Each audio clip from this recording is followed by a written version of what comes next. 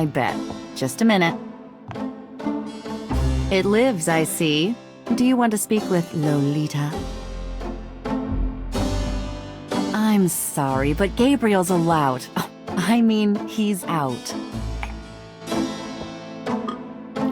You know, you could do better. I know I don't know you, but you could do better. Bye-bye. Good morning. You look like hell. Did you have another nightmare last night? Yes, because having nightmares is what I do, apparently. 7th damn night in a row. I told you, it's that voodoo book you're researching. That stuff can seriously screw with your karma. Unfortunately, I don't think my readers would go for a horror novel about fluffy bunny rabbits. So voodoo it is. You mean your reader? She lives in Wisconsin, doesn't she? Bite me. Hey, what goes on in your bed stays in your bed as far as I'm concerned. I have messages for you when you want them.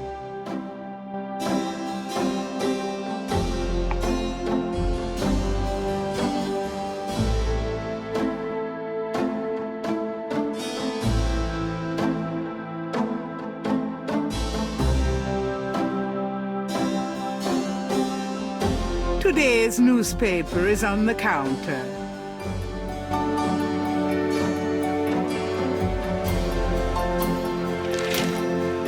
Times dated June 18th, 1993.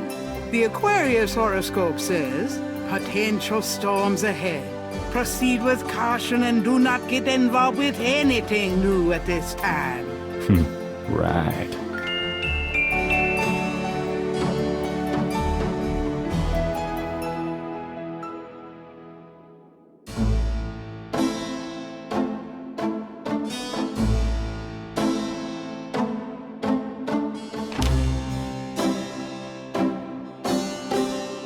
Cute gargoyle, eh? The books on the table have been chosen for their special appeal. Recent fiction by the biggies. In other words, nothing written by Gabriel. Blessed caffeine.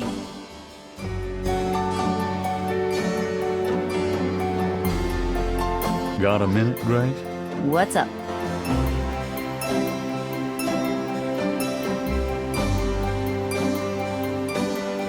What do you know about voodoo? I didn't know much of anything about it until you started researching it for your book. Now I know that it's active in the city. There's that shop and museum. It can clearly be dangerous in the wrong hands. You should be careful investigating it. What do you know about voodoo? I've told you all I know. Sorry I can't be more help. What do you know about the voodoo murders? Just what I read in the papers, same as you. What do you know about the voodoo murders? You won't get far questioning me about it, Sherlock. Did you find any good voodoo resources for me? The best in the city are supposedly the Dixieland Drugstore and the Historical Museum of Voodoo. Both are right here in the French Quarter. How would I ever manage without you? You? Give me a break. The devil himself couldn't change you. Well, if the devil had great legs, perhaps. Like yours. And a riveting personality, I'm sure. If you need any more research done, just ask. It's not as though we're swamped with customers. What can you tell me about New Orleans? I've only been here 2 months, but I love it. It's so much more alive than any place I've been. It feels like anything's possible here.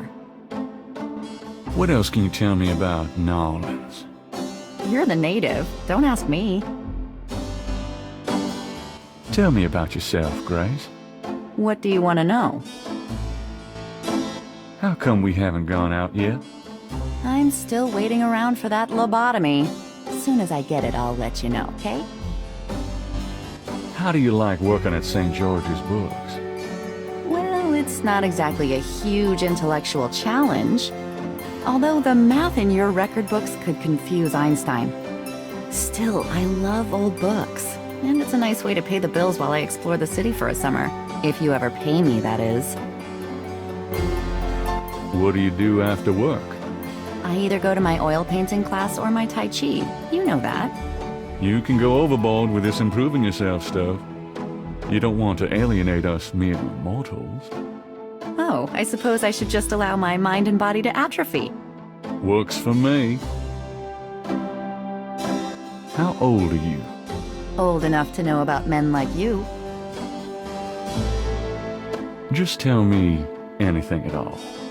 I just got my master's in history and classics. My folks wanted me to go on right away for my PhD, but 18 years of school was enough. I needed a break. Just tell me anything at all. I came to New Orleans because I'd read so much about it. I thought spending a few months here would clear my head. Just tell me anything at all. I've been studying Tai Chi for 10 years. It's a very spiritual discipline. I'm sure discipline of any sort isn't something that would appeal to you, Gabriel. Nothing, I guess. Never mind. Do you have messages for me? Your friend Detective Mosley called. Talkative, isn't he? Especially with you. What did he want? He told me to tell you that his mother's maiden name is Humphrey, and that he left some photos for you at the station, at the front desk. It's about time. Let me guess. This has to do with the voodoo murders, right? Some kind of inside police information? Did you tell him you'd put him in your new book? Maybe. A writer has a certain obligation to his readers, you know. Gabriel, you know you'll never put him in your book. Your main character's a female orthodontist. You're gonna be reincarnated as a pit bull if you keep screwing with your karma. As long as it's a male pit bull with a really big... That's enough, thanks. Do you have messages for me? You got a call from someone named Wolfgang Ritter. He was calling from Germany. He told me it was urgent. Maybe you should give him a call. Call Germany? Like hell. If it's really important, he'll call back. Well, fine. Let's just hope he's not with the German lottery for pitiful American authors. Do you have messages for me? Your grandmother called. I keep meaning to get over there. What did she say? Did she sound good? She sounded great. We had a nice little chat about you. Grace. Don't worry, I didn't go into detail about your cardinal sins. Not that anything about you could surprise her. She adores you anyway. She's my girl. And she sent over that box on the table for you. Do you have messages for me? Dana called and Susie left a message about a lawsuit. Toss 'em. Okie dokie. Well, that's all the messages for now.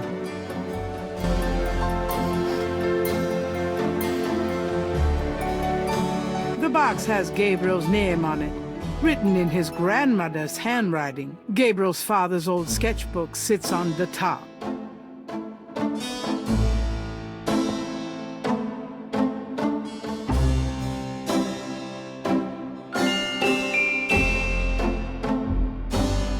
Gabriel looks fondly at his father's sketchbook and charcoal pencil. Images haunt the pages of Philip Knight's sketchbook, the way they must have haunted his mind. The images touch a deep chord in Gabriel. So familiar are they that he finds it hard to believe they aren't from his own subconscious.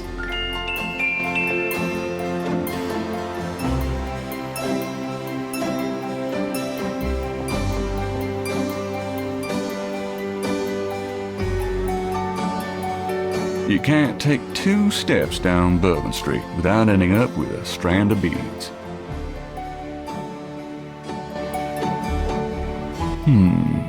Fun times. I don't use hairspray. Nope, not me. Just a few self-help books. That one on top was a joke gift from Mosley. I forget where that came from, but seems like a nice place to visit.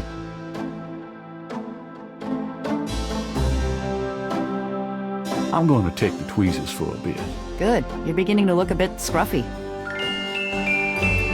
I always had a thing for St. George, the one who slew a dragon. Well, it's probably bigger than this little guy, though. That's from Graham. She likes to think it means someone's watching over me. I'm not so sure about that, but I don't have a heart to get rid of it.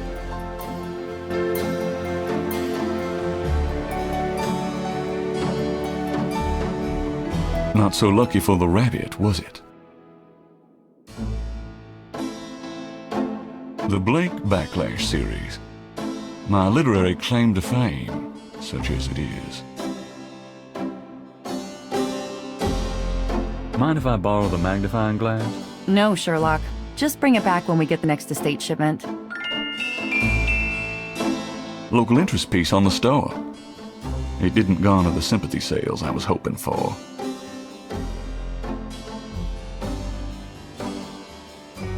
Someone left those here after Mardi Gras.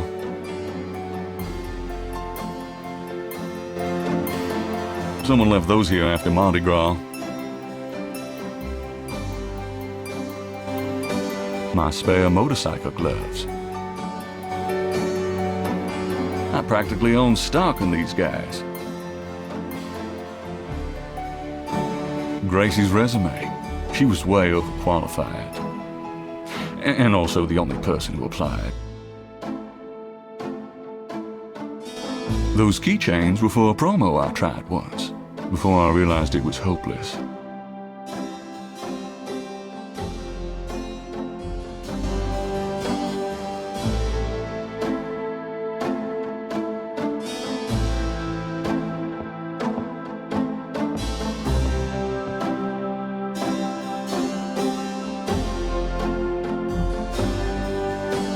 A book of German poetry that once belonged to Gabriel's grandfather. Gabriel has always found it strangely compelling.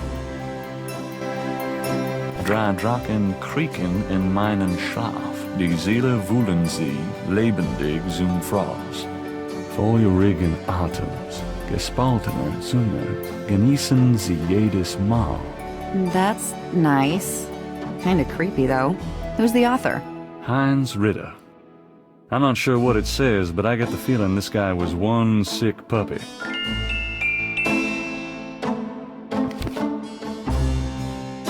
It's a book about the world of snakes. Hey, that's interesting. Snakes can sense their prey by vibration. Did you know that medieval legends about dragons and giant worms are actually based on snakes? You know, dragons, devils, sea monsters. They've always been associated with snakes. Grace, get alive.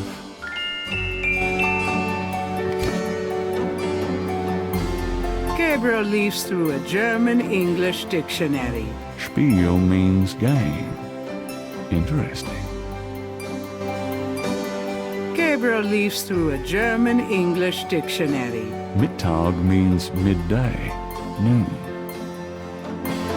Gabriel leafs through a German-English dictionary. Dry means 3. Gabriel leafs through a German-English dictionary. Mittag means midday, noon. Gabriel leafs through a German-English dictionary. Reise means a journey. I wonder if I'll ever use this stuff.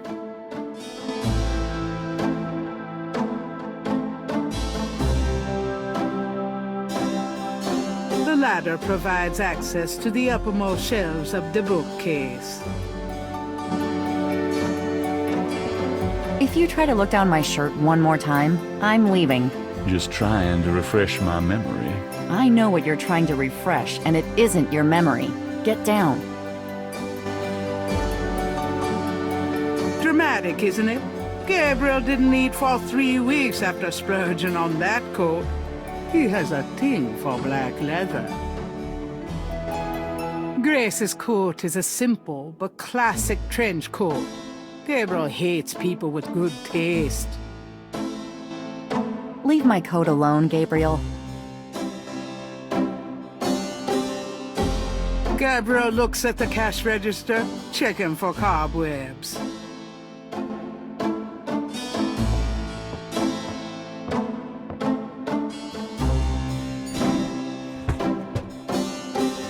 Gabriel opens the cash register to examine the take, or in the case of St. George's books, the mistake. The cash register contains about $20 in small bills and change. It's a $20 gift certificate left over from yet another dismal failure of a promotion. I trust you can live without this old gift certificate. Knock yourself out. Three snakes in a skull. Gabriel's father painted it. What a wacky offbeat kind of guy Daddy was. Nope, no safe full of money back there.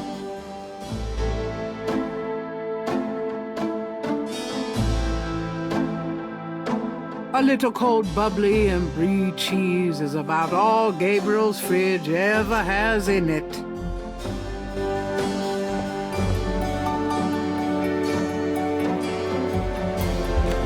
Gabriel, shut that refrigerator, please. Oh, I can smell it from here. Whimmer.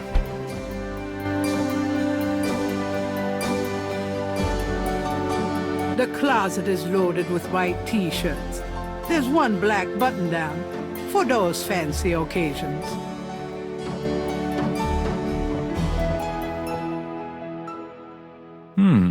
I might be able to use this black shirt.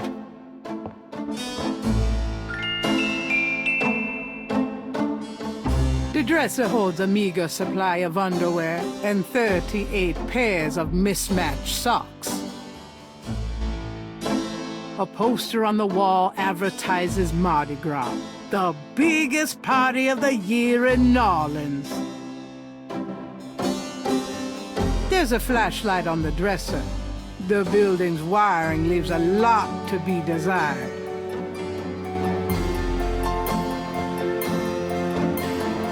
I might need a flashlight. The phone is cheap, but functional. It's Gabriel's bed, unmade as usual. An office chair waits for Gabriel to sit down and write something. The typewriter is beginning to accumulate cobwebs. Should I feel guilty? Nah. Several dozen books, including a few of Gabriel's novels, occupy the shelves above his desk. The wastebasket overflows with crumpled pages of mediocre glory. Gabriel's mini stereo isn't exactly high fidelity. Then again, neither is he. The medicine cabinet contains a few old prescriptions, personal hygiene stuff, and lots of hair products.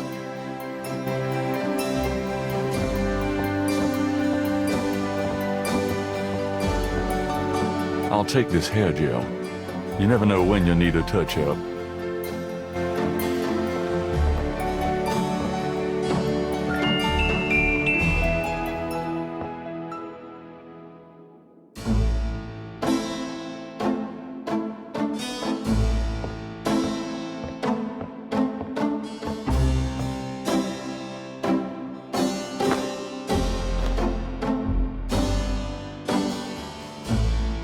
I'm out of here. Try not to sell out the store while I'm gone. Uh-huh.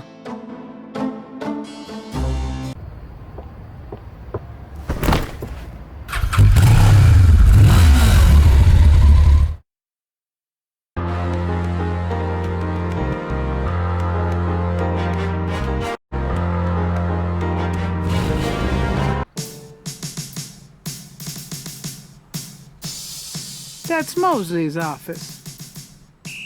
The front windows have iron half grills on them, as if anyone would try to break into a police station. Those motorcycles belong to the precinct. They're not nearly as cool as Gabriel's bike.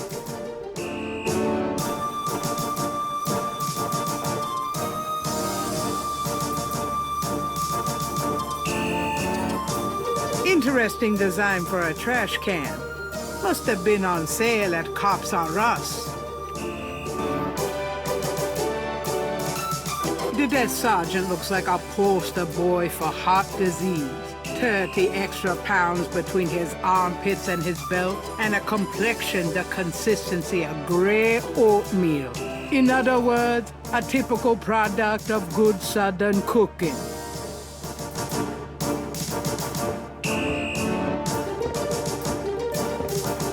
Got a second, officer? What can I do you for? What do you know about voodoo? Me? Nothing. I'm a Catholic boy. What can you tell me about the voodoo murders?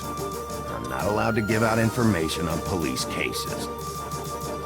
What can you tell me about the voodoo murders? Hey, buddy, do I look like the kind of lowlife that'd betray my sacred oath to this department? I don't know.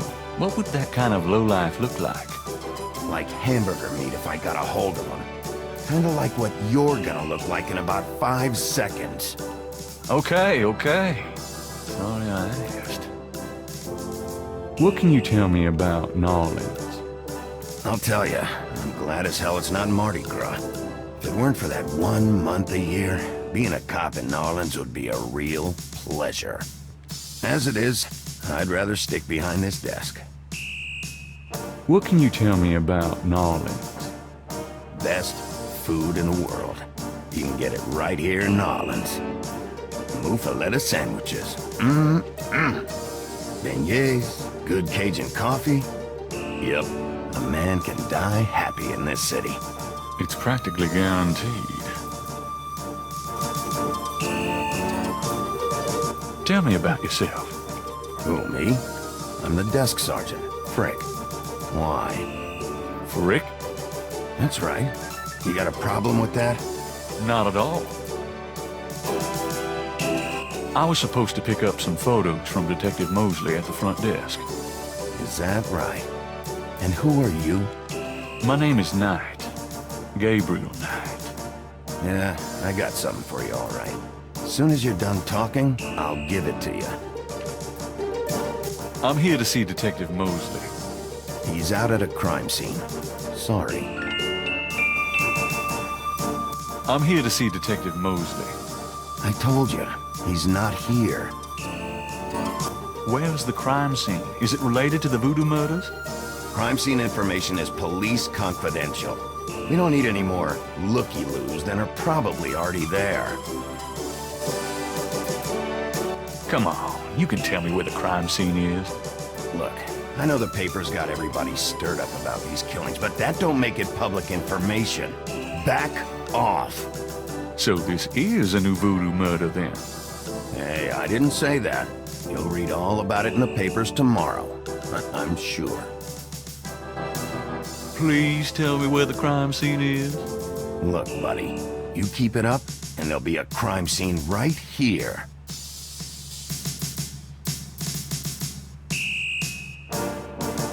Here's that envelope for you, Gabriel Knight. Thanks.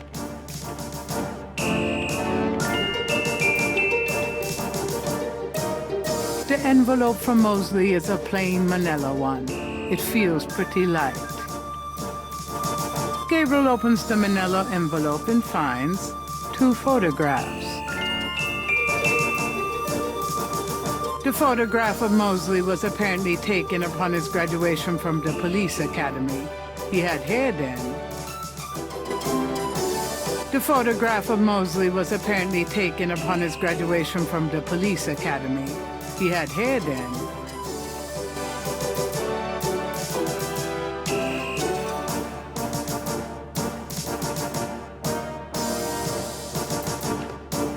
One of the photos from Mosley is an official voodoo murders crime scene shot, a graphic close-up of a victim.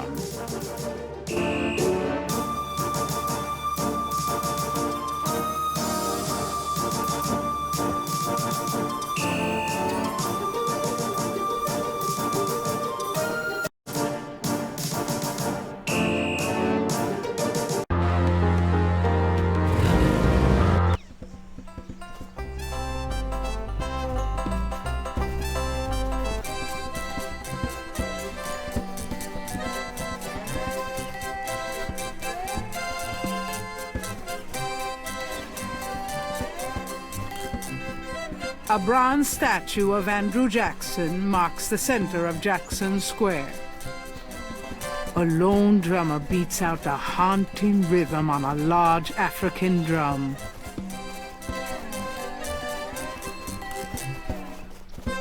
You People seem white-faced to be geek, you wanna enjoying eat the my park, fist? despite the lack of sunshine.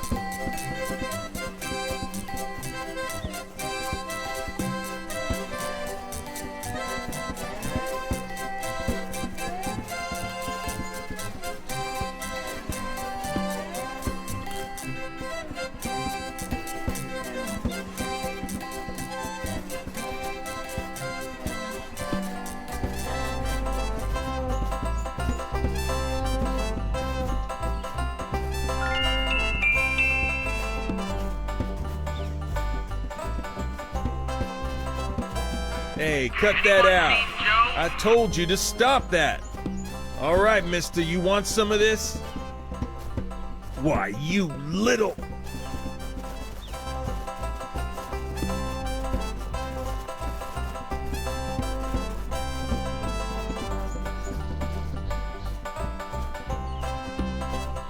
A police officer is either off duty or patrolling the park, or both.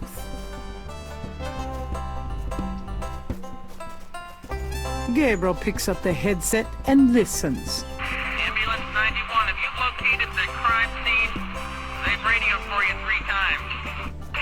Did you say it was north of the Lake Retreat Country Club? South, Lakeside Drive, north of the Piedmont Pier, south of the Country Club. Man, I don't know if it's the clouds out here today or what. You white-faced geek, you wanna eat my fist? Everyone's having trouble. Must have been hallucinogens in the coffee this morning.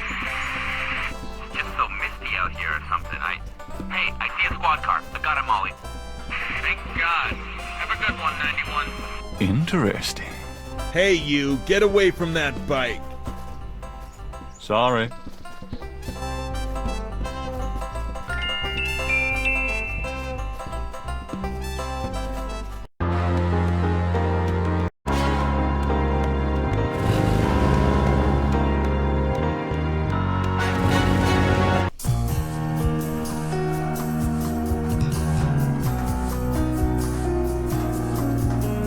Hey, Mostly. Huh? Knight, you wiener, I told you not to call me that. Feeling jumpy? Who, me? Don't be stupid. How'd you find me? Oh, I was just driving by. Uh-huh. Well, I guess I can let you see it, for the book. But don't tell anyone, huh?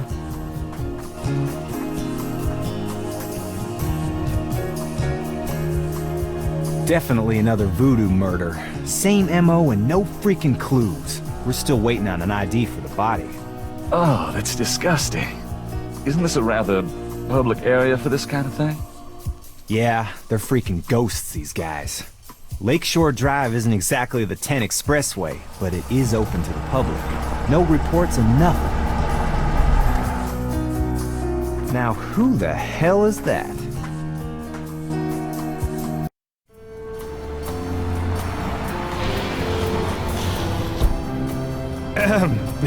Good day, Miss Getty. What's going on, officer? Detective Mosley, ma'am. We got a little problem here, but nothing for you to be concerned about. I see. Thank you, detective. And good day, gentlemen. I'm in love. Forget it. That's Molly at Getty. She's about as far out of your reach as the moon. Probably on her way to meet some guy with a yacht right now. Near here? The lake's a popular place for country clubs. If she's out here a lot, maybe she saw something or heard something. Nah, nobody ever sees or hears nothing. I told you. Besides, you just don't go around bothering people like her. We've about wrapped it up, sir. Well, let's get the meat wagon moving then. Stick around and take notes for the book if you want. Watch out for the muck and the water moccasins, though. If you want to talk, I'll be at the station tomorrow. Thanks.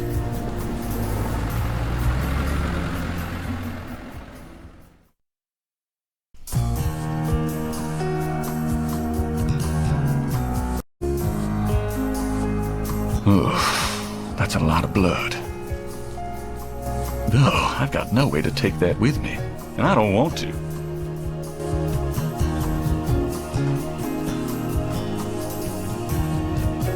There's a pattern to the lines in the sand, but only one small area is clearly defined.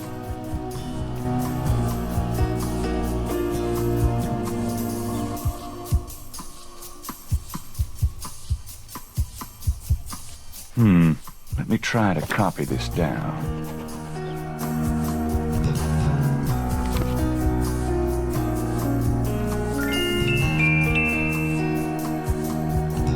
Looks like there was something here. I should take a closer look.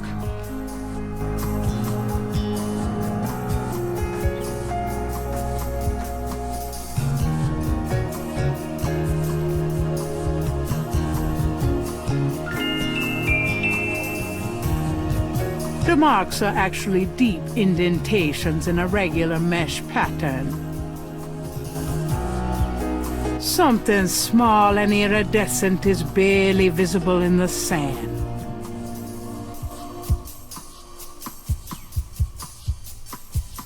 It looks like a scale of some sort.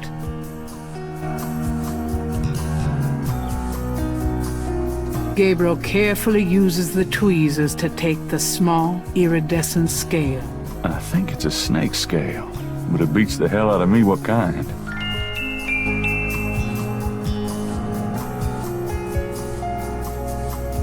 The banks of Lake Pontchartrain are rich with clay deposits.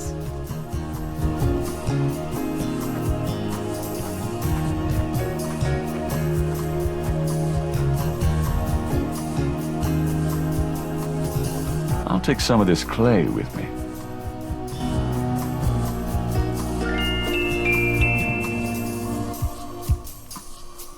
Lakeshore Drive runs around the entire lake.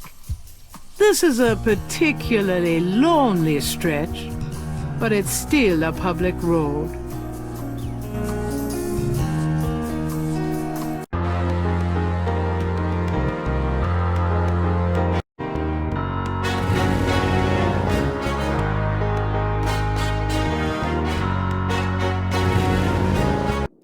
Hey, Grace, here I am.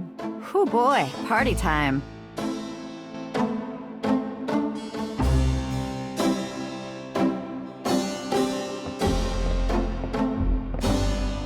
Got a minute, Grace? What's up? Do you know anything about snakes? Doing a family tree, Gabriel? Very funny. I mean real snakes, you know, scaly, cold-blooded. I would have thought you'd find them empathetic. I know very little about reptiles of any kind and prefer to keep it that way. I think there's a book on snakes around here somewhere, though. Okay, thanks. Could you do some research for me? Sure, what? Could you see what you can find out about a woman named Malia Getty? The name Getty sounds familiar. What's your interest in her? Oh, just, you know, stuff about the voodoo murders. If you can get an address. The murders, right. I'll see what I can find out. Well, it's about closing time. So it is. Good night, Gracie. Good night, Gabriel. And try not to dream, okay?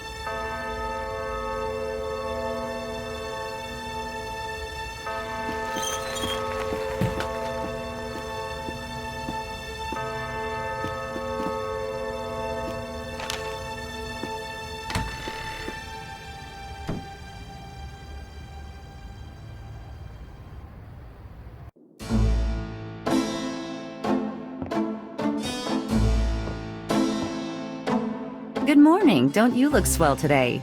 Actually, swollen. So have some. There's a fresh pot on the table. Seriously, you look like hell. Your hair is sticking straight up like a... Oh, it always does that. Never mind. Ha ha. Did you dream about the fire and the hanged guy and that lion thing last night? Leopard, not lion. Did you get anything on Malia Getty? Well, I did get her address, but you're a little out of your league here, big fella. The Gettys own 3 local hospitals, just to name a few of their assets. They run in very high circles. Did you get an address? I got the address. I suppose this has nothing to do with the fact that Malia Getty is incredibly gorgeous. I should have known you wouldn't go for a rich, ugly socialite. And that address is? Hey, far be it from me to postpone your total humiliation. It's 557 West Ingram. That's the Garden District. Estate City. That's all I wanted to know. And yes, my dear, Malia Getty is the most dangerous-looking diversion I have ever seen. Ouch. Ugh, men.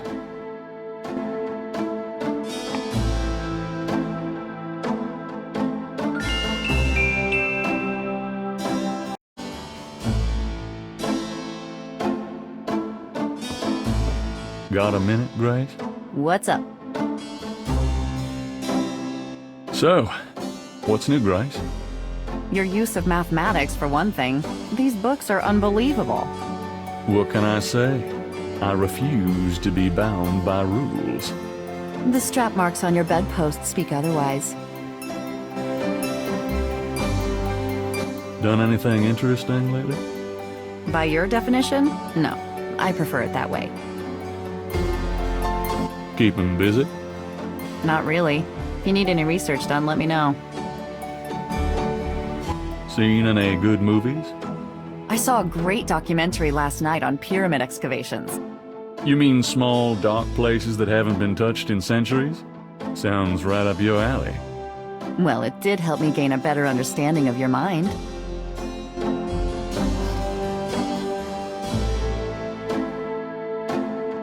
Today's newspaper is on the counter.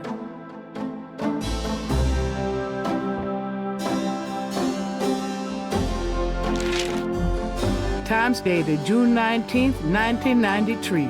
A front-page article describes the most recent of the voodoo murders. Gabriel scans it but learns nothing new. The article reiterates that the voodoo aspect of the crime is faked. Gabriel shivers. It looked real enough to him. Elsewhere, there's an article about the history of Jackson Square, called the Plaza d'Armes under French rule. It was used for executions, firing squads, hangings, even impalements and breaking on the wheel. Yikes! Of course, these days, it's mostly a hangout for tourists, street musicians, and local artists. Gabriel also scans the Aquarius horoscope for the day. Chances of a dark star rising on this day. Do not trust your instincts. I feel a dark star rising, all right. Rawr.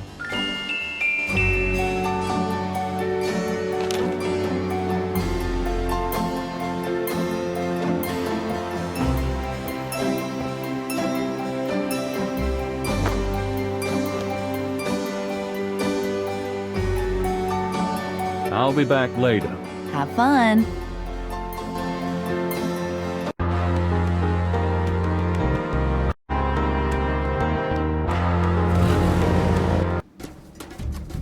Welcome, my friend. Hello. I am the proprietor, Dr. John. If you have any questions, I would be happy to assist. Great. My name is Knight, and I'll probably take you up on that. A street drummer has settled outside the museum.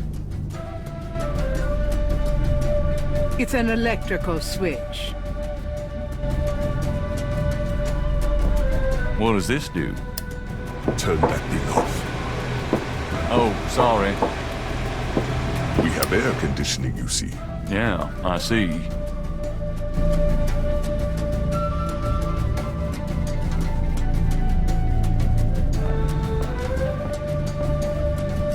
The voodoo shrine is filled with items that both fascinate Gabriel and also make his skin crawl.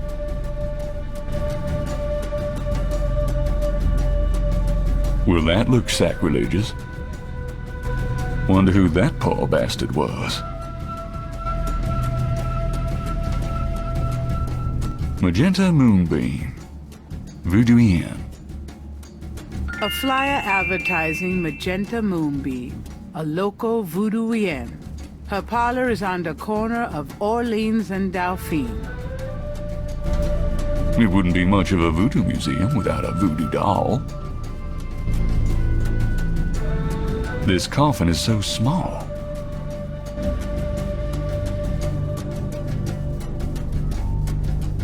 An official voodoo wishing stump. Rub it and make a wish, a card says. Funny, I say the same thing to women.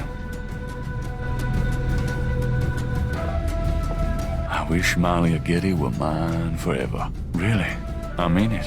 What was that? Oh, nothing. A very large, very formidable-looking snake is secured in a plexiglass cage. The python is quite dangerous. I would stay back if I were you. Thanks for the advice. Dr. John is a huge man. If his manner weren't so pleasant, he'd be intimidating. Could I ask you a few questions? That is why I am here. What can you tell me about voodoo? Historical voodoo, or the voodoo currently practiced in the city. Tell me about historical voodoo. Very well. I will start at the beginning, Mr. Knight, and will go on from there at your prompting. Sounds good. As you may know, voodoo is a grassroots religion, formed by the mixing together of many different African tribal religions and Anglo religions, such as Catholicism or Protestantism. In other words, it is a religion born of the African slave trade. But African slaves were imported not only by the United States, but also into the West Indies, where the French and Spanish ran plantation islands. Prior to 1803, the New Orleans area was owned by France. The French Creole in those days owned many African slaves. But the Creole did not permit their slaves to gather, giving no chance for voodoo to breed here natively. The Creole also knew enough about the corrupted pagan practices of the West Indies slaves to ban the importings of slaves from that region. So how did voodoo come to New Orleans? After the Louisiana Purchase, American legislators relaxed regulations. Slaves were permitted to gather. The Americans also removed the ban on West Indies slaves.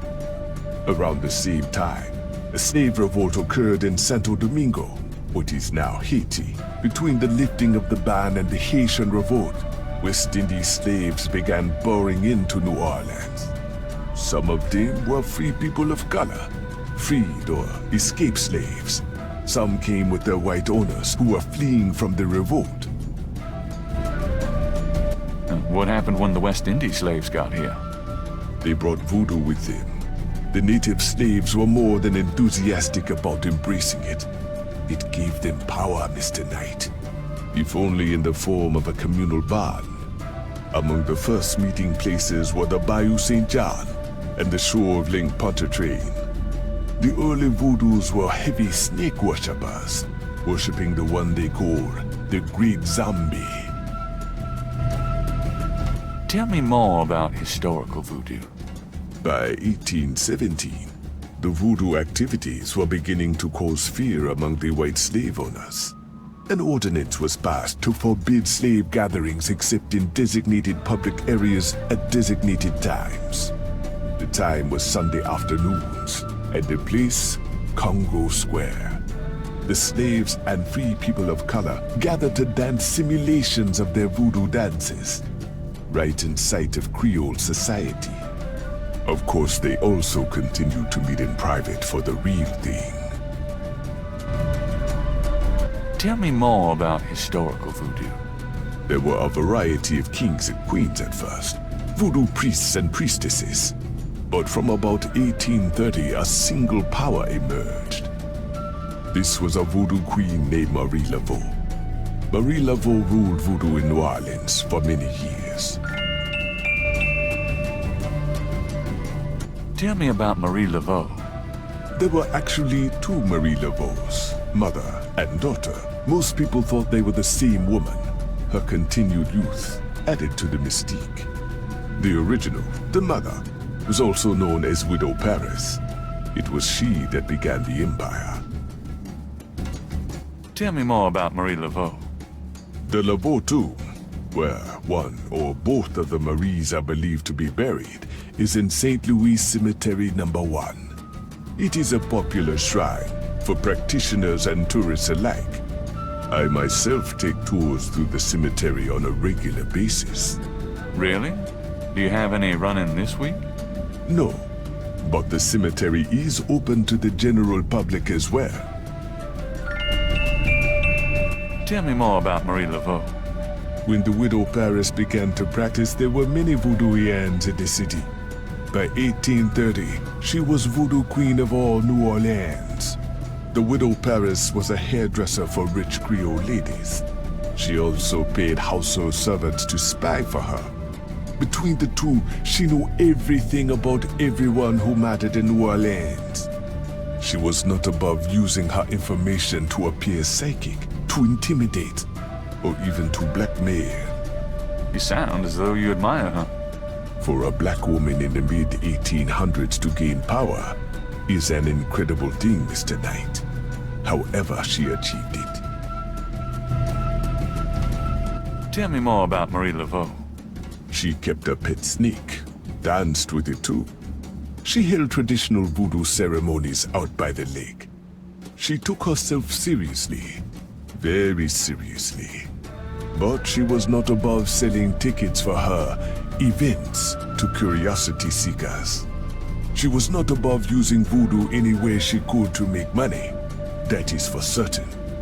But if she had been in another line of work, in another age, that would have been interpreted as entrepreneurial genius, rather than a sign of fraudulence. Hey, you don't need to convince me. I admire anyone that can actually make a living. Tell me more about Marie Laveau. It was Marie Laveau who defined the voodoo that is truly and uniquely the voodoo of New Orleans. She invented hundreds, if not thousands, of spells, potions, charms, and incantations. These form the basis of the modern practice, not to mention the folk tradition of hoodoo. Tell me more about Marie Laveau. Her daughter, Marie Glapion, took over when Widow Paris got old. Most people thought it was the same Marie Laveau. Both Maries encouraged that point of view. The Widow Paris died in 1881. Marie Glapion had been reigning a long time by then. After the death of the Widow Paris, other voodoo queens surfaced, and by 1890, the cult was fragmented again. Marie Glapion just sort of faded away. Tell me more about Marie Laveau. You have heard everything about Marie Laveau that a layman might expect to understand. Tell me about current voodoo. Many people think of voodoo in terms of magic spells or gree-gree. That kind of practice is actually called hoodoo and is only a part of true voodoo. Voodoo, the religion, has a strong following in New Orleans. In fact, it is growing quite rapidly. There are several voodoo churches or temples in the city, and others all across the United States. African Americans see it as a tradition all their own. Whites, and there are many in the religion, are attracted to it because they think it is exotic. I personally am more interested in the history of voodoo. Some of the new movements are copying Haitian or even African voodoo, but it is the voodoo of New Orleans that I find so intriguing. What exactly is hoodoo? hoodoo refers to magic folk traditions of the South. Hoodoo is a bastard of voodoo. Many of the Gree are similar, but hoodoo does not have the religious aspects of voodoo. What do you know about the voodoo murders? The killings in the newspaper. I know they have nothing to do with true voodoo in New Orleans. What makes you think the voodoo murders aren't being done by local practitioners? Voodoo is a popular boogeyman, Mr. Knight, especially in New Orleans. Anyone can pretend to use it, just as anyone can pretend to be a black belt in karate. And for the same reason, to intimidate. I know voodoo in this city, Mr. Knight, and believe me, it is not about killing. Even the police have stated that the killings have nothing to do with local voodoo. So you know nothing about the voodoo murders case? I neither know nor care to know, Mr. Knight. My only possible interest is in how it might affect the public's attitude towards the museum. So far, it has not been an issue. No one has even had the bad taste to bring it up. Until you, that is. What do you think of New Orleans? It is the only city in the United States, as far as I am concerned. What is it about New Orleans that you so admire? It has a real culture of its own, Mr. Knight. Amid the horrid blandness that is Americana, New Orleans alone has a voice. Spoken like a true New Orleanian. Do you know anything about snakes? You have perhaps noticed the museum snake, Mr. Knight? They are beautiful creatures. Do you not agree? And the tourists seem to associate them with voodoo. Is this snake yours? Do you use it in your practice of voodoo? I admire the spirit of the snake, Mr. Knight. But snakes like the museums can be quite dangerous to handle. You didn't really answer my question. I think I did, Mr. Knight. Tell me about yourself. Me? Yes, if you don't mind. What is it you wish to learn? Why did you open a voodoo museum? The subject has fascinated me all my life, and I wanted to help preserve the cultural heritage it represents. What kind of background in voodoo do you have? Let us just say I cut my teeth on it, Mr. Knight. It is in my blood. Do you do anything besides run the museum? No, the museum does not make me a rich man, but my material needs are simple. I prefer to focus on my one true interest in life. What are your own religious beliefs? My beliefs are too personal and too complex to discuss with a layman, Mr. Knight. Just tell me anything. I am originally from the West Indies myself, you know. Really? What brought you to New Orleans? I was drawn here for personal reasons. Just tell me anything. I am a vegetarian. Really? I can't imagine living without meat. That must be the hunter in you, Mr. Knight. Just tell me anything.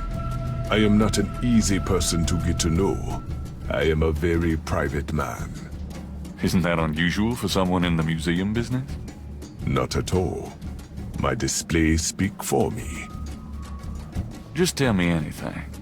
Not everyone can come see the museum, so I occasionally do public speaking on the subject of historical voodoo. Anything coming up that I might attend? No. But then you have me all to yourself right now, do you not? Actually, I can't think of a thing. Then let us discuss something else.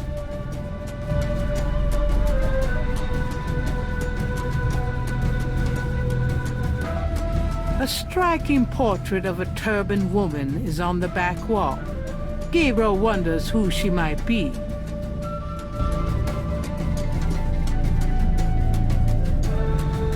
An authentic-looking pole marks the center of the room. Authentic what?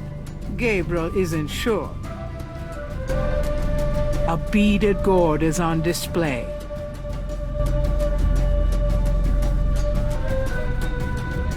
Flickering candles lend an appropriately spooky atmosphere to the museum. Goodbye, Dr. John. Walk carefully out there, Mr. Knight.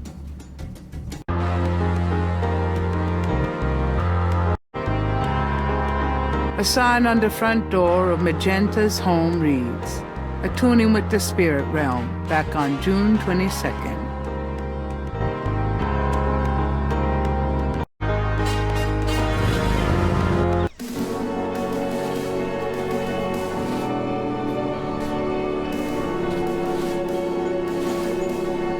An old man tends the cemetery with movements akin to a slow draw.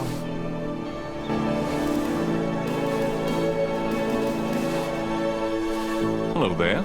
Got a sec? Go ahead. These folks ain't in no hurry. Do you know anything about Marie Laveau? Sure. She was the voodoo queen of New Orleans, a powerful voodooian and a powerful sorceress. Believers still come to her tomb, you know. They write secret marks on the walls, leave offerings. Then there's the tourists. They come out of curiosity. As a matter of fact, that big Dr. John fella from that voodoo museum, he's here at least once a day. But Marie Laveau's tomb isn't the only one the believers visit and make markings and leave offerings at. You said there were other marked tombs? Yep, I've seen bull hearts left on tombs and a nest of vulture feathers, plates of peas and congreve, animal parts, human parts even, it look like. Male parts, if you get my meaning. And this is one of the great family crypts, mind you. Odd how them types just pick a spot and stick to it. Tell me something about St. Louis Cemetery, number 1. You know why the dead are buried in tombs and not in the ground, don't you? The water table's too high. Them coffins will float right out of their graves. Ha! Them dead will go floating right down into the Dakota. Of course, if it were Mardi Gras, nobody'd even notice. It's a historical place. People buried in here from the Civil War. Back further, too. Take a look around. You'll see. What can you tell me about voodoo? They say it was part of an old religion from Africa, brought here by slaves. What can you tell me about voodoo? I don't really care to talk about it. I don't do it none myself. What do you know about the voodoo murders? Isn't it just awful, them finding those bodies with the voodoo things around them? I don't think there's any real voodoo going on. Somebody trying to cover their tracks is all.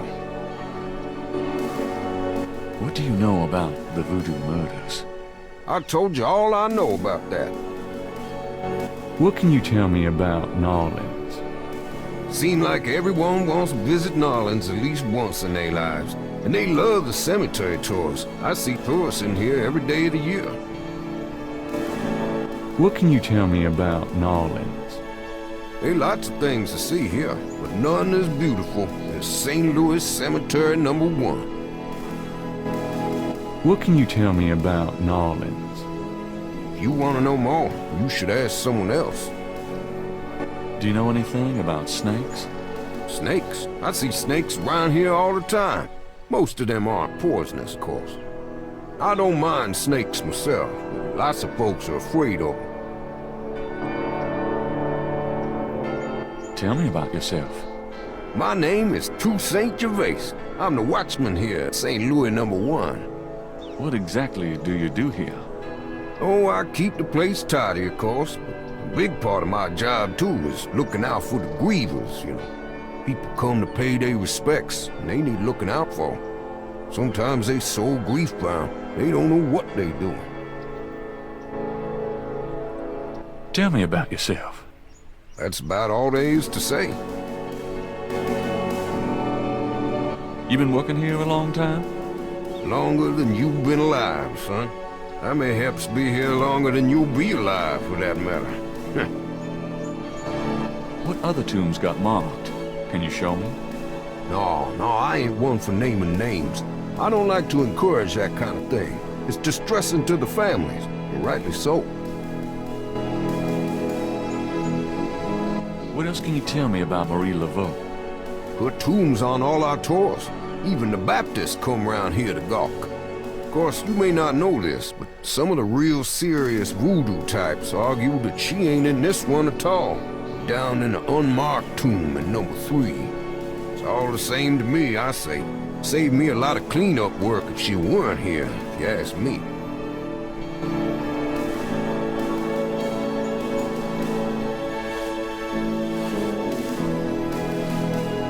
A plaque on the tomb reads, Laveau.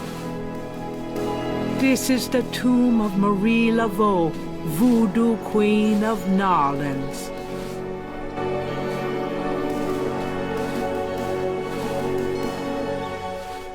Odd-looking marks adorn the Laveau tomb wall.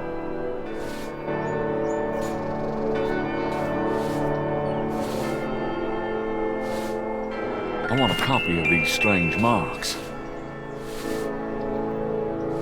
The marks are reddish in color and remind Gabriel of crosses. They look like they've been here a few days at least.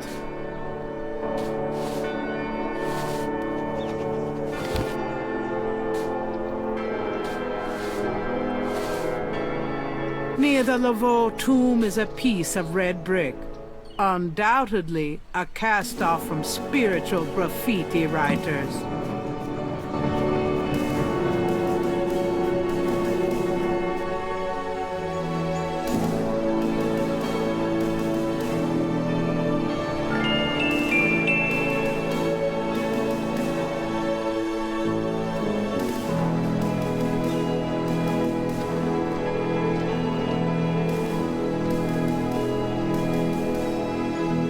The imposing tomb is elaborately labeled Getty.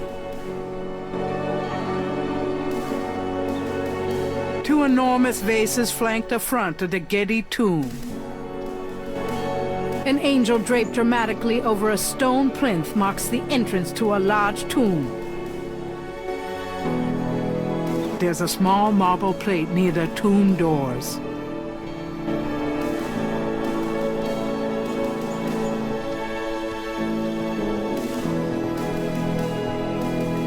The plate is in locked position. There's a keyhole on the plate, but Gabriel can't operate that without a key.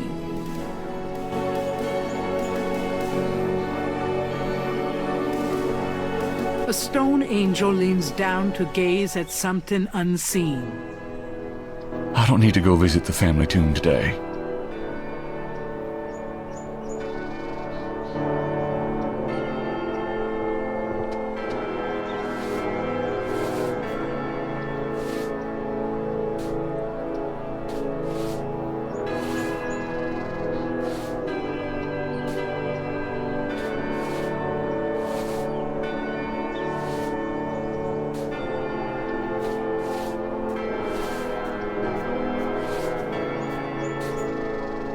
Could I have a minute of your time? What you need, boy?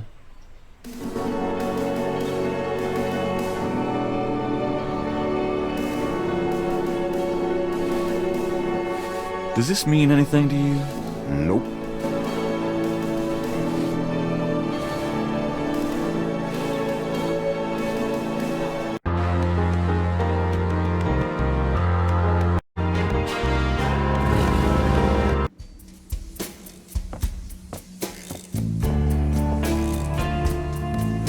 Hello?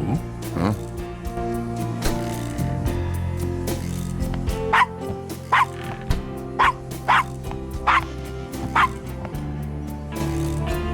Bonjour, Monsieur Walker.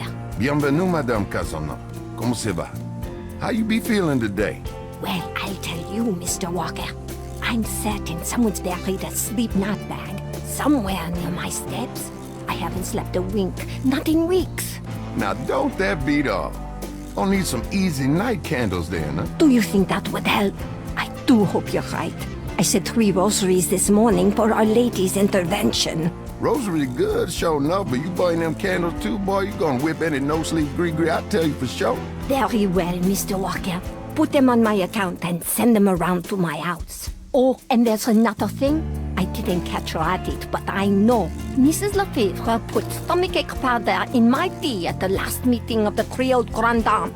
I've been in misery. Now you put 9 pinheads up in a little box. Add a pinch of graveyard dust. Put it up under her front post step. That'll turn the trick back on Miss Lefebvre, and she be the one with the bellyache. I got the pins of dust right here if you want them. If the Blessed Virgin will grant me her protection, I'll be safe from these practitioners of evil. Oui, madame.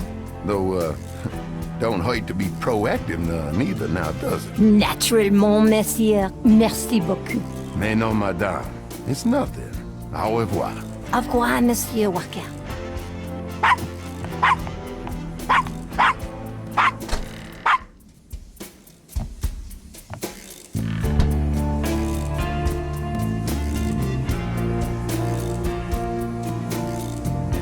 Hi there. Is this your store? This the Dixieland drugstore. And I own it. Me. Name's Walker. Willie Walker. That customer of yours, the little old lady. Customer? The woman I saw in here, Madame Casino, you called her. I don't talk about my customers to men who come in off the street. Can you tell me what you know about voodoo? This is a novelty shop, monsieur. You think I'm stupid? This is a voodoo shop. Look at all this stuff. These is novelties, curiosities. If people want to think they magic, it's not my concern, you know? Are you telling me that you own a voodoo shop, but you know nothing about voodoo practices? Ça n'est pas affaire blanc. What does that mean? It means you should mind your own business, monsieur. What do you know about the voodoo murders? Caprice encore. What did you say? Nothing. Them killings have nothing to do with my shop, monsieur. What did you mean when you said Caprice encore? I didn't say that. You did. I heard you say it. You heard wrong, monsieur. I said no such thing. What do you think of New Orleans? I live here all my life, me. What do you think of New Orleans? If you're not from around here, monsieur, you should sign up for some tours. Do you know anything about snakes? What kind of snakes? The kind they use in voodoo? Pythons, boas, so I've heard. Really? Do you have one? Are you crazy? What would I want with a python? What do you know about Marie Laveau? Marie? She's somebody from the old days. One of them old folk tales. The tourists eat it up, no? Tell me about yourself. My name's Willie Walker. I own the place. How did you get into this kind of business? Now, why should I discuss my business with you, man?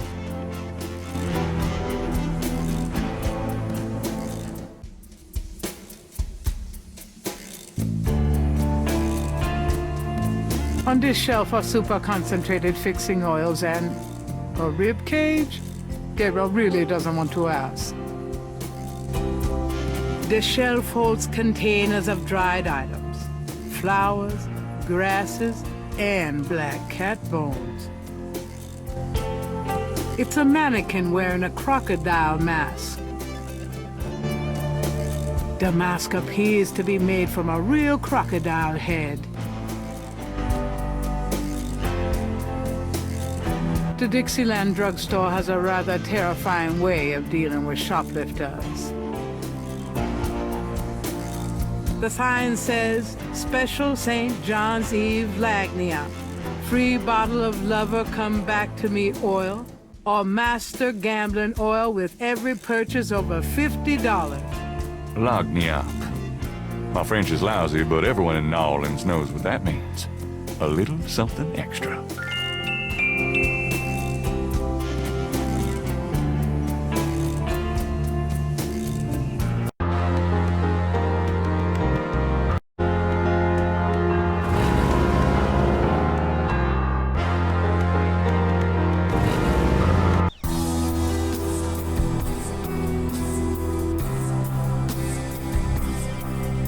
huge trees bear beards of Spanish moss.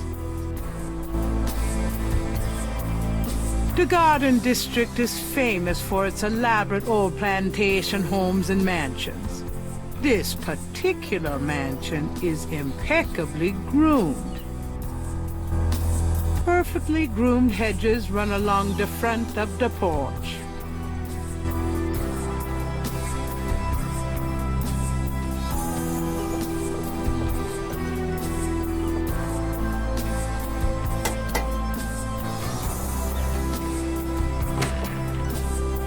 May I help you?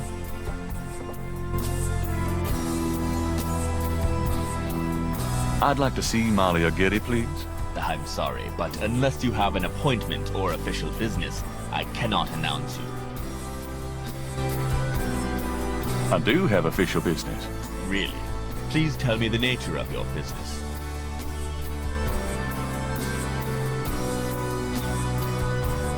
I have a fine selection of magazine subscriptions for sale. We do not welcome solicitors.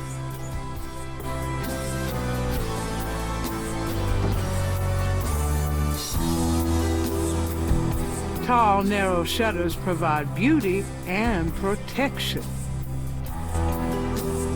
The windows are made of thick, heavy glass. The only thing Gabriel can see inside is even thicker drapery.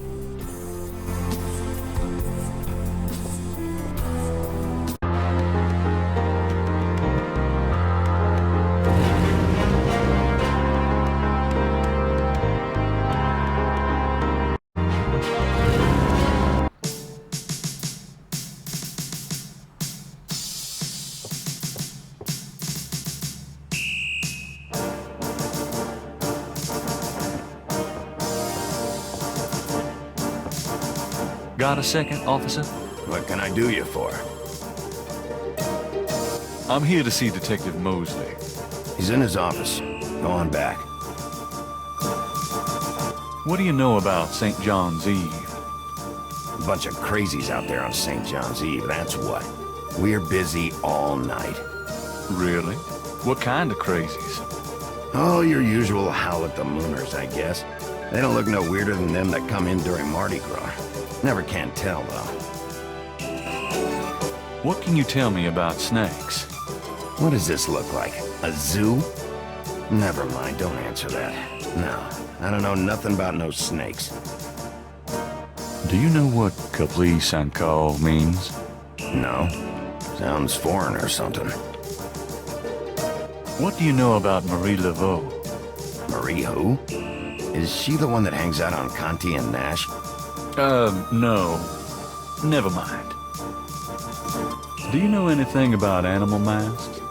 I see plenty of masks during Mardi Gras. Not many animals, though. Of course, there's plenty of animals underneath.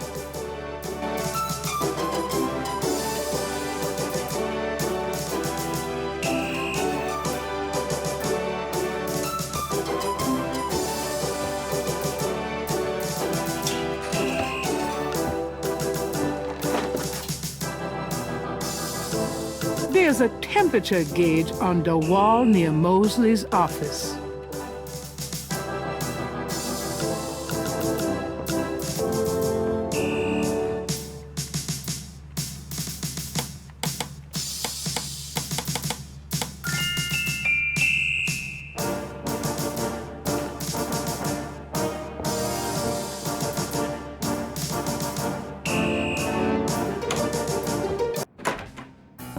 Hey. Knight, come on in. Are you hot? Man, I'm hot.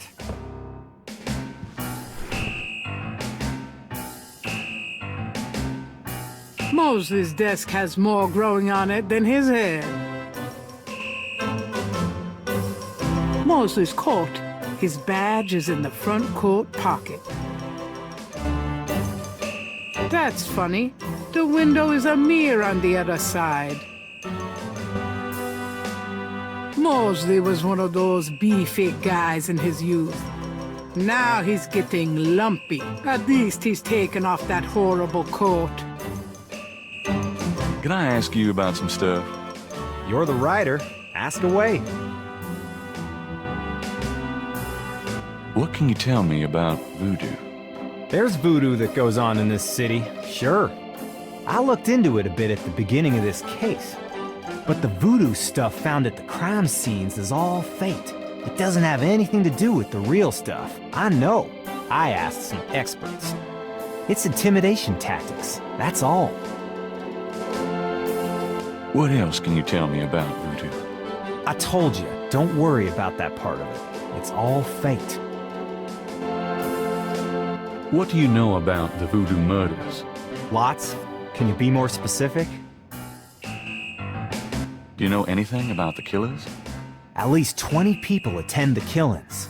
We know this from the variety of footprints found at the scenes. Footprints? Aren't those as good as fingerprints?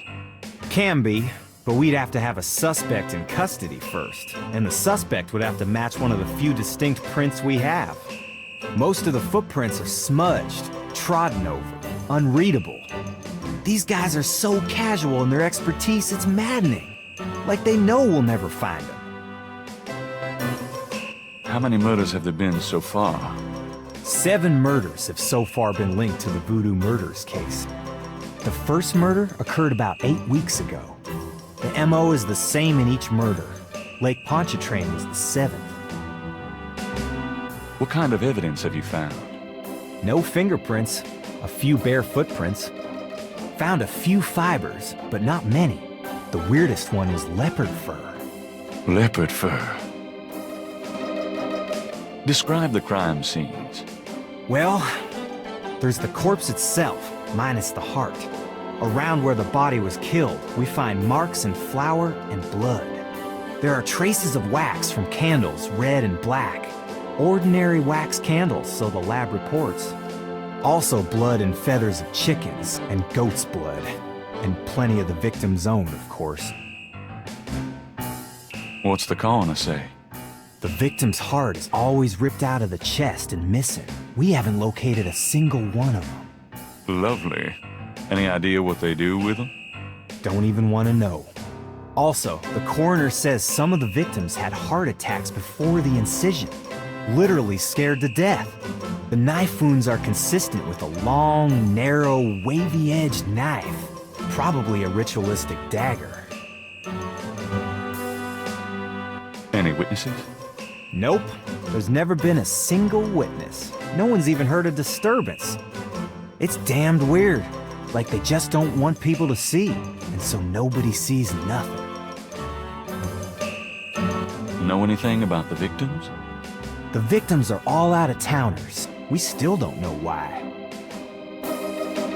Oh, nothing. Never mind. Sure, no problem.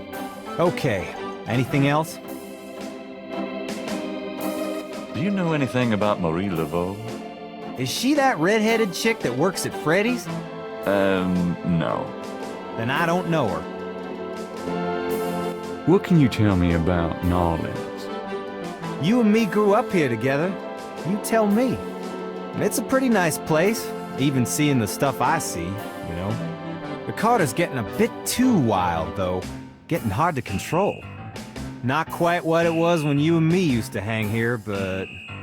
hell, I've never known anything else. What can you tell me about New Orleans? I'm too sentimental to say anything else about it. Do you know anything about animal masks? Animal masks? You mean like those Halloween masks they sometimes use in robberies? I don't think so. More like real animals. Never ran across anything like that. Do you know anything about snakes? The only thing I know about snakes is that I don't like them. What can you tell me about St. John's Eve? That's coming up, isn't it? We get some occasional weirdness in the quarter, but nothing much. Used to have a lot of strange things happen, though, or so I hear. What else can you tell me about St. John's Eve? I don't know much except what I already told you. Does the phrase Caprice encore mean anything to you? Hell no! Is that French? My mother spoke it, but I always had a hard enough time just speaking English. True enough. Tell me about yourself. For the book? Sure, why not? Okay. What do you want to know? How do you like working on the police force? Are you kidding? You know I love being a cop. And Narlands, it's the best place in the world to be one. What are your plans for the future? Well, you know, I don't like to count my chickens before they're hatched, but I don't see why I can't be the chief of police of Narlands someday. I already know the mayor, and my track record is one of the best in the department. I'm sure it's just a matter of moments, mostly. Yeah, you'll see. Got any hobbies? Yeah, making your life miserable. I'm serious. Don't you shoot or chew or something like that? No, I'm a freaking ballet dancer. Yeah, I was #1 at the Louisiana State Fair Marksman Contest. I play trumpet, too. You know, put your lips together and blow. How's your home life? Oh, real funny, Knight. Why don't you just bring in some freaking salt? You know Annie left me. My home life is shit. Right. Sorry about that. Just tell me anything at all. Remember how we used to play monkey in the middle? Man, we used to piss off our senior year teacher. What was her name? Oh, Miss McKelly. You'd act like you were gonna toss her an eraser or something, and then you'd throw it to me over her head. And we used to do it at your grand's, too, like with the remote when she wanted to watch her soaps. Yep, and it was a great way to pick up women in the library. Those were the days. Just tell me anything at all. You know, my doctor told me I got a little family of ulcers starting. I wish this case would end so I could get some rest for a change. Oh, nothing. Never mind. Sure, no problem. Okay, anything else? Do you know anything about the patterns around the bodies? Yeah, weird, huh? All 7 victims had those marks around them. We've got all the marks on file, but we haven't figured out what, if anything, they mean. Can I see the other 6 patterns? Sure. People like that kind of stuff, don't they? Might make the book seem more mysterious. Go talk to Officer Franks. Tell her I said you could see the file. How about getting me some coffee? Coffee? You want coffee? Should that surprise you? Nah, you've always been a caffeine addict. It's just that what we got here hardly qualifies. So I'm desperate. It's your stomach. I'll get you some when we're done talking. That long? All right, I'll go now. Don't touch anything while I'm gone.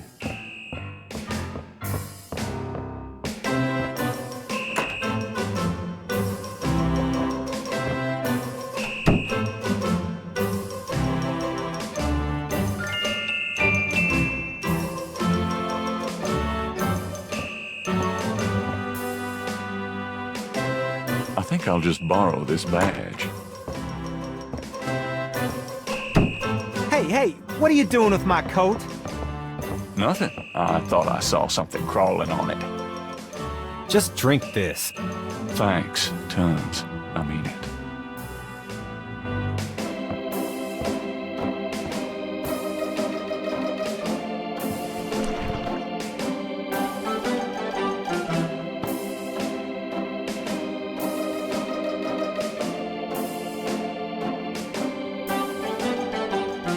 Okay, anything else? What's the status on the Voodoo Murders case? It's going. I can't seem to make any progress, though. Sluggish damn case. It's weird.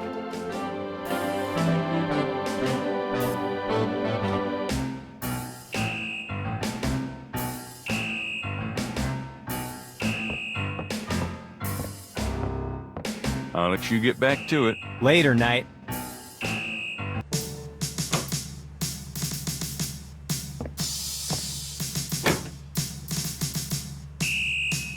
She's not bad.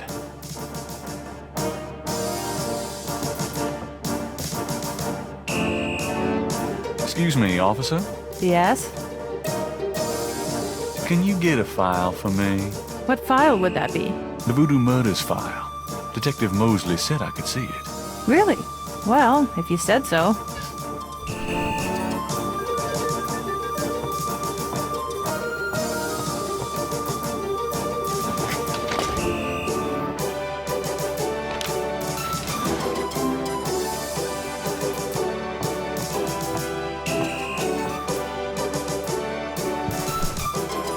There it is. You can look at it all you want, but don't leave this area with it, okay? And no photocopies either, I'm afraid. Of course. I understand completely. That camera looks professional. There's a photocopy machine in the office area. Gabriel opens and reads the police file.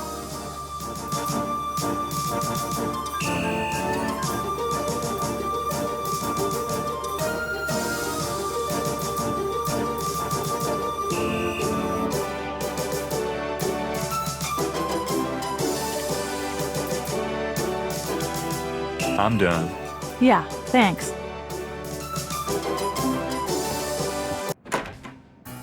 Hey, Mosley. Night. I had a feeling you'd show up. Dang air conditioning must be on the blink.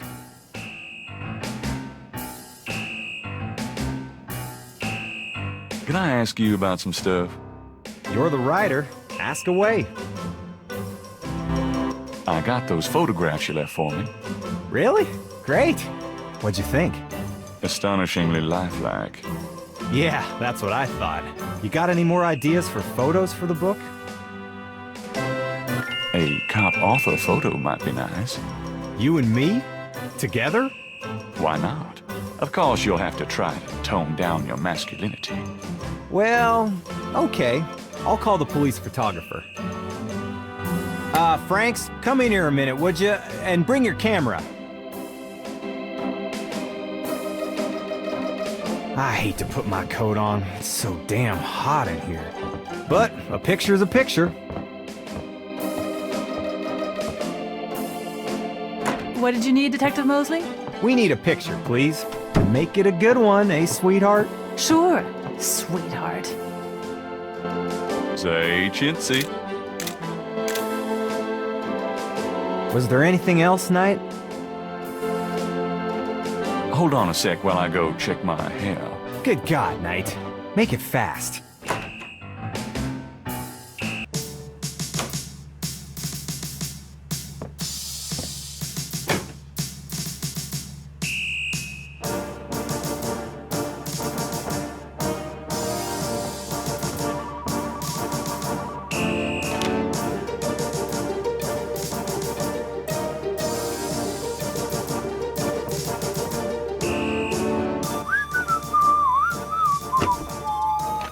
Just wanna check this machine here.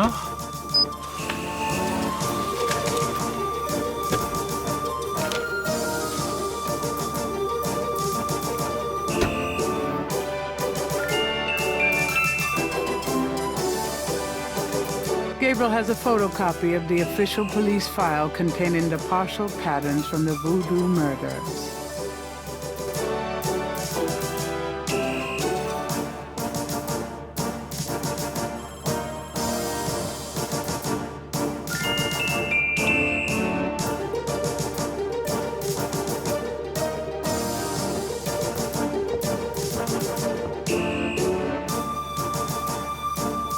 Would you just get in here?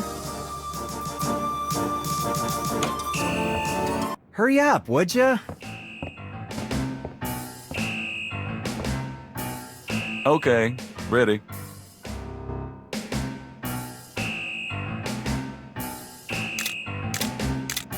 Thanks, hon. Let me know when you get them developed. The photos, that is. Yeah, sure. Anything else, Knight? How about one of me and Officer Franks? Gee, I don't know. Franks? Just kidding, Franks. You want to get me fired for sexual harassment, Knight? Well... Yeah, ha. Now, is there anything else, or can I let this lady go back to her desk? Nope, that's about it. Great. Thanks, Franks. Hey, I made a rhyme. You're astonishing, mostly. Don't call me that in front of the lady, wise guy. Thank God I can take this thing off again. Damn, it's hot.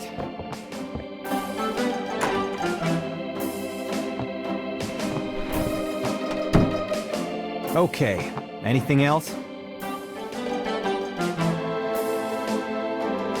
So, how's it hanging, bud?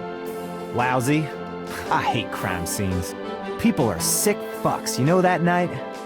I'm starting to get that impression. Trying for a real estate job with that coat? No? Are you trying out for a janitorial job with that hair?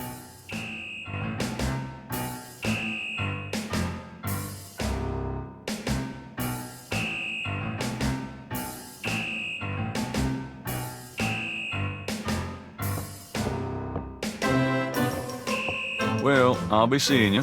Have a good one.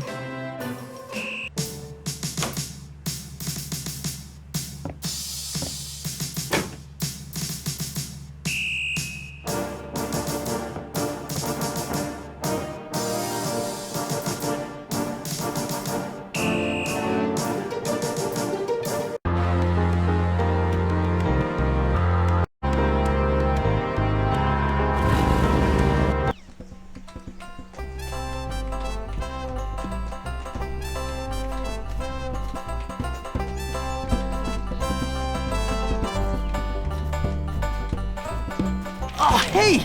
Oh, come back here. Hey! Oh, unbelievable. Rotten luck.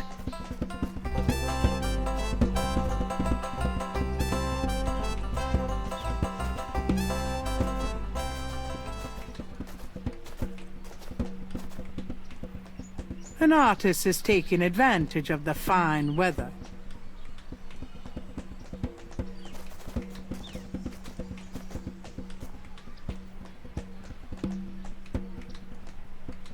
Those drawing tools are amazing. Yeah, they're great for laying lines, angles, circles, you know, anything geometric. It's pretty meticulous, but I prefer it to freehand. Can you draw anything with those tools? They're great for ordered, complex forms and patterns, but they won't help me do Monet. How's it going? Life sucks. I just lost 2 days worth of work. What are you working on now? Just starting another drawing of the cathedral.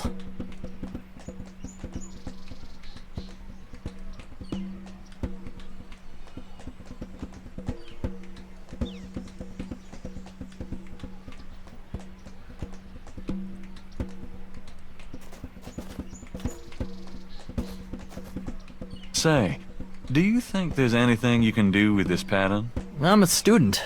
I don't take commissions. Oh, sorry. There's a drawing caught up against a statue.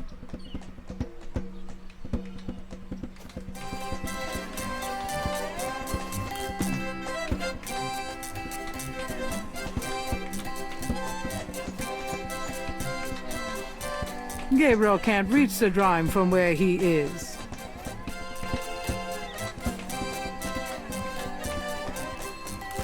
A small boy is tap dancing enthusiastically for a doobie dog vendor. The vendor ignores him.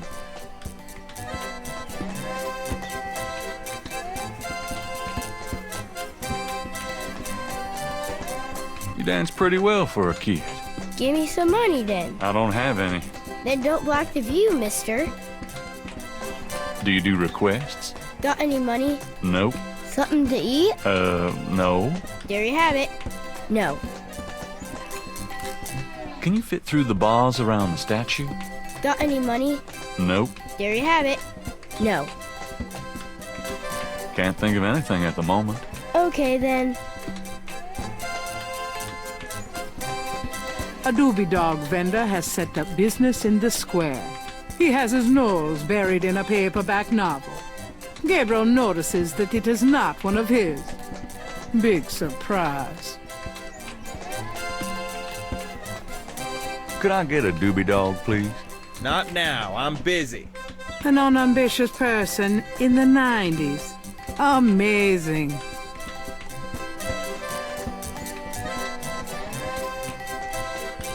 I have this gift certificate. I'm busy.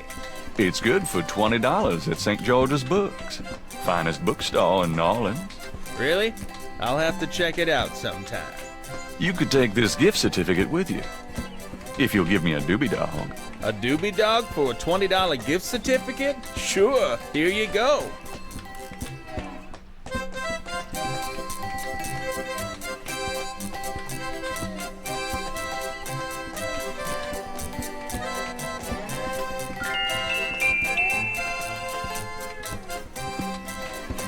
You wouldn't like a doobie dog by any chance. Would I?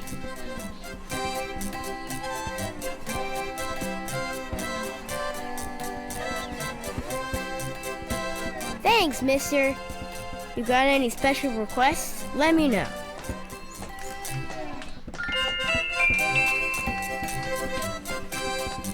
You mentioned something about special requests. Yeah, you got one? Can you fit through the bars around the statue? Can I? Just watch me. Good. There's something in there I can't quite reach.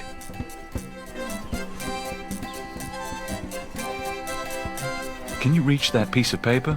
Sure thing.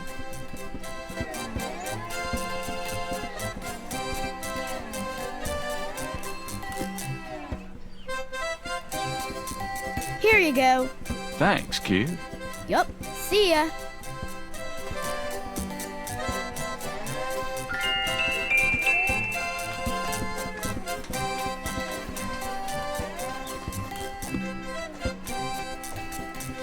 Stupid wind. Now I have to This start belongs all to you, over. doesn't it? My drawing. How'd you get it? Oh, it was a bit of a squeeze, but I hate to see you lose your work. I lost my only copy of a manuscript once. Well, you saved my butt. Let me know if I can ever do the same for you, hey?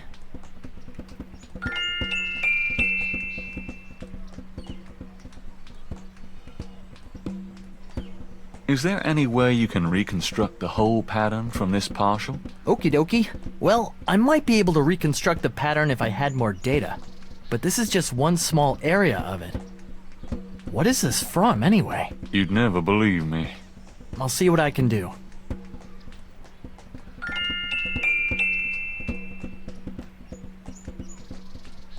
I have some more of those patterns. Really? Let's see. Yeah, these are great. I think there's enough overlap now. I'll give it my best shot. I'll show you what I come up with tomorrow. Great. I appreciate it.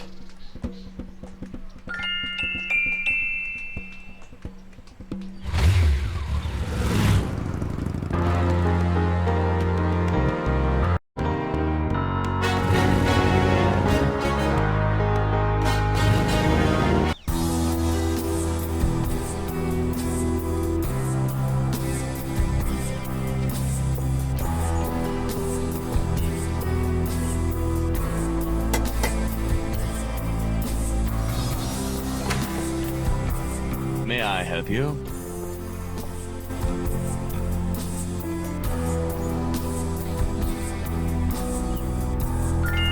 My name is Detective Mosley. I'm here on police business. Really? How interesting.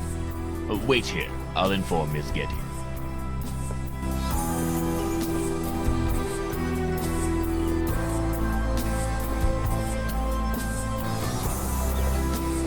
Miss Getty will see you.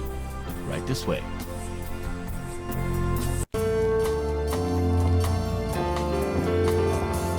Miss Getty will be down shortly. Thank you.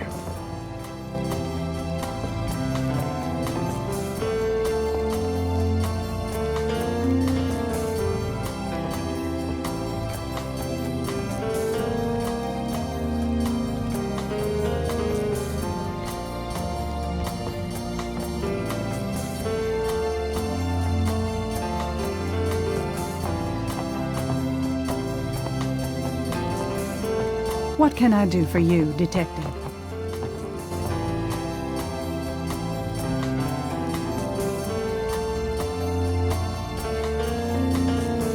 Mind if I ask you a few questions, Miss Getty? I assume that's what you're here for, Detective. What can you tell me about voodoo? Voodoo? Why would you want to know about that, Detective? It's rather silly, isn't it? There's nothing silly about the voodoo murders. But that voodoo is faked. That's what I've read in the papers. That's what the papers say, all right. But you're not convinced. No, frankly, I'm not. The police department isn't known for its imagination. Oh? Well, I can see that your imagination is considerable. What do you know about the voodoo murders? The murders? Only what I read in the papers. And what do you read in the papers? I'm sure you know much more about it than I, Detective. Tell me about your life in New Orleans. The Getty family came to New Orleans in 1800. We worked very hard to get where we are. On the other hand, we've done a lot for this community. I can believe that. You're doing a lot for me right now. Do you know anything about snakes? I'm no expert. I don't fear them like most people do.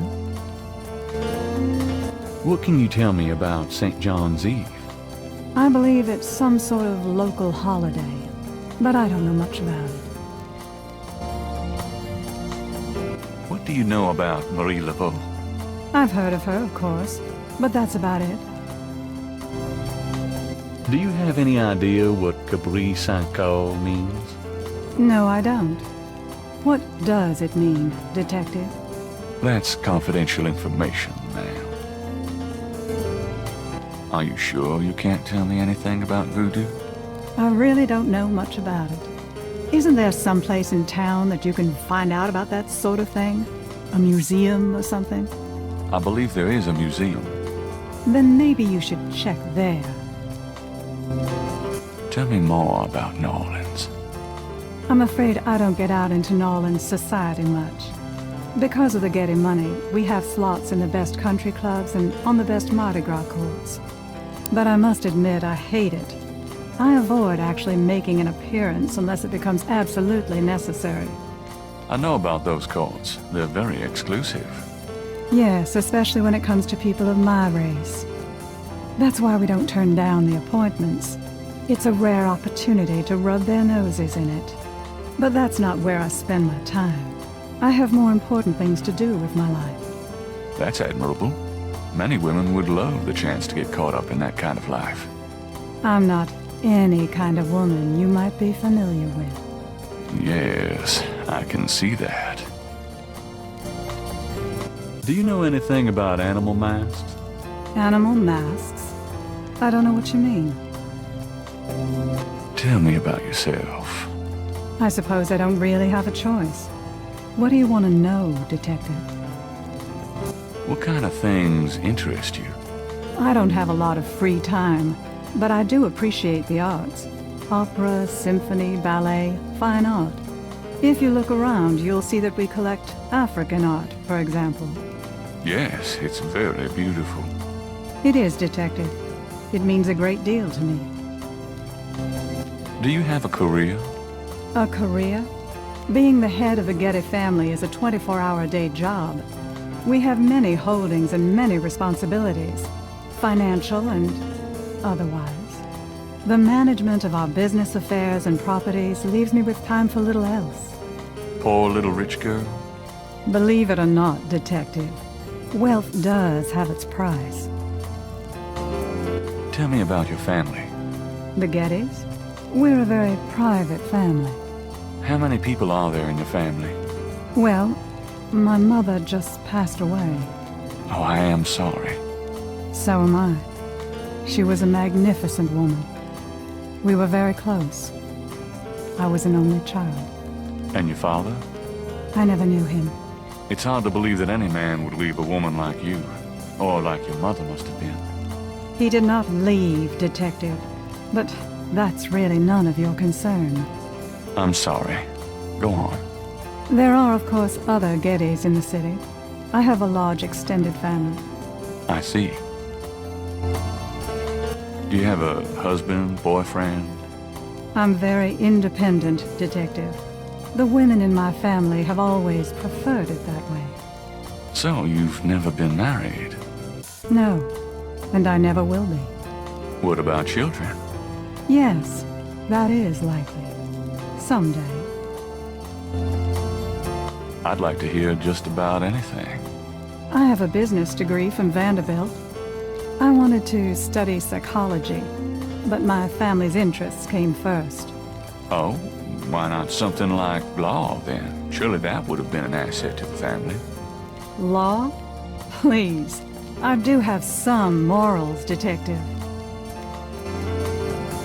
I'd like to hear just about anything. For the record, I'm 28, Detective. I'd like to hear just about anything. I have few friends. A woman in my position can't really afford them. I'd like to hear just about anything. I try to stay away from the media as much as possible. Last year there was that story about John Jr. and I. Phone didn't stop ringing for weeks. I prefer to keep my private life private. I would appreciate it if you keep my name away from any public association with the police, Detective. Of course. I wouldn't know where to begin. As you wish, Detective. Can you tell me anything about what happened out at the lake? I wish I could. But I've never seen or heard anything unusual at the lake. And I do spend quite a bit of time out there. Excuse me, but your eyes are really distracting. I don't think I've ever seen a color quite like that brownish gold. It's so deep and rich. Man, if I could bottle that, I'd make a fortune. Thank you, Detective. That's an interesting observation, though probably not relevant to your case. A good detective never knows what might be relevant, Miss Kitty. Then you must be truly exceptional at your job. I can't help noticing that you're in incredible shape, Miss Kitty. Your legs are so strong. Do you work out at one of the clubs by the lake? Well, Detective, I do enjoy physical activity. Oh, me too. Actually, I was referring to swimming and modern dance. I can't say that I do much exercising at the lake, though. Ah, well, it was worth asking. I think this has gone on long enough. You're not really a detective, are you? Who, me? Well, I am on this case, Miss Kitty. I saw you at the lake yesterday. I thought you must be with the police since you were there, but you don't act like a police officer. Besides, I'm rather certain that the other man said his name was Mosley. All right, you caught me. I'm not with the police. My name is Gabriel Knight. I'm a writer working with Detective Mosley on a book. Well, Mr. Knight, now that we've established who you are, perhaps you can tell me the real reason you're here. Well, I am researching the book, and I thought you might have seen or heard something at the lake. I don't like liars, Mr. Knight. Okay, you're right. I really just wanted to see you again. You can be mad at me if you want, but I swear I've never done anything like this before. Mr. Knight, you've lied about your identity and wasted my time with meaningless questions. If it weren't vaguely flattering, I'd really be angry. You're lucky I don't call the real police. I think you should go, Mr. Knight. Malia, wait. If you just give me a chance. I've wasted enough time. I'll have Robert show you out. Robert? Show Mr. Knight out, please. I most certainly will. Thank you very much. I had a lovely time. Ah, shit.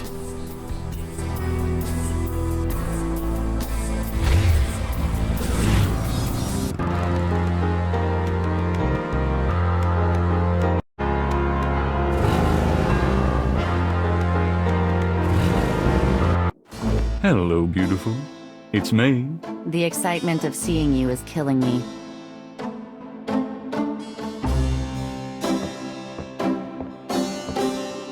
Got a minute, Grace? What's up? What can you tell me about St. John's Eve? St. John's Eve? Never heard of it. Must be a local custom. New Orleanians love to party. Do you have any idea what Cabri Saint-Caux means? No. Sounds French, though. Do you know anything about animal masks? I'd rather not hear about your sex life, Knight. You know anything about Marie Laveau? Wasn't she a big voodoo queen before the Civil War? That's right. Well, you've just heard everything I know about her. Could you do some research for me? Sure, what? I need you to look up a Madame Casino. Madame Casino? Is she related to the murders the same way your friend Molly Aghetti was? Grace, Casino's at least 70. As if that makes a difference to you. Okay, I'll see what I can find. Well, it's about closing time. So it is. Good night, Gracie. Good night, Gabriel. And try not to dream, okay?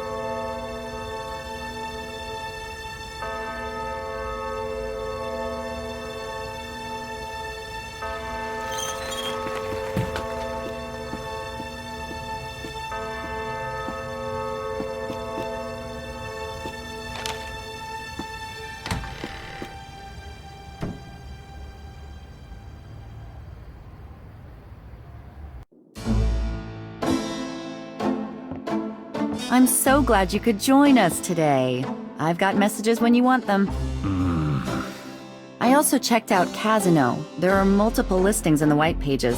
I got the page, but you'll have to figure out the right one. Great. Thanks. Now, are you gonna tell me what happened yesterday with Molly Aghetti, or is it just too embarrassing? Don't tell me you actually got to see her. All the stars out tonight. Gabriel, you don't seriously think she's interested. She can have any man in the city. You know, men with bank accounts. You underestimate the Knight family's tragic poet samurai appeal. When Daddy married Mom, she was the hottest catch in town. I always suspected there was something fishy in your family tree. But seriously, I think you should be careful. Meow, Grace. I'm serious. I don't know why, but I have a bad feeling in the pit of my stomach about this. It's called jealousy, my dear. And you're right, you should be jealous of Molly Aghetti. As should every woman on this planet. I just... never mind. I'll just fix these books. Your life is in your own slippery little hands. The point is to get it into somebody else's hands. And soon.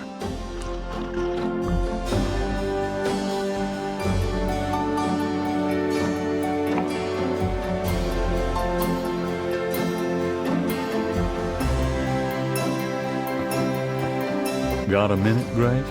What's up? Do you have messages for me? Your pal Mosley called. He left a message that they are interrogating a suspect this morning, and you might want to be there. Sounds fun. Mm-hmm. I bet.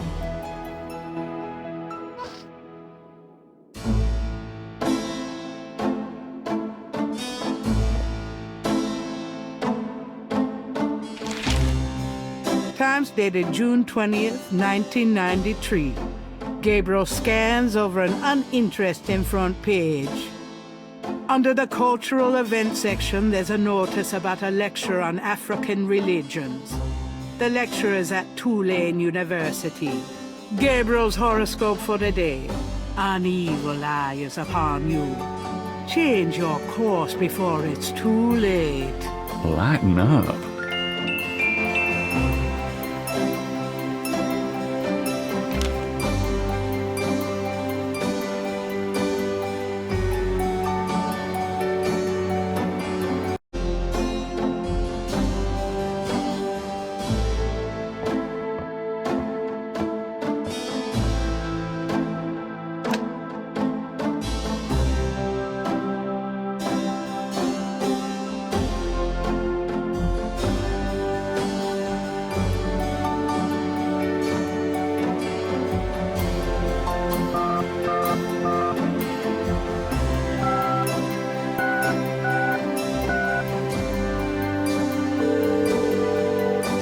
Is this the Casino resident? Yes. What can I do for you? Do you or does anyone in your family patronize the Dixieland drugstore? I'm a busy man. What are you selling? Nothing. Good. Goodbye.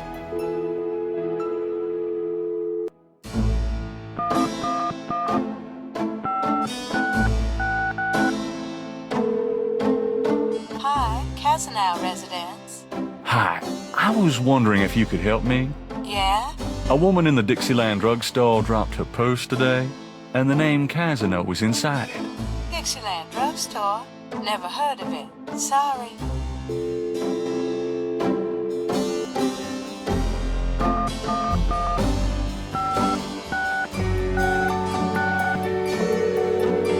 Hello? Hello, I'm calling from the Dixieland drugstore.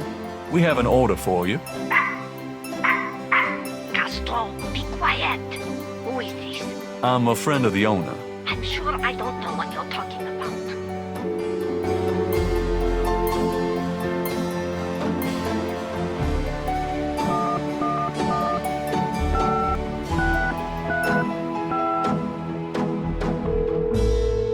Cajun Critters Animal Clinic. This is Melissa. Do you have a Madame Casino as a client? Madam Casino? Sure, I know her. She's not here right now, though. Really?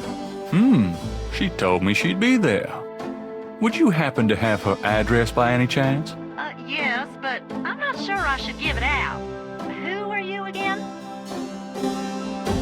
I'm worried about Castro. He's missed 3 dance lessons. Castro? Her little doggy? Oh, he's so sweet.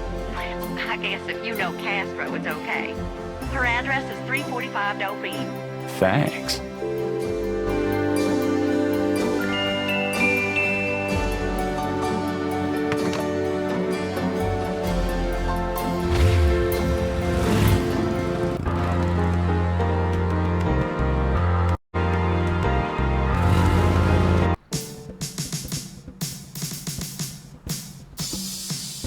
A drummer has decided to set up outside the police station.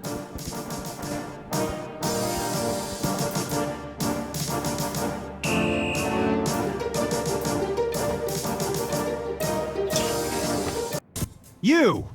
Give me back my badge! Now, Knight! Sure. Thanks for letting me borrow it. Yeah? You borrow it again, and you're history. Now, about today. Glad you made it. It'll give you a feel for how I am in action. You know, handling suspects, that sort of thing. I'm sure it'll be invigorating. Who is this guy, anyway? Calls himself Crash. He's been an informant for us before, mostly helping us bust small-time pimps and dealers trying to break into the territory. He's been staying invisible during these murders, but we picked him up this morning at Jackson Square pushing coke. He knows something. Call it detective's instinct. Detective's instinct. Got it.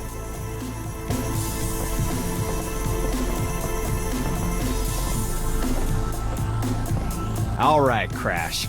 I want to hear about these murders. Have you been present at the so-called voodoo rituals? I don't know nothing.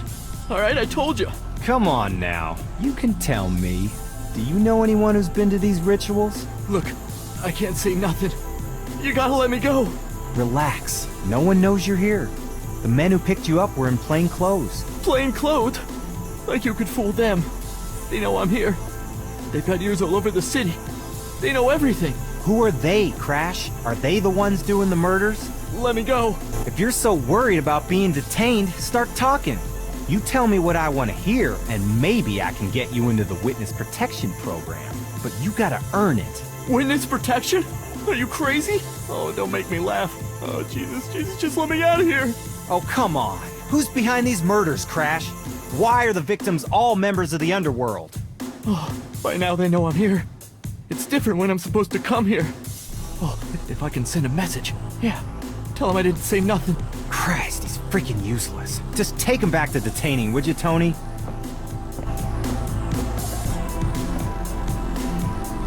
I'll tell you, times like this, I'd kill for truth serum. Damn civil rights. Can I quote you on that? Huh? Hell no. Damn, we can only keep him for 24 hours. Tomorrow morning, I'm gonna have to let him go. Sorry it wasn't more exciting. You know, for the book, I mean. Hey, maybe you could punch it up some. You know, what do they call that? Fiction. That's it. It certainly is. I'll see what I can do. Can I ask you about some stuff? You're the writer. Ask away. What's the status on the voodoo murders case? Sure as hell ain't going well.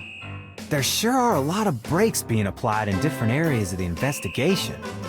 We're getting some real info on the victims now, and they're not exactly upstanding citizens. I was hoping to get more out of Crash, but he's scared shitless. We'll have to let him go tomorrow morning. What's the status on the voodoo murders case? You're as filled in as me.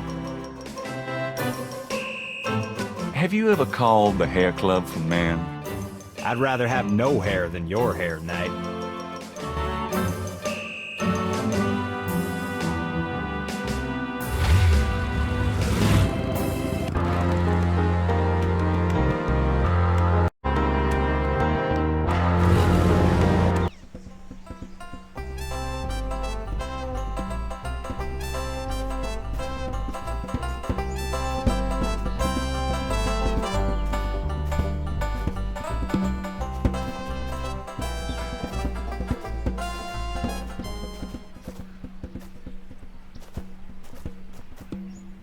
How's it going today?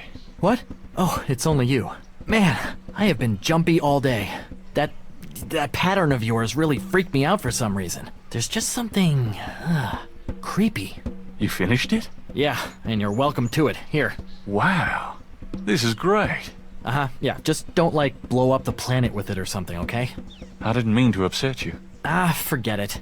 I'm probably just being stupid. Do your thing with it, and, good luck.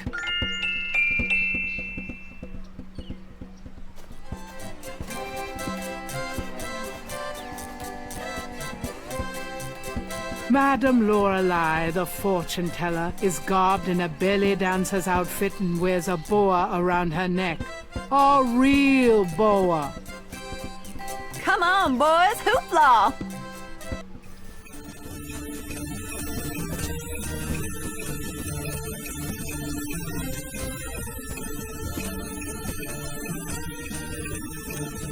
Not a bad idea.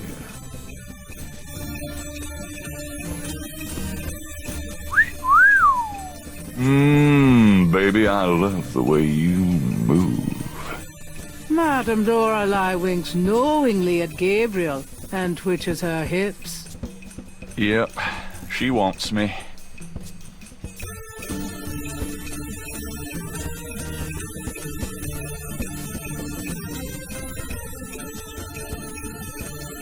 Thanks, boys.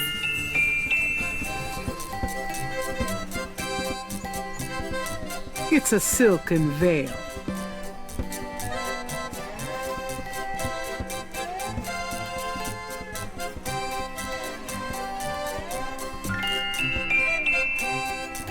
Gabriel examines the veil with the magnifying glass. The fortune teller's veil is studded with sequins.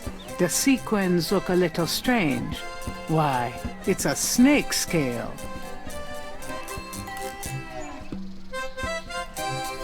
Gabriel carefully uses the tweezers to remove the snake scale from the veil.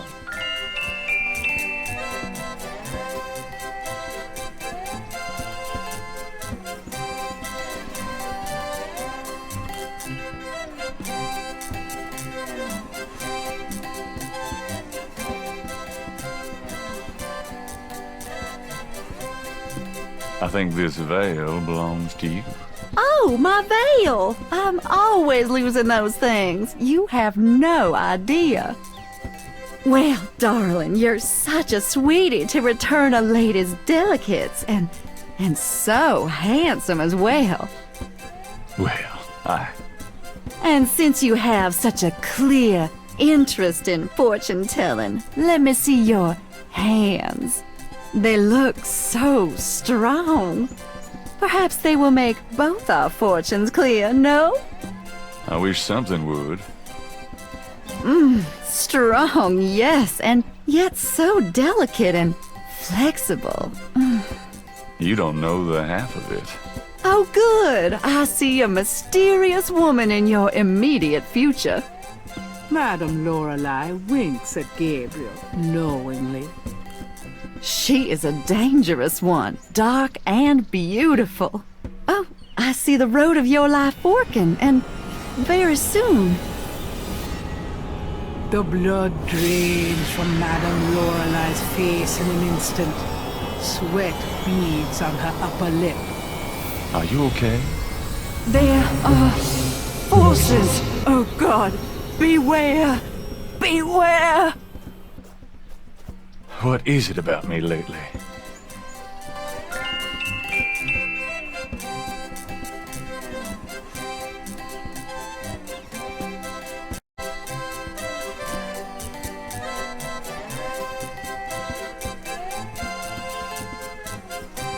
The iridescent scale is hued olive green. It doesn't seem to match the scale from Lake Pontchartrain.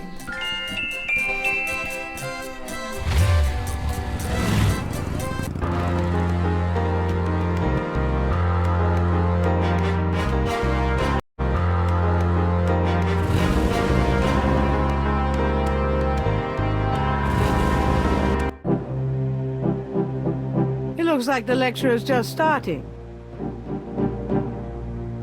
Voodoo is the tribal religion of Africa, but the name Voodoo is actually a banner heading, under which resides an entire body of distinct tribal belief systems. The word voodoo may sound familiar to you.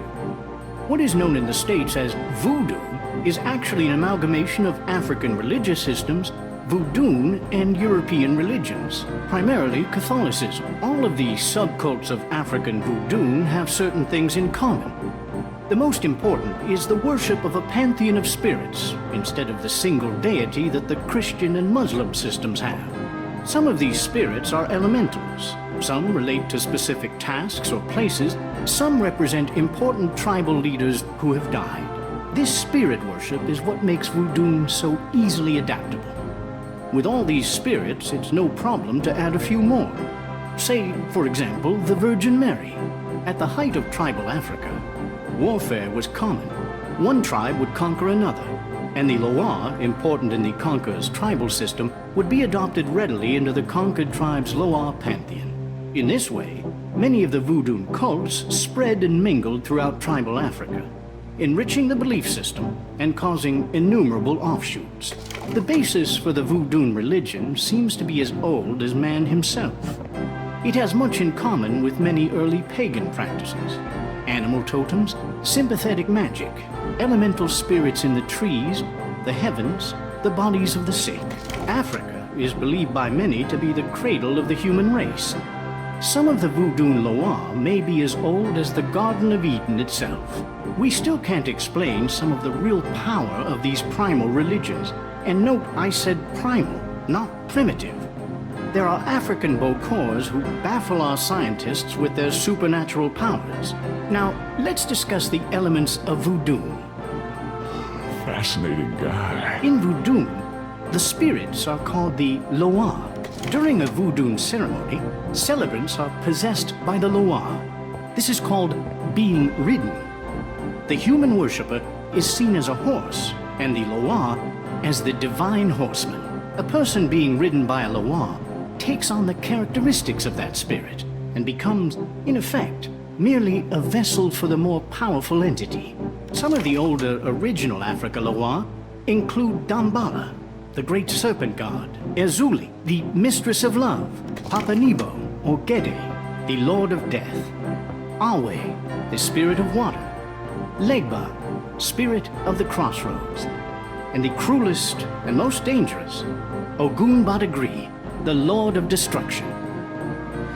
I gotta get more sleep at night. Tribe-specific Loa can have as much or more power as the more widely worshipped Loa.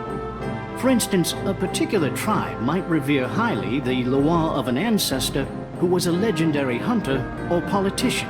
Voodoo temples are called Houndfors. Their priests, Houngan or Bokors, their priestesses, Mama Loa. In a Voodoo Houndfor, there's a ritual circle marked by a center pole called a Poto Meton. During ritual conclaves, initiates dance under the supervision of a Bokor and a Mama Loa, or head priestess. The use of totems or animal masks and markings was not uncommon in the original African ceremonies. Now, though, all but the oldest sects have abandoned this practice. Ritual objects used during the conclaves included the ritual gourd, or asan, the ritual knife, or kubasa. That knife gives me the chills. The ritual whip, or fouetcache, and the ritual coffin, or seke madule. These items are often optional, called for by the Mama Loa for specific magical rituals. The Mama Loa is the most powerful figure in any Voodoo sect. Voodoo is a truly matriarchal system. Even the Bokor knows his power is limited. The Mama Loa is the supreme woman.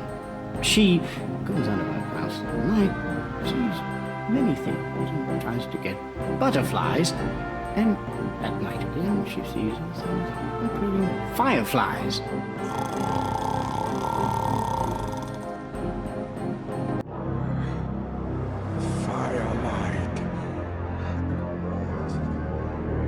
Gabriel? What? Can't see. Gabriel, get in. Can't. It's too small for me. You must get in, Gabriel. It's not mine. Too small. Hide, Gabriel, hide. No! Let me out! Help! Young man, the lecture is over. Oh my God. Sorry.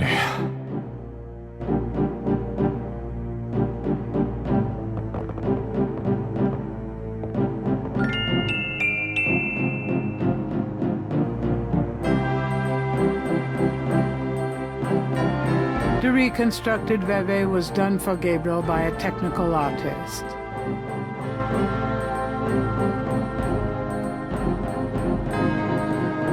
Dr. Hartridge is sharp-eyed and even sharper-tongued.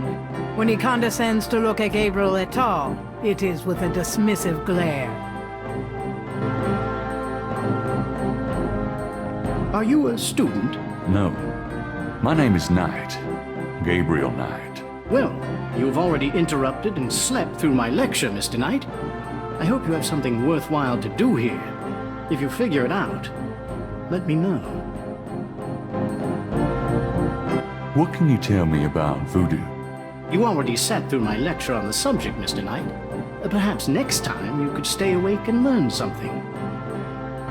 What do you know about the voodoo murders? I've read about them in the papers. I must admit to some interest. But according to the newspapers, the voodoo aspect is faked, so I haven't really pursued it. You know how Americans, especially Hollywood, treat voodoo. I'm sure there are many so-called practitioners out there that have no idea what they're doing or the power they're playing with. What can you tell me about New Orleans? I find it interesting to see the occasional fragment of voodoo practices in the everyday culture of New Orleans. What else can you tell me about New Orleans? The Catholic Church has always dominated in New Orleans, and its imagery, in turn, has dominated New Orleans voodoo. What else can you tell me about New Orleans? If there's more you wish to know, perhaps you should read my books. Do you know anything about snakes? I'm not a zoologist, Mr. Knight, but I know all I care to about reptiles. What can you tell me about St. John's Eve? It's June 23rd, the feast day of St. John the Baptist. But June 23rd has been a sacred day since the earliest times. Ancient sun worshippers used to roll a flaming wheel down a hill to celebrate the sun's descent on that day. A burning wheel? Huh. Do you know what Capri Sancour means? Capri Sancour? Yes, I do. It's a Haitian term, I believe. It's French, and literally translates as goat without horns. As in a female goat? No, as in a human sacrifice. Sacrifices in voodoo are usually of the animal variety. Chickens, bulls, goats. If the gods demand a goat without horns, it means a human being. What was that translation for Capri Sancour again? It's French, and literally translates as goat without horns. Do you know anything about Marie Laveau? While I find the colloquial bastardizations of voodoo somewhat interesting, from a sheerly intellectual point of view, there's not a lot of relation between people like Laveau and true voodoo practices. Do you know anything about animal masks? As I said in my lecture, which I assume you actually listened to, is that animal masks, totems, are used extensively in most African voodoo religions. Do you know anything about veves? If you'd taken notes during my lecture, you wouldn't have to ask. Tell me about Damballa. Damballa is one of the major Rada Loa, also known as Damballa Wedo. He is an ancient Dahomean rain god, often represented as a large boa constrictor. Damballa is the most powerful and most violent of the Rada Loa. The Rada Loa are typically benevolent, as opposed, say, to the Patro Loa. He is still worshipped heavily in Haiti, and when voodoo first started in New Orleans, the early conclaves were reportedly based on the worship of the great zombie, the great serpent Damballa. Tell me more about Damballa. I have extensive courses in the Loa running next semester. Perhaps you should take one of those, Mr. Knight. Tell me about Ogun Badagri. Ogun Badagri is one of the Patro Loa. The Patro Loa are much more violent than the Rada Loa. Some people believe the Patro Loa originated in Haiti, but I have found some evidence that the Patro Loa were African as well, though worshipped only by a small voodoo tribe, and a very bloody one. Tell me more about Ogun Badagri. He is a chief nasty, Mr. Knight. He is the spirit of war and destruction. Tell me more about human sacrifice. It's very rare. Most voodoo practices do not include human sacrifice as a matter of record, but it is theoretically possible, if that's what the gods demand. For example, one of the chants I had translated for me from a Haitian ritual went like this. Mistress Ezuli, come and aid us. If a cock is demanded, we will give it. If a bull will suffice, behold it. But if a goat without horns is required for sacrifice, oh, where will we find one? Ezuli is the gentlest of Loa, so they call on her for mercy.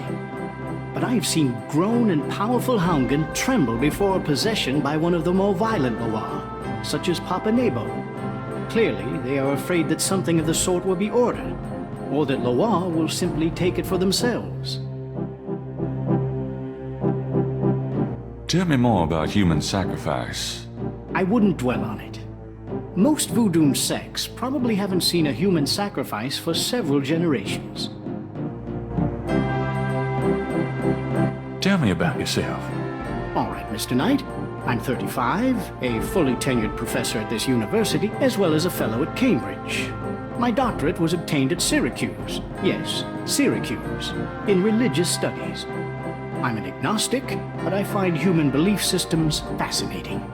I specialize in African religions because I grew up there. My father was a Protestant missionary.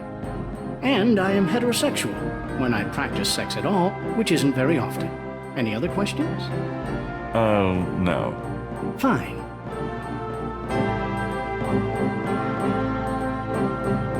Can you tell me anything about this? Wow. Interesting. Very interesting. Mind if I copy this? Be my guest. Great. I'll be right back.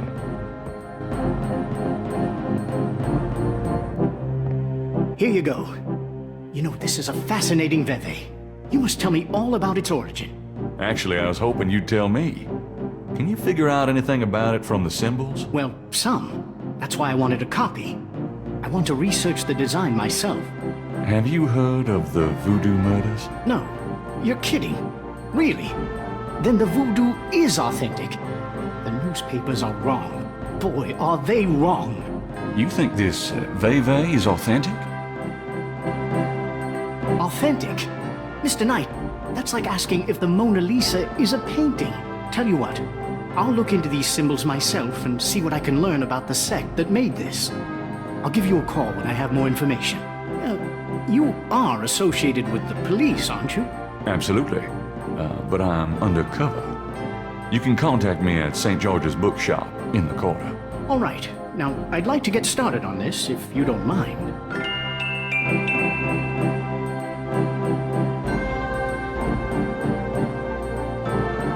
Is there anything you can tell me about the voodoo aspects of this photograph? This is a serious voodoo ritual. Nasty stuff. In what way? Let's see. I can't make out much detail from this photograph, except for the corpse, of course, but the wound, the face, and what little I can see of the ritual paraphernalia, it reminds me of certain black voodoo practices. Very rare. I've never witnessed them myself, you understand. Really? Interesting. Thanks.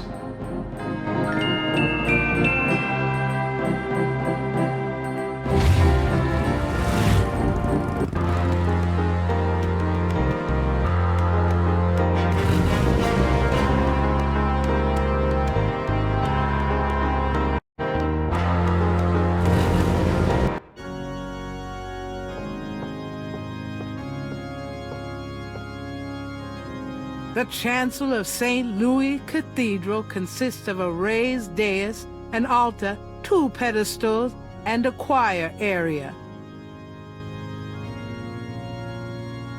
Flags of the world are displayed from the upper story, a promotion of universal harmony, no doubt.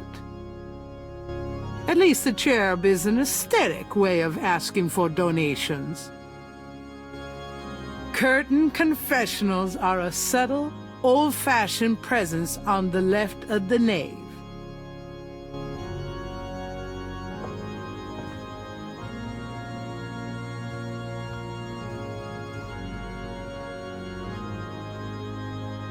There's a knothole about the size of a quarter in the wood paneling on that wall. The knothole doesn't seem to operate that way. A meshed window provides access to the confessional from the priest's booth.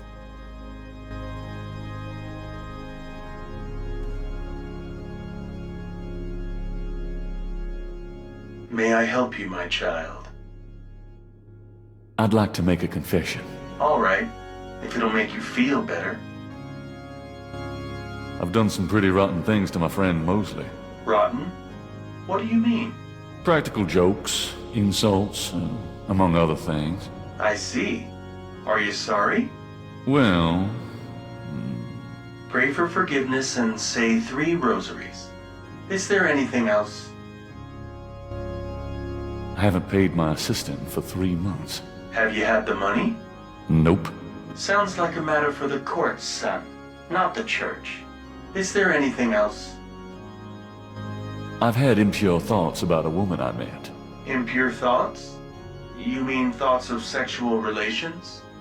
You could say that, but worse than what you mean. Worse? You mean extreme sexual relations?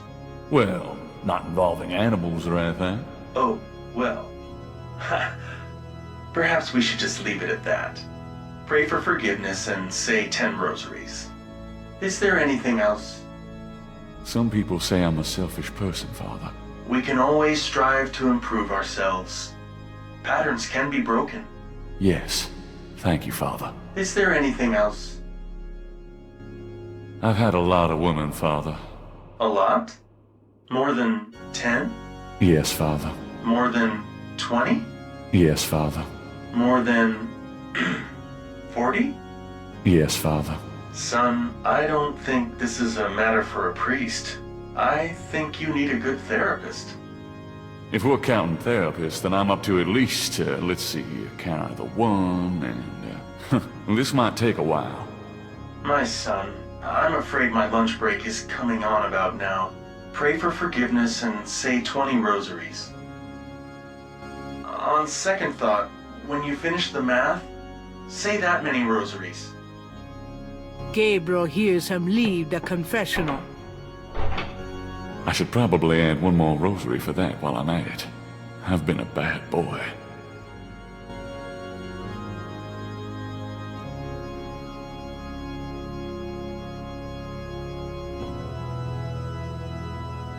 I've always wondered how the other half lives.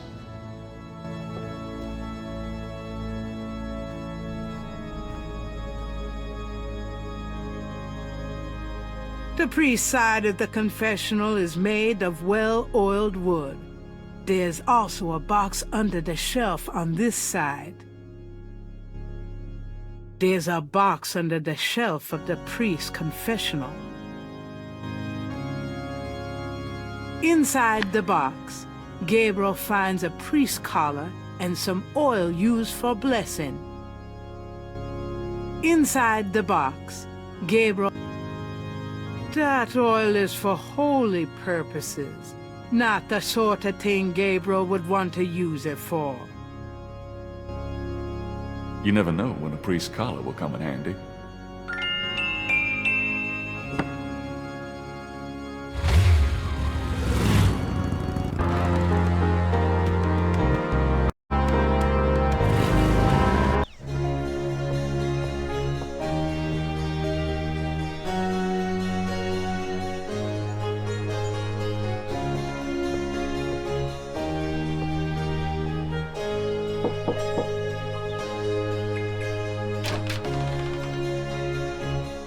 Yes? Who is it? Hi, I'm doing an article on voodoo, and I heard that you are... I'm a good Catholic young man. Take your evil influence elsewhere. But I just have a few questions. I can feel the evil eye. Go away.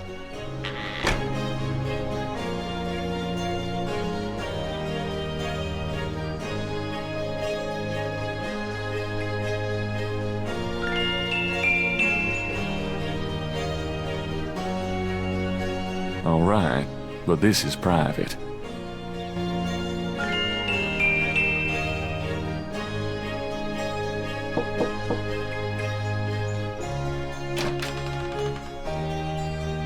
Yes? Who is it?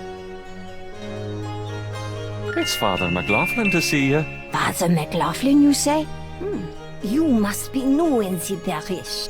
I'm so pleased to meet you, Father. Do come in. Thank you, my child.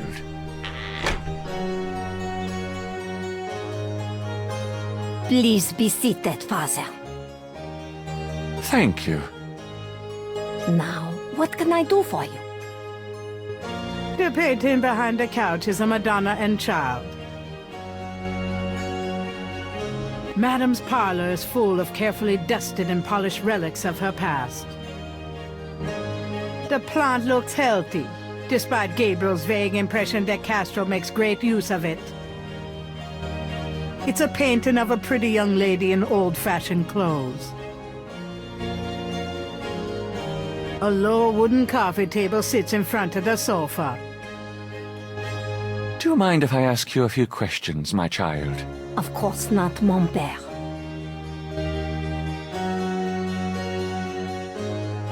Tell me about yourself. Me? I am Creole. My family has been in New Orleans for over 200 years. Real New Orleanians are French, you see. These days, the city is overrun with people with no heritage at all. No offense, Father, but it's true. But the French, naturellement, will always be the true blood of New Orleans. Tell me about yourself. Well, Father, I don't know what else to say.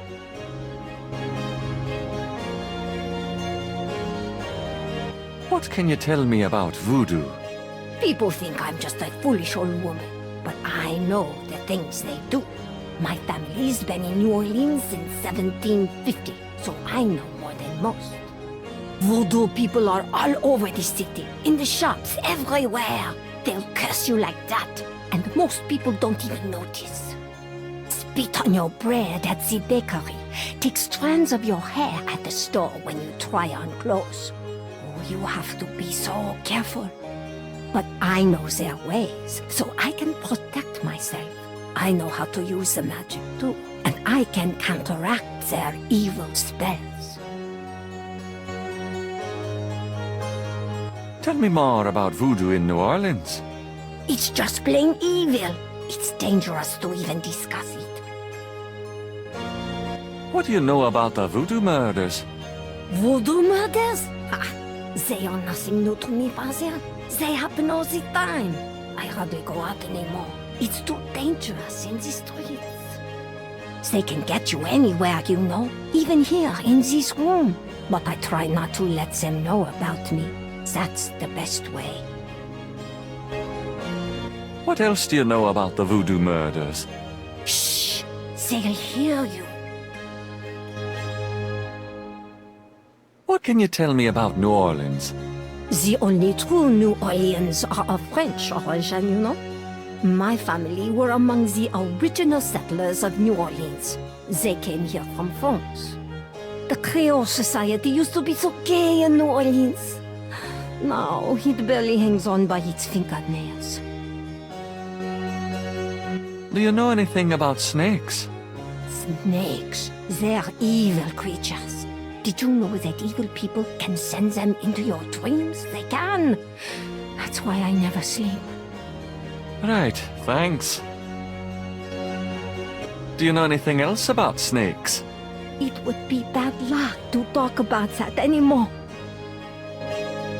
What can you tell me about St. John's Eve? Oh, St. John's Eve, mais oui. I used to love the St. John's Eve Mass at St. Louis Cathedral.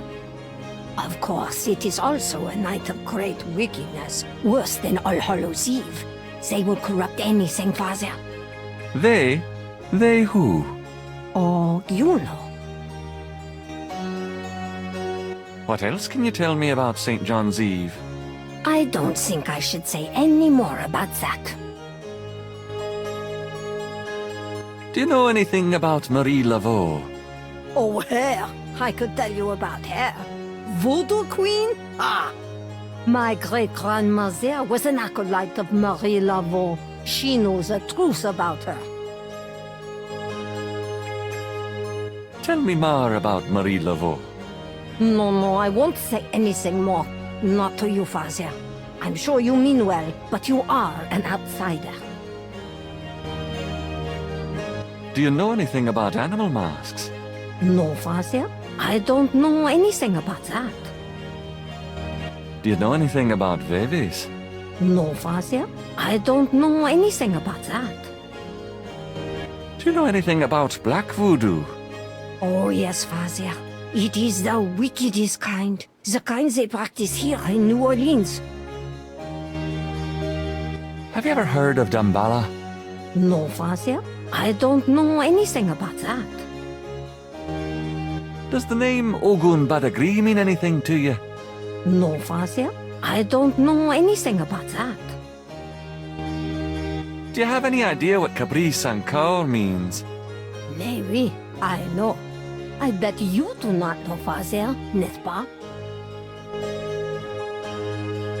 It means goat without horns. Father, you surprised me.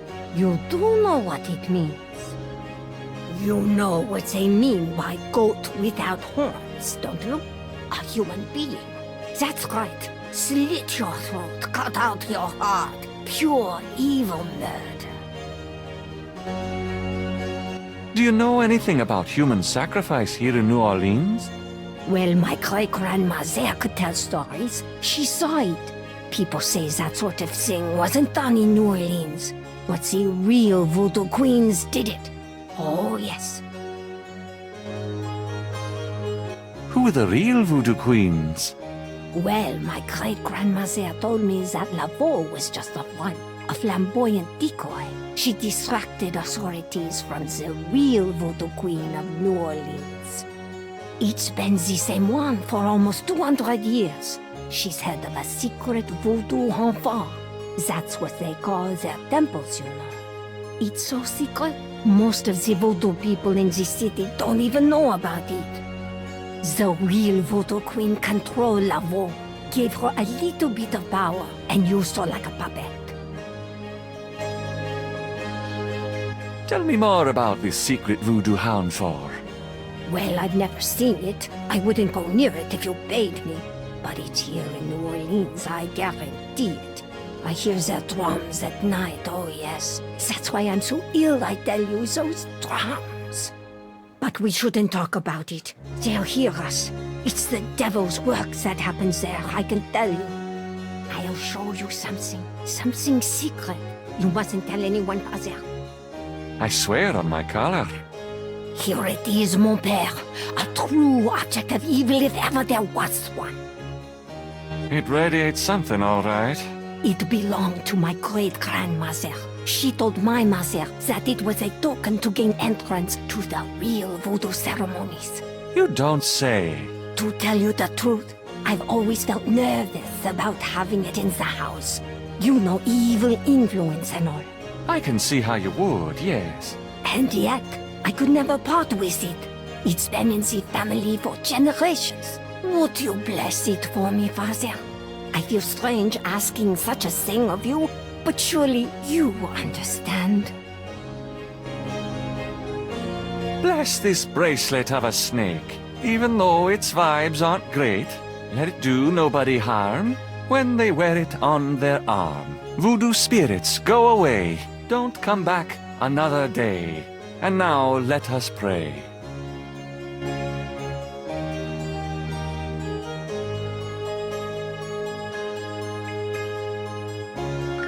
Gabriel has a thought about the clay. Bless, oh bless this circlet of silver. Take the curse, oh take it, Wilbur. A lovely blessing, mon père. Yes, I think it made a lasting impression. Here you go. I feel so much better now.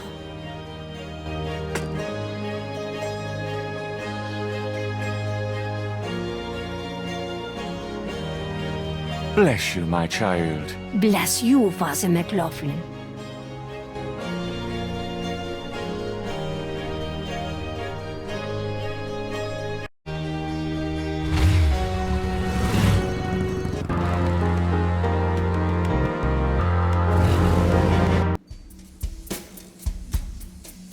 Hi.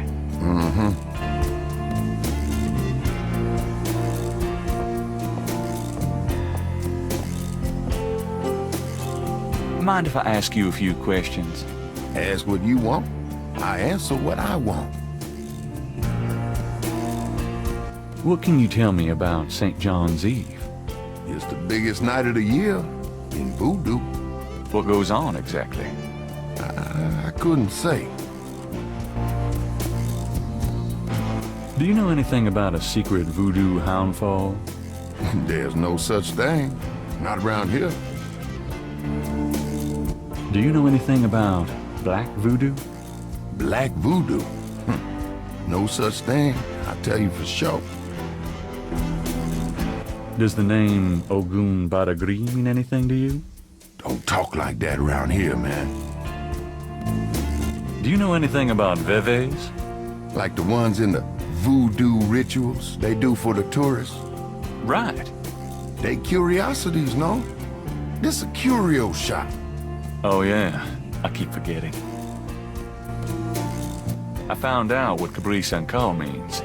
How did you know about human sacrifice? I never said them words, monsieur. You must have heard them from someone else. Have you ever heard of Damballa?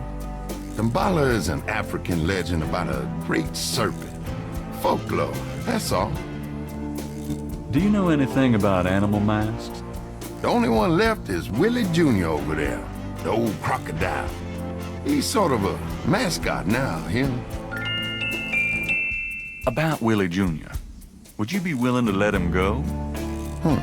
Maybe. For $100. 100? You gotta be kidding. Me and Willie Jr. are very close, no? I couldn't part with him for less. Would you take 50 for Willie Jr.? Don't insult me, monsieur. The price is $120. What? You said you'd sell it for 100 before. You misheard, monsieur. The price was always 120.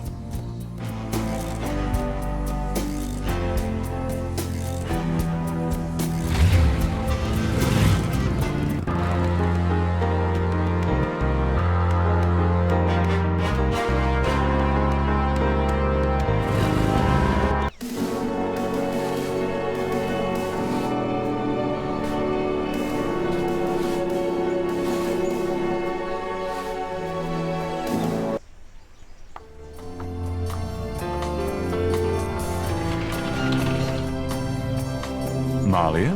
Mr. Knight, what are you doing here? My family's tomb is here. Mine too. Unnoticed. Subtle. Well, Mr. Knight, if there's nothing else. Don't go. I need to talk to you. Whatever for? I can't stop thinking about you. I've been in your thoughts too. I can see it in your eyes. Mr. Knight, you don't know anything about me. I'm not in a position to get involved. I've said that a million times myself, but this is different. I think we both know we can't fight it. Oh, I can't believe I'm saying this. I have so many obligations. My family is very traditional. You wouldn't understand.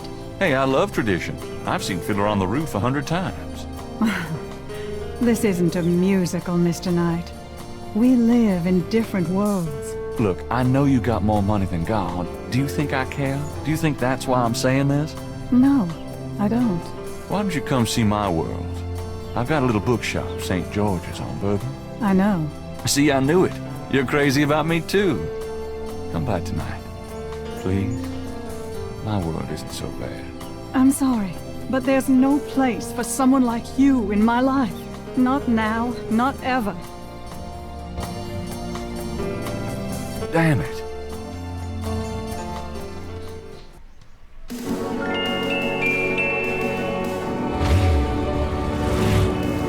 It's getting late. Gabriel decides to go home for the day.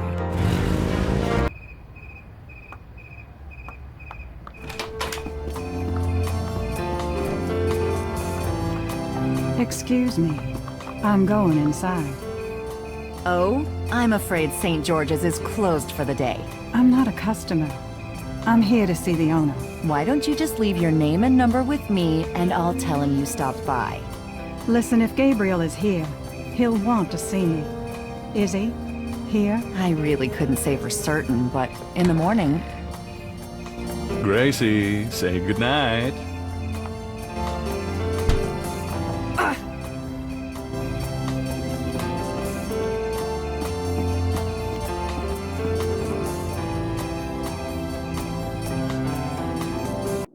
You came. I didn't think you would. I didn't think I would either. Your eyes.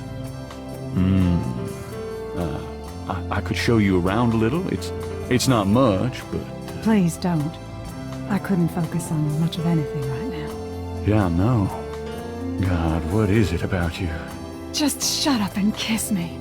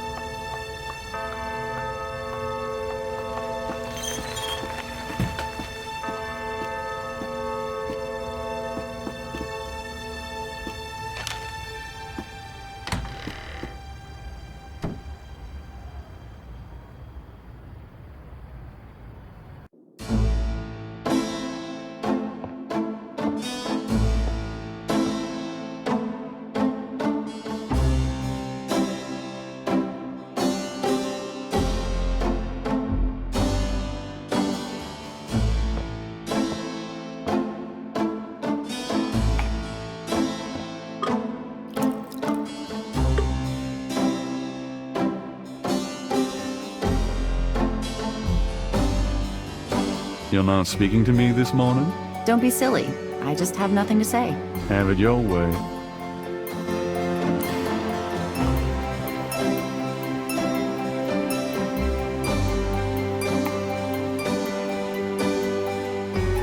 Have you noticed this guy outside the shop? Yeah, he gives me the creeps. I wish he'd go away. Gabriel watches the man watching the shop.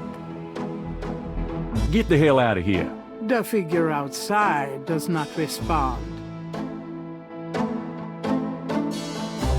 Get the hell out of here. The figure outside does not respond.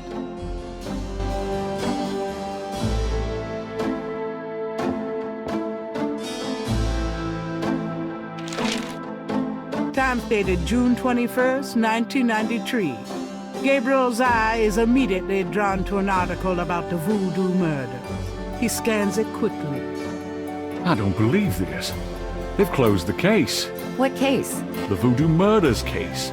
The paper says that the police have learned that the murders were a result of an underworld cartel war, and that the war is over. That's not good? It's ridiculous. And what about the killers? And the voodoo angle, they never got anything on that. I know you were into it, Gabriel, but if it's over, that's hardly a negative. Anyway, if you're that upset, why don't you talk it over with your pal Mosley? You don't get it, Grace. Just forget it, okay? Gabriel decides to check his horoscope, despite his disgust. Death walks close to you today. Resist temptation lest his eye fall on you, too. Peachy. Gabriel also spots an ad for Sam Springleton, a jeweler. Sam hangs out at the Napoleon House.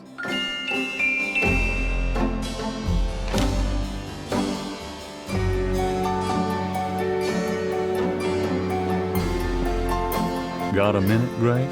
What's up?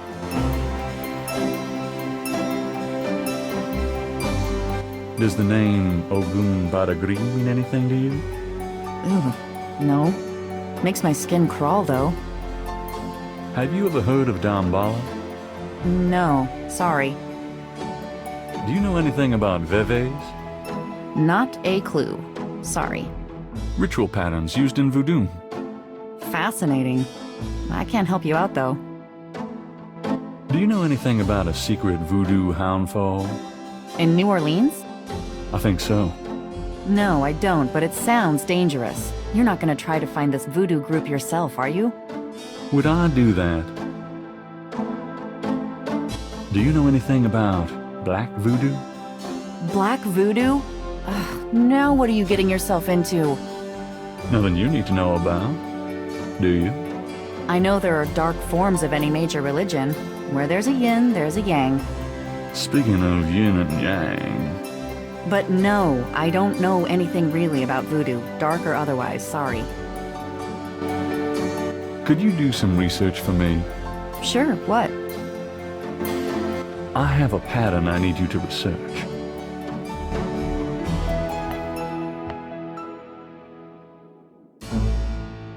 How interesting. What is it? It's a reconstruction of the tracings they found around the murder victims. The ones done in flour and blood. Yuck. You shouldn't carry this kind of thing around. Who knows what these symbols mean? Well, wear your evil banishing gloves if you want, but check it out for me, would you? I'll see what I can find out. Anything else? I can't think of anything. Do you have messages for me? Your grandmother called.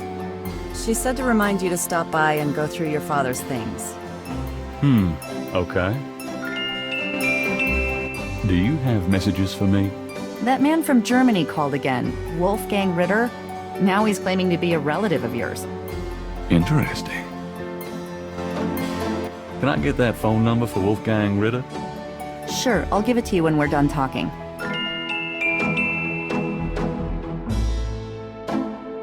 Are you sure you don't know anything about black voodoo? You are desperate. I told you I can't help you. Here's that phone number. Thanks.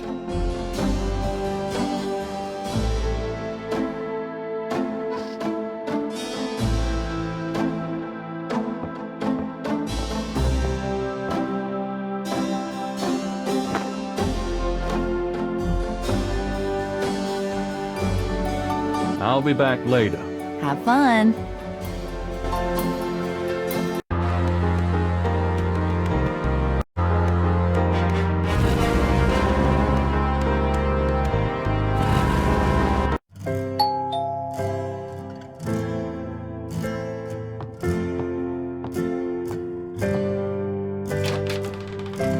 Gabriel, I'm so glad you stopped by.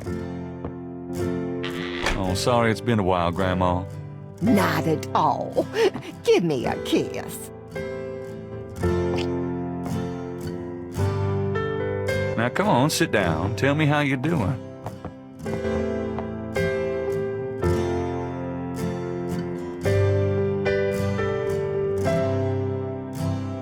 On the wall are portraits of Gran and Granddad when they were young. Gabriel's inherited some good-looking genes.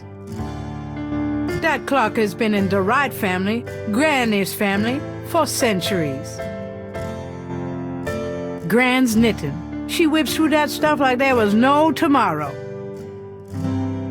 How have you been, Gran? Just fine, dear. I'm sorry I bothered you at work, but, I was hoping you'd get a chance to go through your father's things in the attic. Don't be silly. You can call me anytime.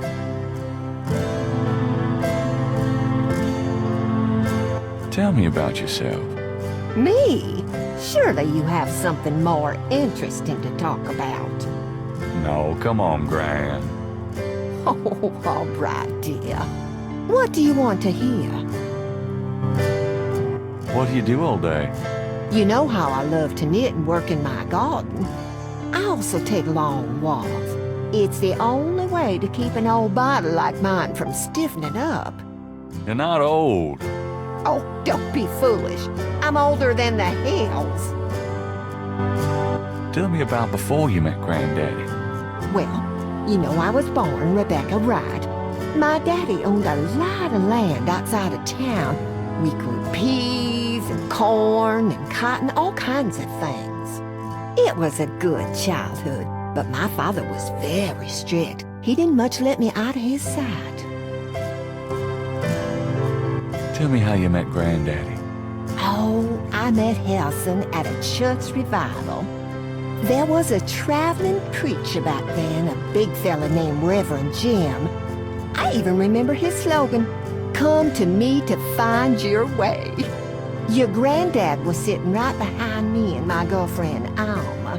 And at one point, old Reverend Jim was flinging his hair around with his fine brimstone annex.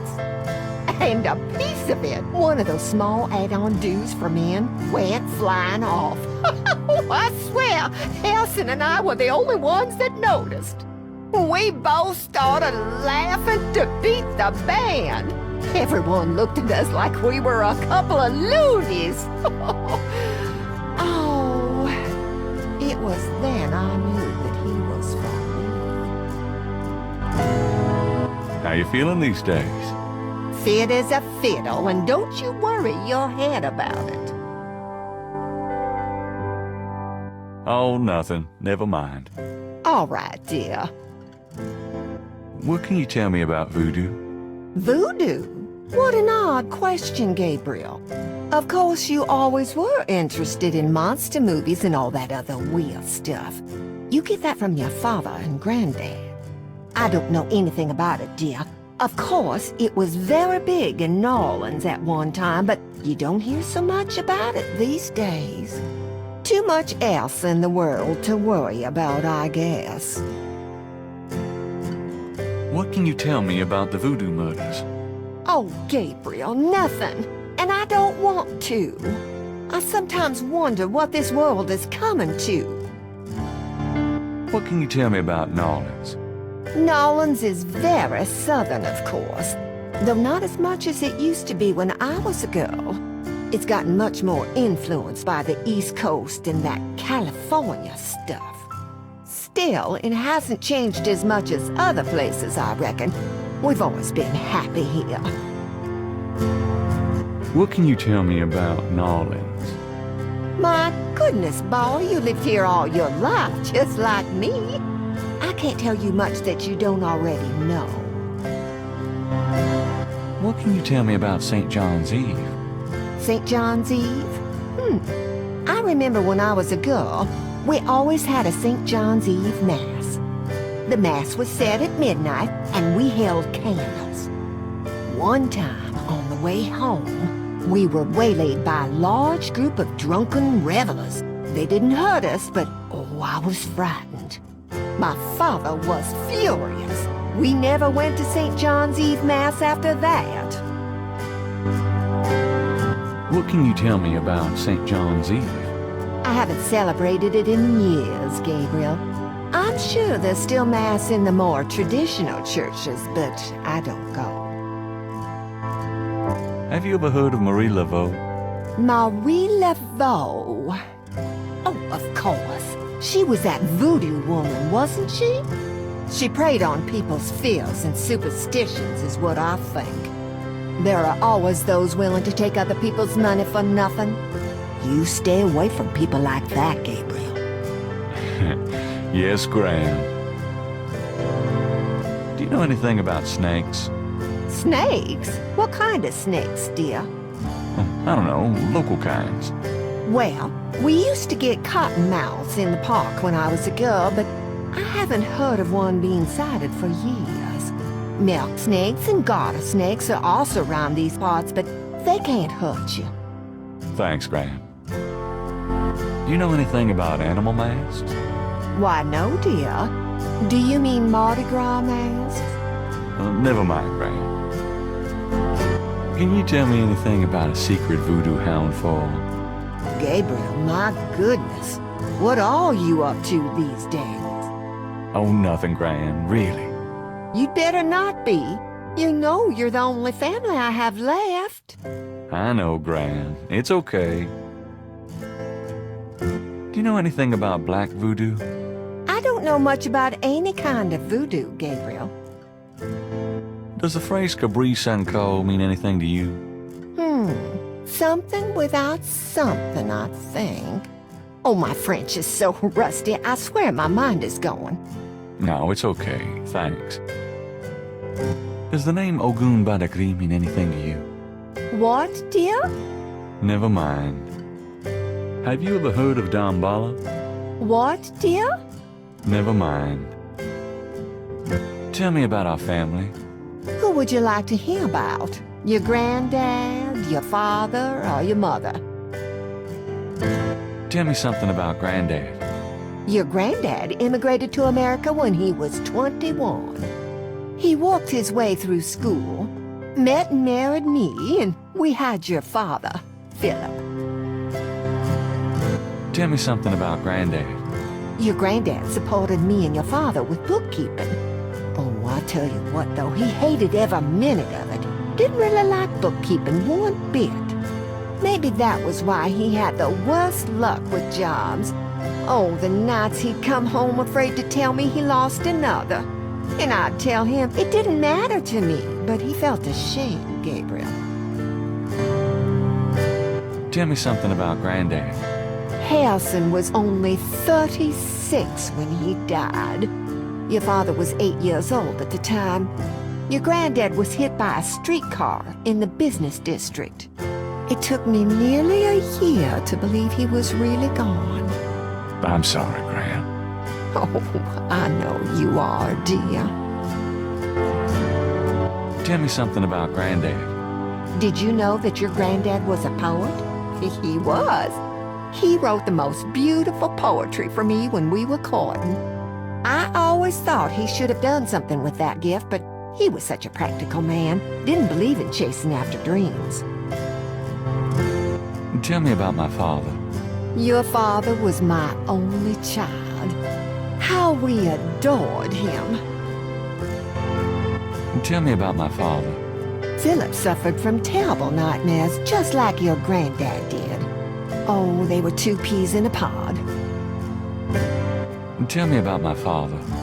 When Philip met your mother, oh, it was love at first sight. They were married 2 weeks later. Never looked at a girl seriously until then, and he looked at plenty. You have your father's way with women, Gabriel. And your granddad's. Tell me about my father. I wanted to just lay down and die when he and your mother were killed in that car crash when you were only 8. It was the thought of taking care of you that kept me going, Gabriel. The police say your father swerved off the road after being frightened by something. Perhaps a deer in the road, or a wildcat. Tell me about my father. Your granddad wanted Philip to have a normal life. He was obsessed by that thought. He pushed Philip to go to law school, but Philip was driven to art. He painted almost in a daze.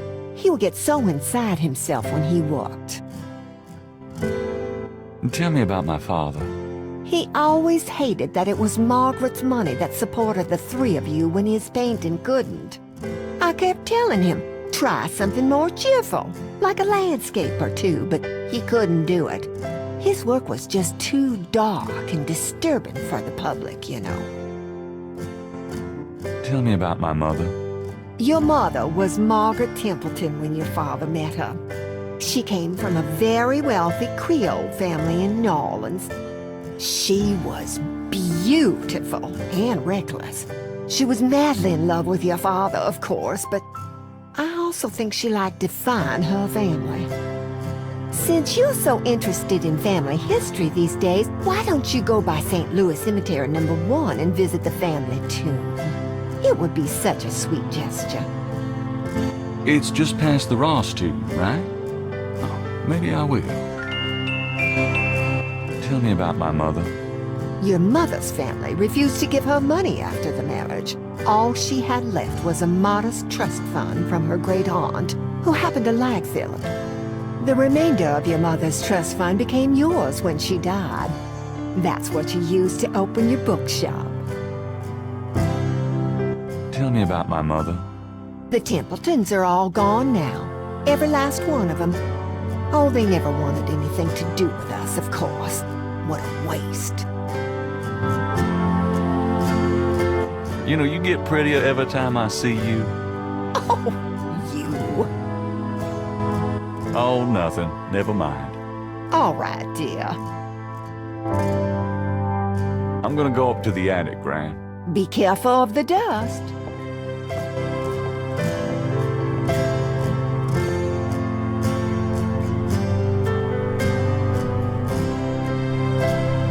It's an old dress dummy that Gran had in her sewing room years ago. My first impression of the female form. The sheet-covered upholstered rocker used to be in Gabriel's nursery. An elaborate mechanical clock, probably of German origin, is among the discarded treasures of the attic.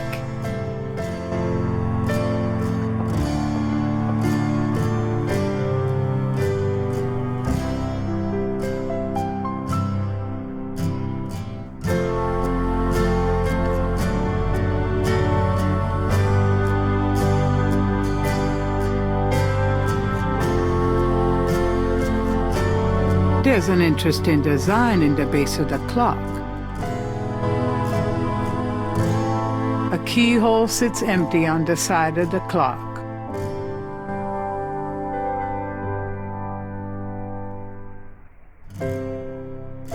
The old trunk looks like it's gone to hell and back.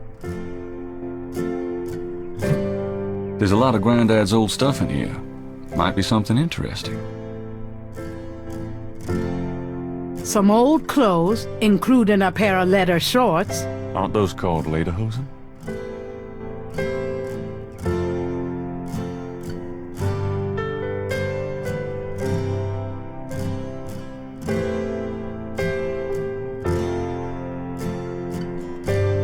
Some old clothes. Aren't those called lederhosen? What's this? It's some sort of key.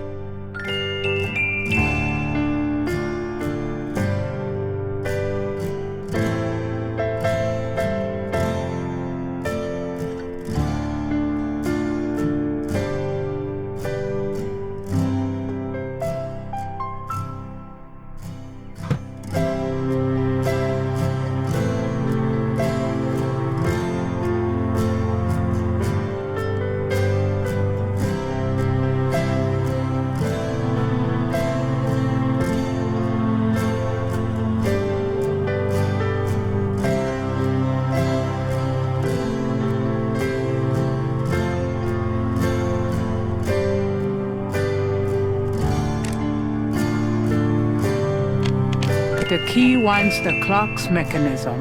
Granddaddy, you old fox. A secret drawer has opened in the base of the clock.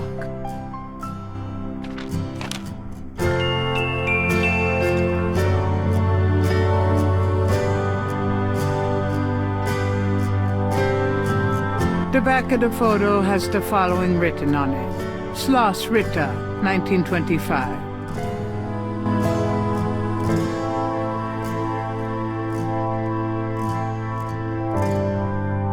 The letter is written in German, but Gabriel determines what he can about it. It was sent from a place called Schloss Ritter in Rittersberg, West Germany. The letter is addressed to mein Sohn Heinz and signed Wilhelm Ritter. One of the reoccurring words strewn throughout the letter is the word Schattenjäger. The only other thing that Gabriel can decipher about the letter is a sense of urgency in the handwriting and in the heavy use of a quill tip, bold strokes, and underlining.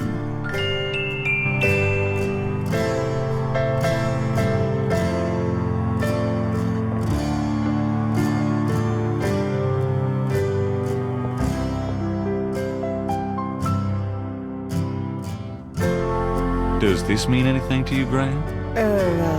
No, dear. I'm afraid I don't speak a word of German.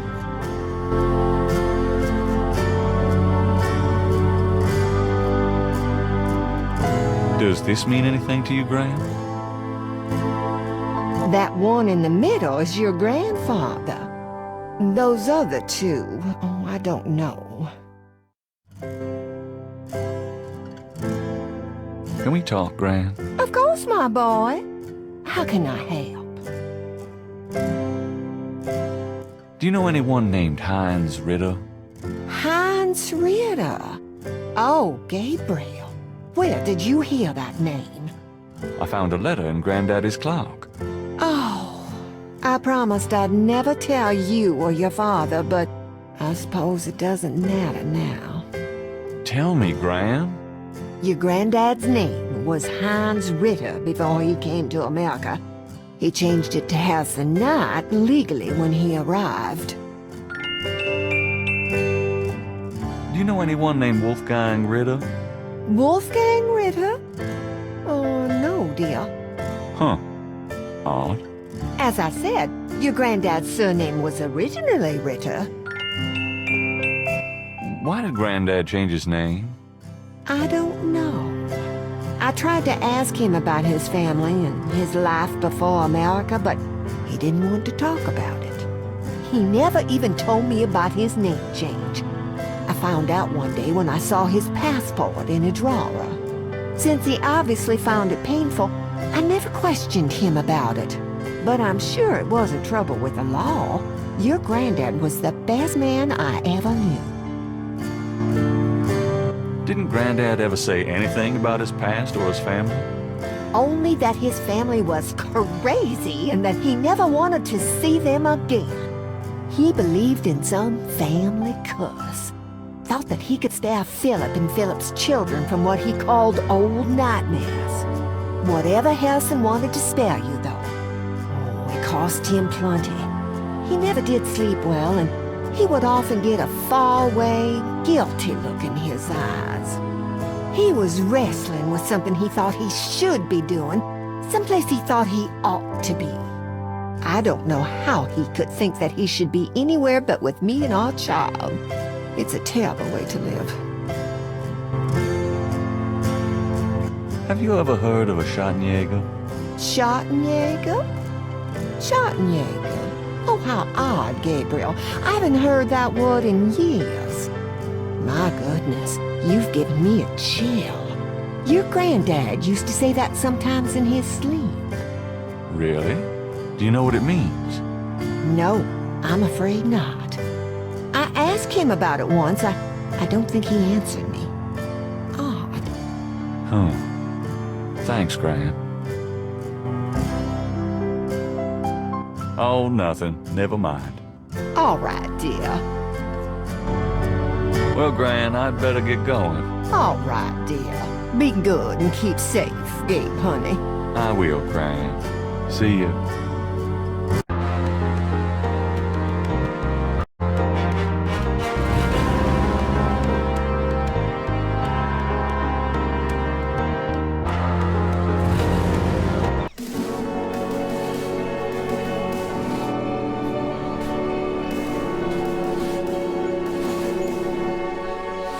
The marble denizens of the cemetery only stare back blankly.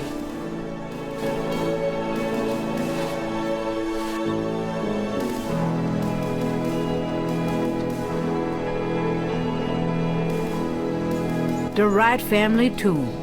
Several of Gabriel and Grant's family members are laid to rest here.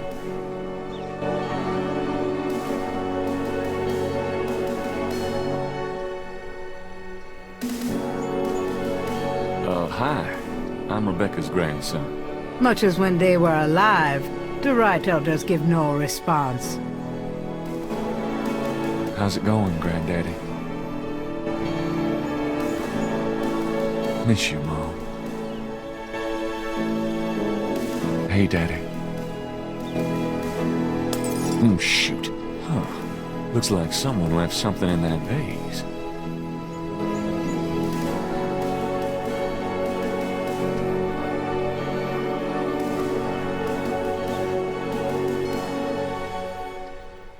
Inside the broken vase, Gabriel sees a $20 bill. Looks like it's my lucky day.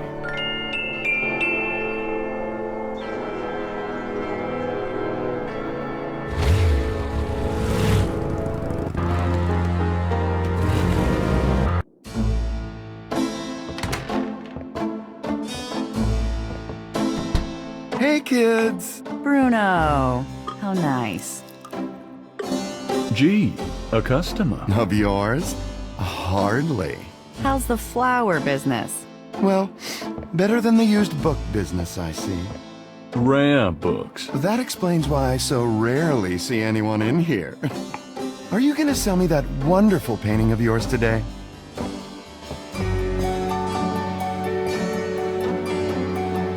How much would you give me for it? Oh, you're serious?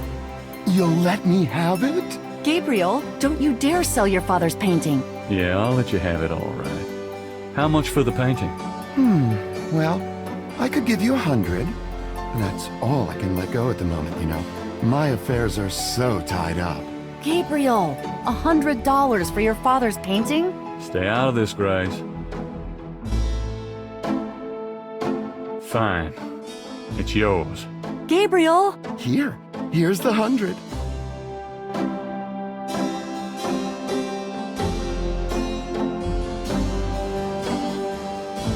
You better take good care of this, Bruno. This is not just another of your hip art pieces, you know. Really? Well, I fully intend to make the most of its display. Though not for your sake, I'm sure. At least in my shop, there'll be a chance of someone actually seeing it. I can't believe I actually got it. Just wait until I show Sid.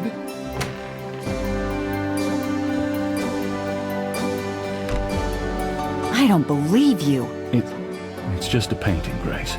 There are things I have to do.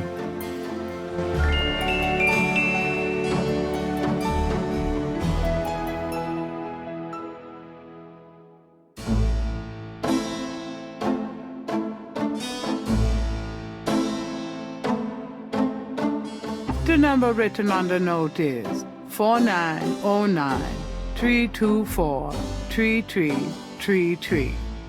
Didn't Grace say you had to dial 011 first to get international?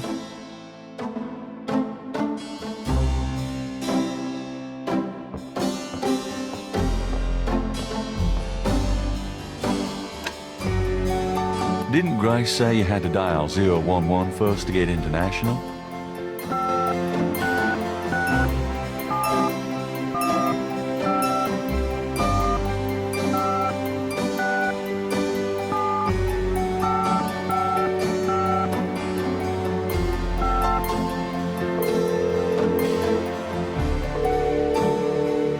Guten Tag, Sie haben Schloss Ritter erreicht. I'm looking for Wolfgang Ritter. Ja, einen Moment. Yeah, is this Gabriel on the phone? This is Gabriel Knight. Why are you calling me, Mr. Ritter? I've been having premonitions of great danger for you, Gabriel. You must leave New Orleans this very day. What in the hell are you talking about? It is hard to explain on the phone. I have had dreams about you. It took me a long time to have you tracked down. I knew that Heinz had a grandson, but until this dream started, I did not know if I should contact you. You say you're related to my grandfather? Heinz was my brother. There is much about the family that you should know. Come to Schloss Ritter in Rittersberg, West Germany. It is our family home. I will tell you everything when you come. You must come immediately. You are in great danger there. Look, I appreciate the family spirit and all, but frankly, I don't know you from Adam. And I'm not going to fly off to Germany, even if I could afford it. Gabriel, please. If you won't listen, at least let me send you something. It is a journal from one of your ancestors. Promise me you will read it. You are the last of our line. I'm too old to carry on. You are our last hope. Please, for your family, read the journal. All right, I'll look at it. Good. Now be careful, and come to me as soon as you can. Goodbye.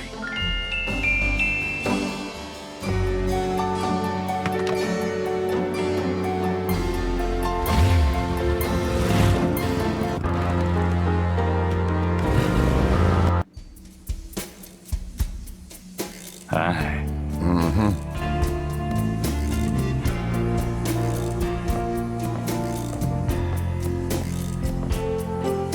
Can I ask you just a few more questions? Whatever, man. Have you ever heard of a Schottenjäger? Man, I don't even know what language that is.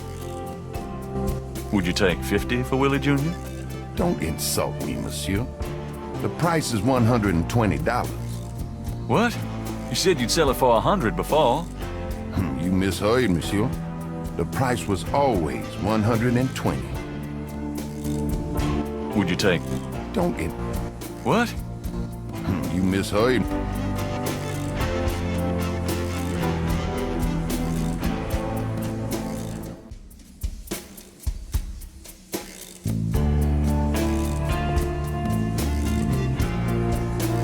I have $120. You still want to sell that crocodile mask? That's 120 sure enough. That mask is yours, sir.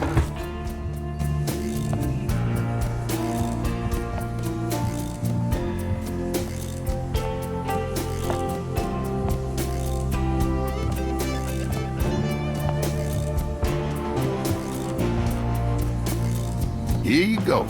Careful it don't bite you now. Yeah, thanks. Now don't you go forgetting your lagniappe. A free bottle of Master Gambling Oil. The sign said I could get Lady Luck Oil instead. Well, I was thinking a man as young as you wouldn't be needing that kind of remedying. But, you's having problems with your, That's all right. Believe me, I don't need it. I'll just stick with this. Thanks anyway. 'Cause it ain't none of my business if you do need it now, huh? I don't need it. Oh, of course you don't.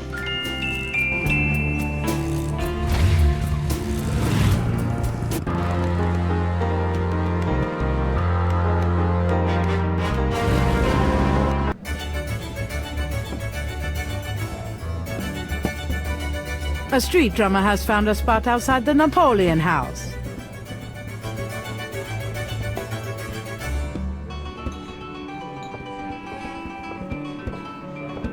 Could I ask you a few questions? Sure. I'm not too busy at the moment. What can you tell me about voodoo? Voodoo? Don't believe in it myself. I invented a drink once called Laveau's Tomb, but it wasn't very popular. Some people do believe, though. Even some of our regulars here at Napoleon House. What do you know about the voodoo murders? It's all over the papers. Some kind of serial killings. Have you ever heard of Marie Laveau? Sure. She's kind of the patron saint of voodoo in New Orleans. Don't know too much about her, but the tourists sure get off on all that stuff. What do you know about the voodoo murders? They say a lot of voodoo stuff is found near the bodies. What's the significance of St. John's Eve? All I know is it's some kind of voodoo holiday. Does the phrase Capri Sanko mean anything to you? Never heard of it. What can you tell me about your regulars in here? See those old guys at the chess table? That's Sam and Marcus. They've played there every day for 20 years. Sam, the one with the purple jacket, he's lost every one of those games. It's not that he's a bad player. I've seen him beat guys twice as good as Marcus. But Marcus has Sam so psyched out, he loses his nerve every time. By the way, Sam, the chess player, he's into that voodoo stuff. He's always talking about spells and gree-gree and such. Really? Thanks. Can you tell me anything about a secret voodoo hound fall? Are you kidding? Around here? Hope they aren't serving drinks. Well, if they are, I don't think anyone in his right mind would want one. So what has Sam told you about voodoo? Well, about 50 years ago, Sam was too shy to talk to this pretty girl he was in love with. He went to a voodoo-ien and had her make him a love charm. It was a little pouch that he had to bury under the girl's front porch. Well, he buried the pouch, and the next day he went up and talked to the girl. And sure enough, she didn't reject him. Now she's his wife, poor guy. What do you know about the voodoo murders? Everybody's talking about them. It's starting to scare off the tourists. What can you tell me about New Orleans? Greatest city in the world. I'd never want to live anywhere else. What can you tell me about New Orleans? This city must get about 1 million tourists a year, especially around Mardi Gras. Do you know anything about snakes? What about them? No, just anything. You ask the weirdest questions. I don't know anything about snakes. What's the significance of St. John's Eve? People who believe in that stuff think it's a real special night. Magical. Have you ever heard of Marie Laveau? There's a voodoo museum in town. They'd know more about it than I do. Does the name Ogun Badagri mean anything to you? Never heard of it. Do you know anything about black voodoo? Black voodoo? No. I prefer not to think about that kind of stuff, personally. Crime, perversion, weirdos. Just makes me depressed. Do you know anything about animal masks? Come Mardi Gras, you see all kinds of masks in here. What can you tell me about New Orleans? A lot of people come here because they think it's mysterious. All that talk about voodoo. Have you ever heard of Damballa? Never heard of it. What can you tell me about New Orleans? You should probably find a book on the subject, you know? Have you ever heard of a Schottenjäger? You know what goes in it? I don't think it's a drink. Oh, then I probably don't know anything about it. Tell me about the street musicians around here. I like music as much as the next guy, but they get pretty monotonous sometimes, you know? Like that drummer right outside. They say there's been a drummer outside Napoleon House since the day it opened. Now, I like drums, but this character really gets on my nerves. It sounds like the same thing over and over. I just want to say enough already. Sounds like my life. Tell me about the street musicians around here. Don't know what else I could say. A man in a loud tie stares morosely at a chessboard. Excuse me, I hate to interrupt your game, but could I ask you a few questions? What game? This ain't a game, it's a slaughter. He's right, you know. So let me die in peace, would you?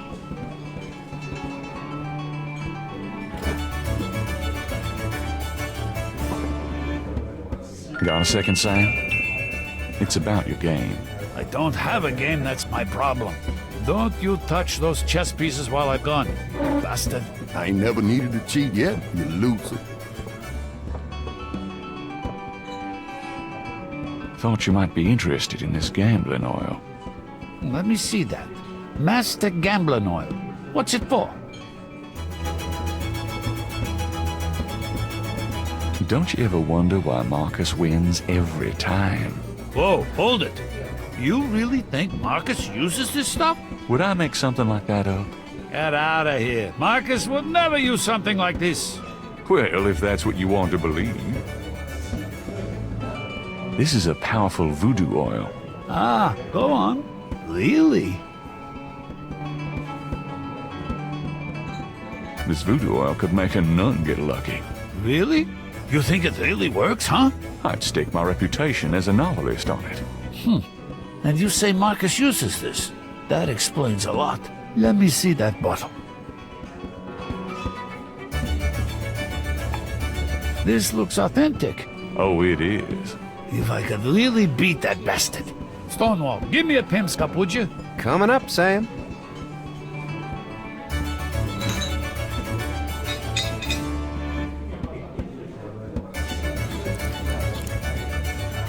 How much you think I ought to put in here?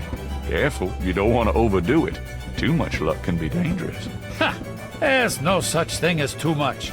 Now stand back. Come on already, I'm ready to checkmate. We'll see about that, Mr. Smarty Big Mouth.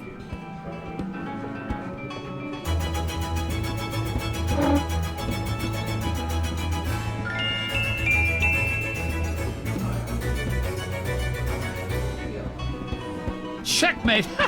Checkmate, you bastard! Son of a bitch. 20 years I've been waiting to say that. Checkmate! Checkmate! Checkmate! You are the biggest butthead, Sam Singleton, that I have ever met. Checkmate! You can just put that chessboard where the sun don't shine. Hallelujah! I did it! Yippee! Nice game. Nice game! Hell, I was brilliant! Course, I gotta give some of the credit to that oil of yours. I've been losing to that guy for 20 years. If you ever need a favor, you come to Sam, you hear? Will do.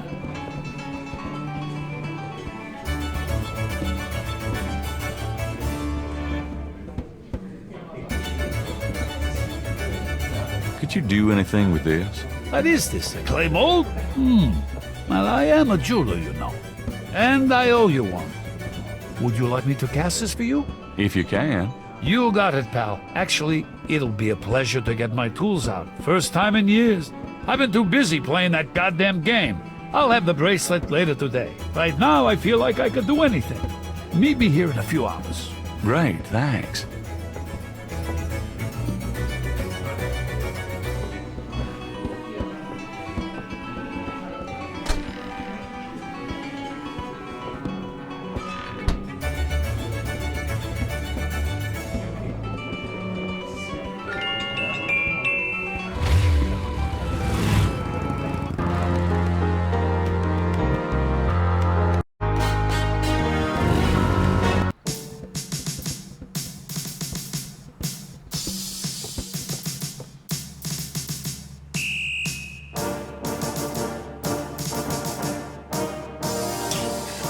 Knight, hate to tell you this, but you're out of a book. The Voodoo Murders case has been closed. I had a feeling you were gonna say that. Son of a bitch.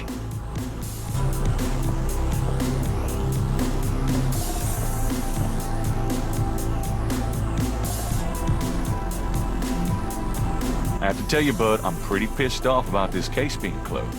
You guys are making a big mistake. Hey, I'm not any happier about it than you are, Knight, but I've got my orders.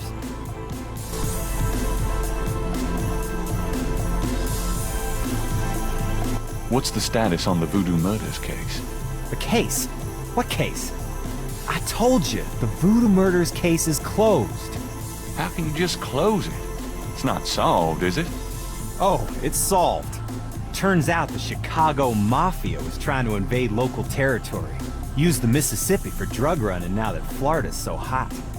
What we had here was a little resistance from the local businessmen. Word came in this morning that the Chicago group is giving up and pulling out of Nolans. But that doesn't bring the killers to justice. Well, the boys upstairs seem to figure it this way. Let the slime kill each other. Better the vermin we know than Chicago vermin, I guess. The attitude in the department is that we just been done a huge favor, and they're probably right. What about the local cartel? Are you just gonna let them go? At least they're part of us. We'll deal with them over time. Always have. Nolans is pretty clean that way, you know? Well, that's the illusion, isn't it? Look, I'm not totally in agreement here either. But what can I do? These guys are not about to get caught. I'm disappointed about the book, too. Look, next big murder case I get, I'll call you in, and we'll do that one up right, okay? In fact, I could probably dig up some old cases, and you could spice them up. No thanks. How can I convince you to reopen the case? Look, the department's not interested. So, couldn't you make them interested? With what? I got 7 bodies and still no leads. The voodoo angle's worthless, and besides, these people aren't hurting anybody but out-of-town drug dealers and hitmen. The voodoo stuff is not worthless. It's the key to the whole thing. And these people are dangerous. They need to be stopped. Okay, you want me to reopen this case? Prove what you just said. What do you mean? You need to prove that there's a legitimate voodoo cult in Narland. Prove that they're a threat. Get me a lead on the cult.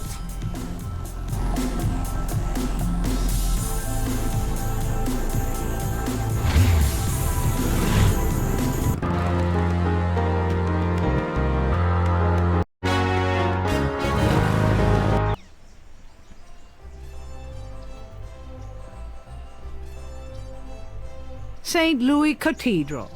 The original church on this site was built in 1724 and was named for Louis IX of France. That church burnt in the Great Fire of 1788. The present church dates from 1851. The Presbytere.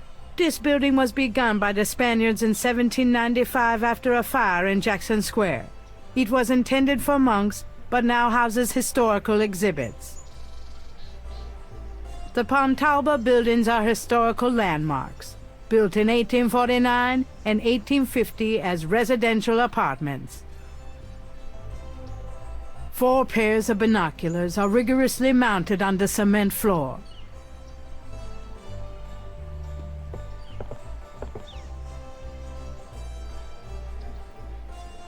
A Cajun band, inventive as always with their instruments, is having a good old time on the lawn. Funny how catchy that toe tapping can be.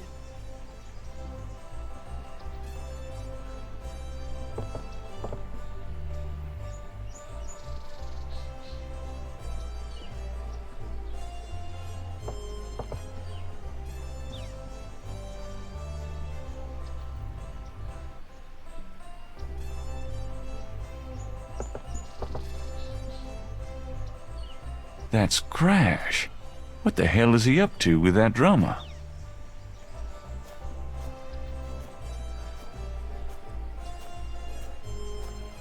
Huh, Crash and the drummer. Interesting.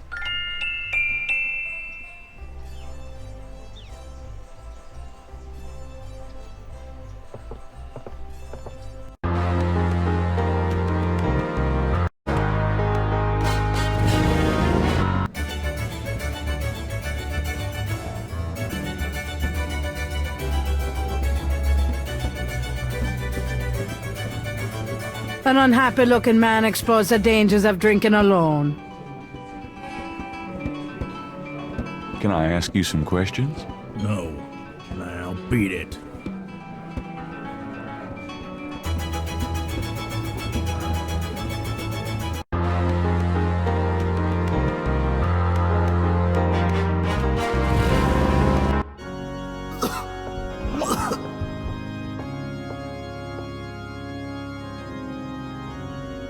Crash is huddled in a pew.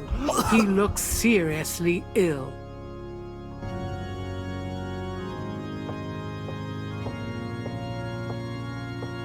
I need to talk to you. Ask you some questions. No way, man. I'm too sick. Go away. Come on. I have to know what you know about these voodoo people. You don't know nothing about nothing, man. You are so far out of it, you wouldn't understand anything. Just like that friend of yours, Mosley. Go away! I'm not like Mosley. I know more than you think I do. I'll believe you. Oh, forget it, man. It's not worth my breath.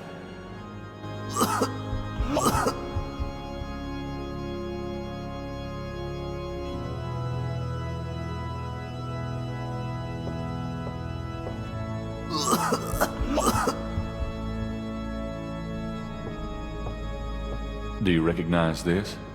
No. Oh, don't waste my time.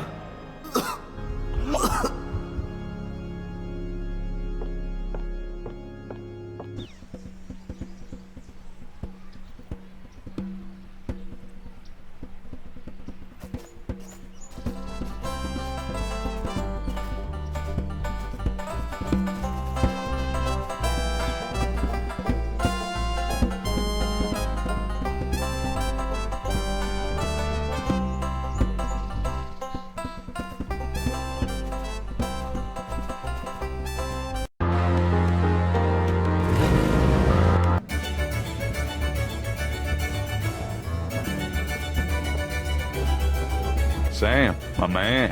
Hey there, it's you. I got that bracelet for you.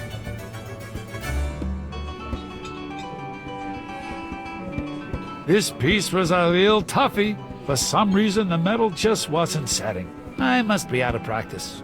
Well, it looks good to me. Thanks, Sam. No problem. By the way, I'm heading out of town tonight. Yeah? Where to? Marcus used to tell me that if I ever beat him at chess, he'd take me around the world. The old bastard has enough money stuffed in his mattress to cover the federal deficit, and he hates spending a penny of it. I'm going to enjoy watching him squirm to every mile. Sounds like fun. Good luck. Are you kidding? Luck is my middle name.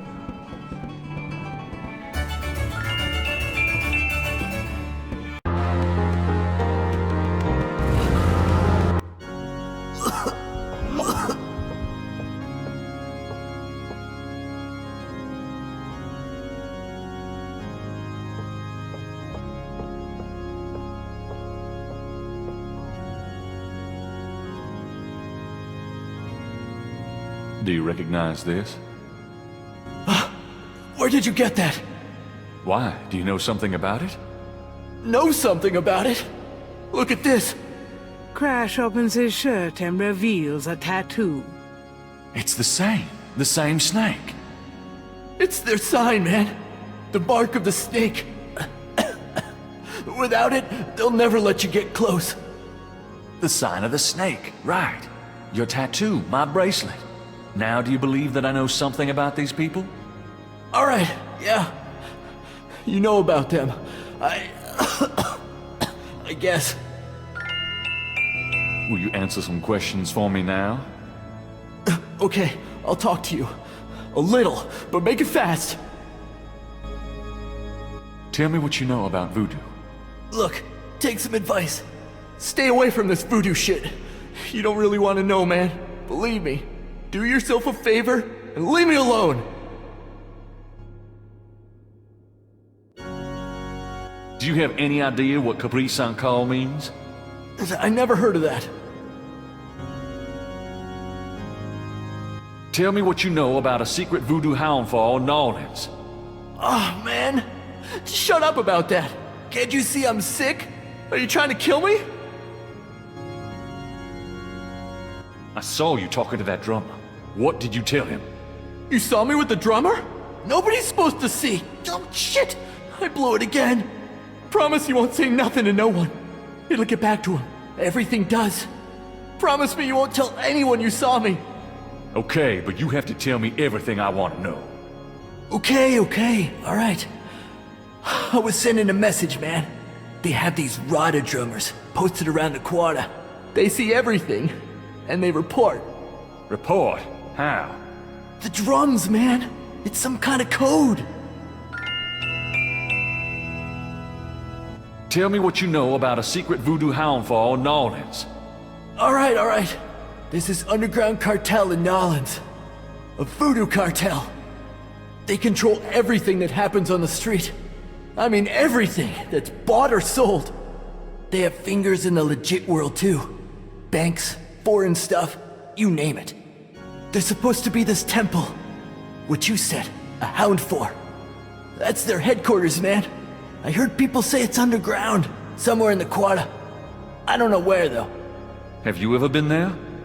No, I've never been in it. I'm nobody, man. A runner. But I saw them once. Out at the lake. They became animals, man. Beasts. I remember the eyes. The eyes. Hey, are you okay? The eyes.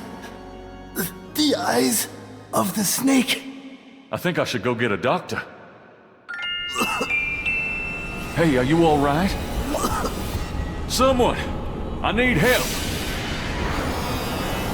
The eyes. The eyes of the snake. Dambala. Snake. Crash?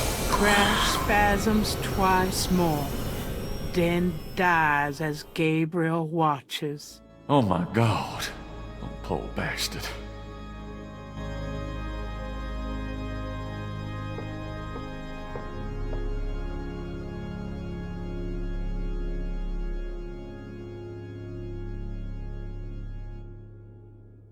On Crash's chest is a tattoo of a snake. That tattoo looks like Kazano's bracelet. Crash's face shows signs of strangulation. His death was not a pleasant one.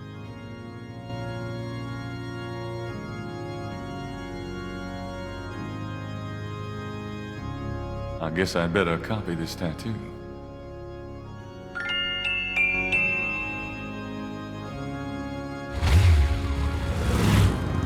It's getting late. Gabriel decides to go home for the day.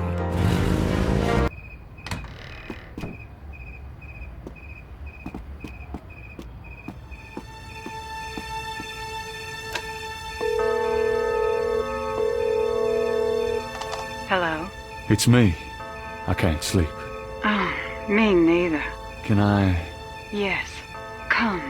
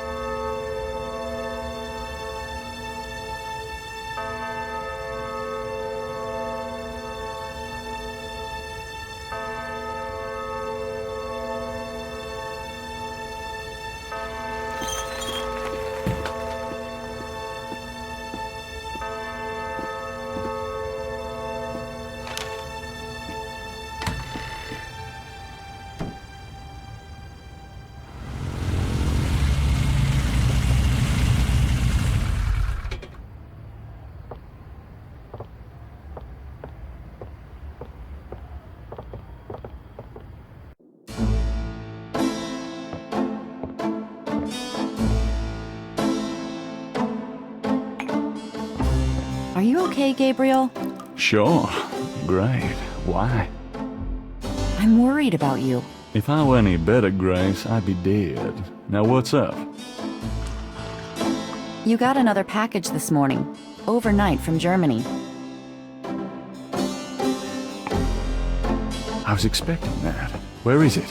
Well, it kind of came open, but I salvaged the contents. There was a letter from your great-uncle Wolfgang and a journal. The package just came open, huh? How'd you like the journal? Someone has to look after you. You're in trouble, in case you didn't know it.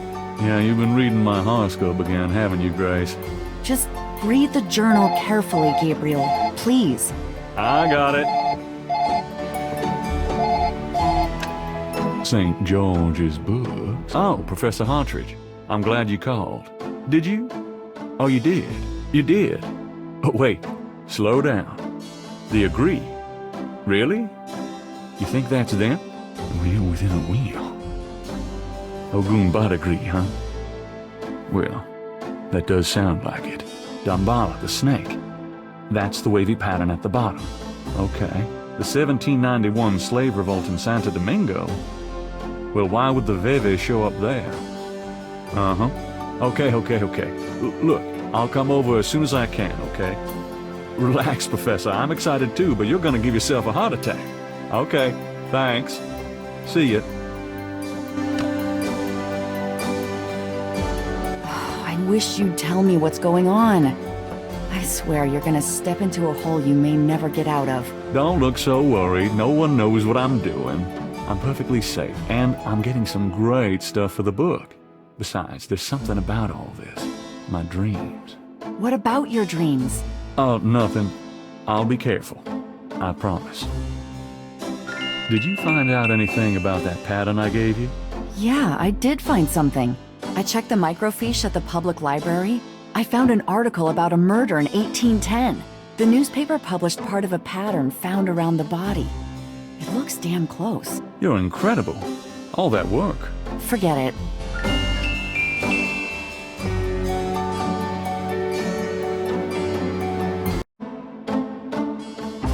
Got a minute, Grace? What's up? Could you do some research for me?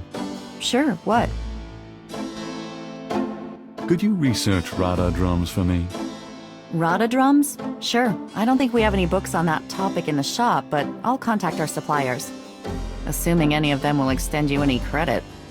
Tell them it's an emergency. Uh-huh. I can see where a Rada drum book would be incredibly urgent. Anything else? I can't think of anything. Have you ever heard of a Schattenjäger? No. Is that a voodoo word? I don't think so. It's German. No, sorry. I don't speak German. How do you feel about New Orleans these days? I'd rather be anywhere else in the world right now.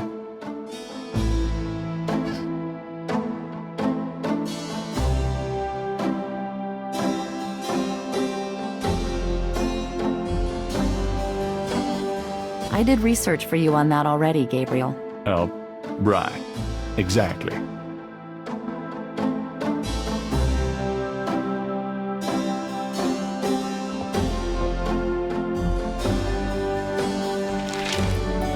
Times dated June 22nd, 1993.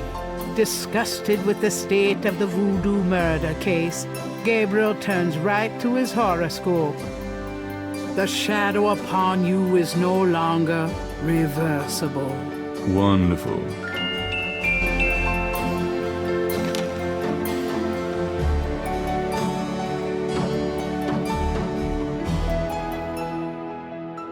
The newspaper clipping describes a ritualistic murder in Congo Square.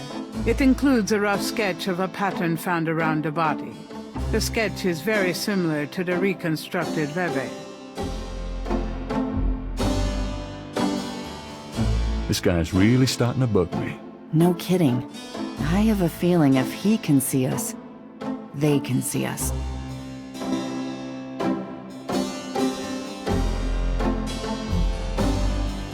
Wolfgang's letter says, Dear Gabriel, please read the enclosed journal carefully.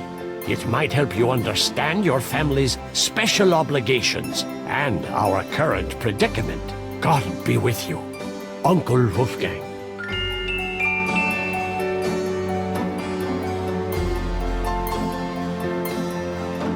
Gabriel reads through the pages Wolfgang marked. He reads of Gunter Ritter's journey to Charleston as a witch hunter, hired by the townsmen to solve a series of ritualistic murders. He reads about Gunter's meeting with the beautiful slave woman, Tetelo, and of Gunter's tormenting urges for her. Poor bastard. He reads of their physical union and passion, and of Gunter's investigation into the murders. The victims were all crew members on a certain slaving expedition to Africa, it seems. The second to the last entry describes Gunter's plan to set a trap for the coven committing the murders. He'd found a name on one of the surviving members of the crew, a man now living in the West Indies. Gunter has spread a false rumor that the man is returning to Charleston. He himself will impersonate a sailor and allow himself to fall into the hands of the coven. Naturally, Gunter has arranged for able-bodied assistants to follow and attack the coven before they can do him harm. Ballsy son of a bitch, wasn't he? Gabriel turns to the final entry of the journal.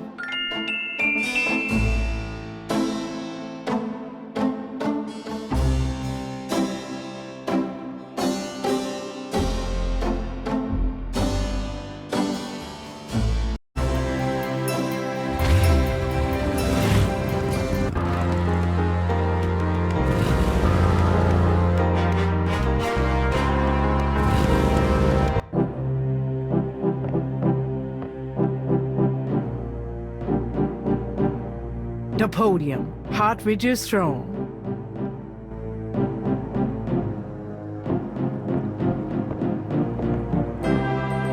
Hey, Hartridge, what's the good word? Hartridge?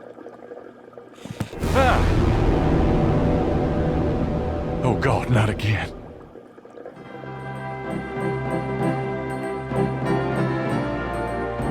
There must be something here about what Hartridge found out about that Veve.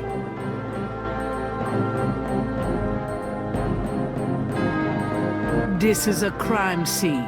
Gabriel wants to disturb it as little as possible.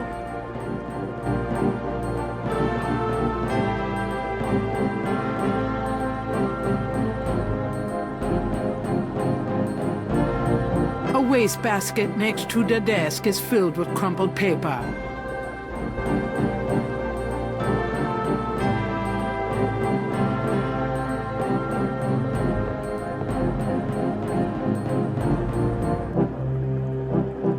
Damn, this is his notepad, but the top sheet's been taken.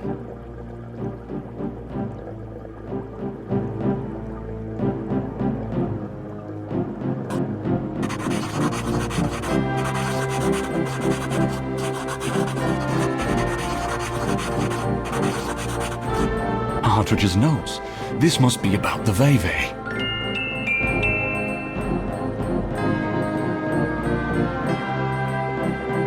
Thank God Hartridge was a doodler.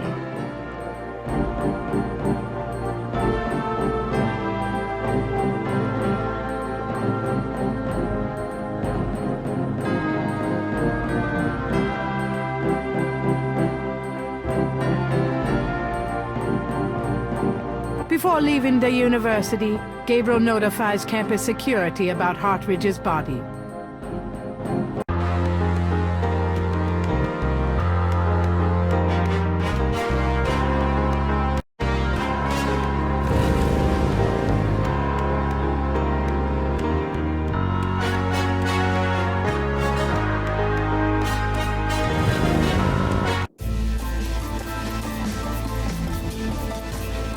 Welcome, Seeker.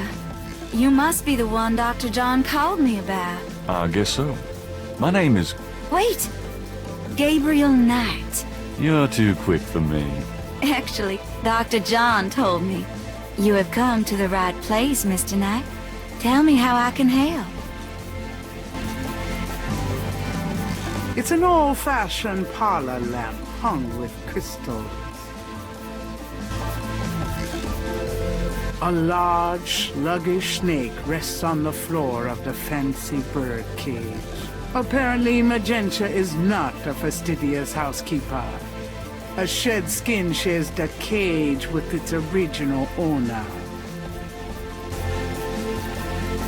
A large crystal ball is prominently displayed. Magenta Moonbeam is wrapped in gauze and silks.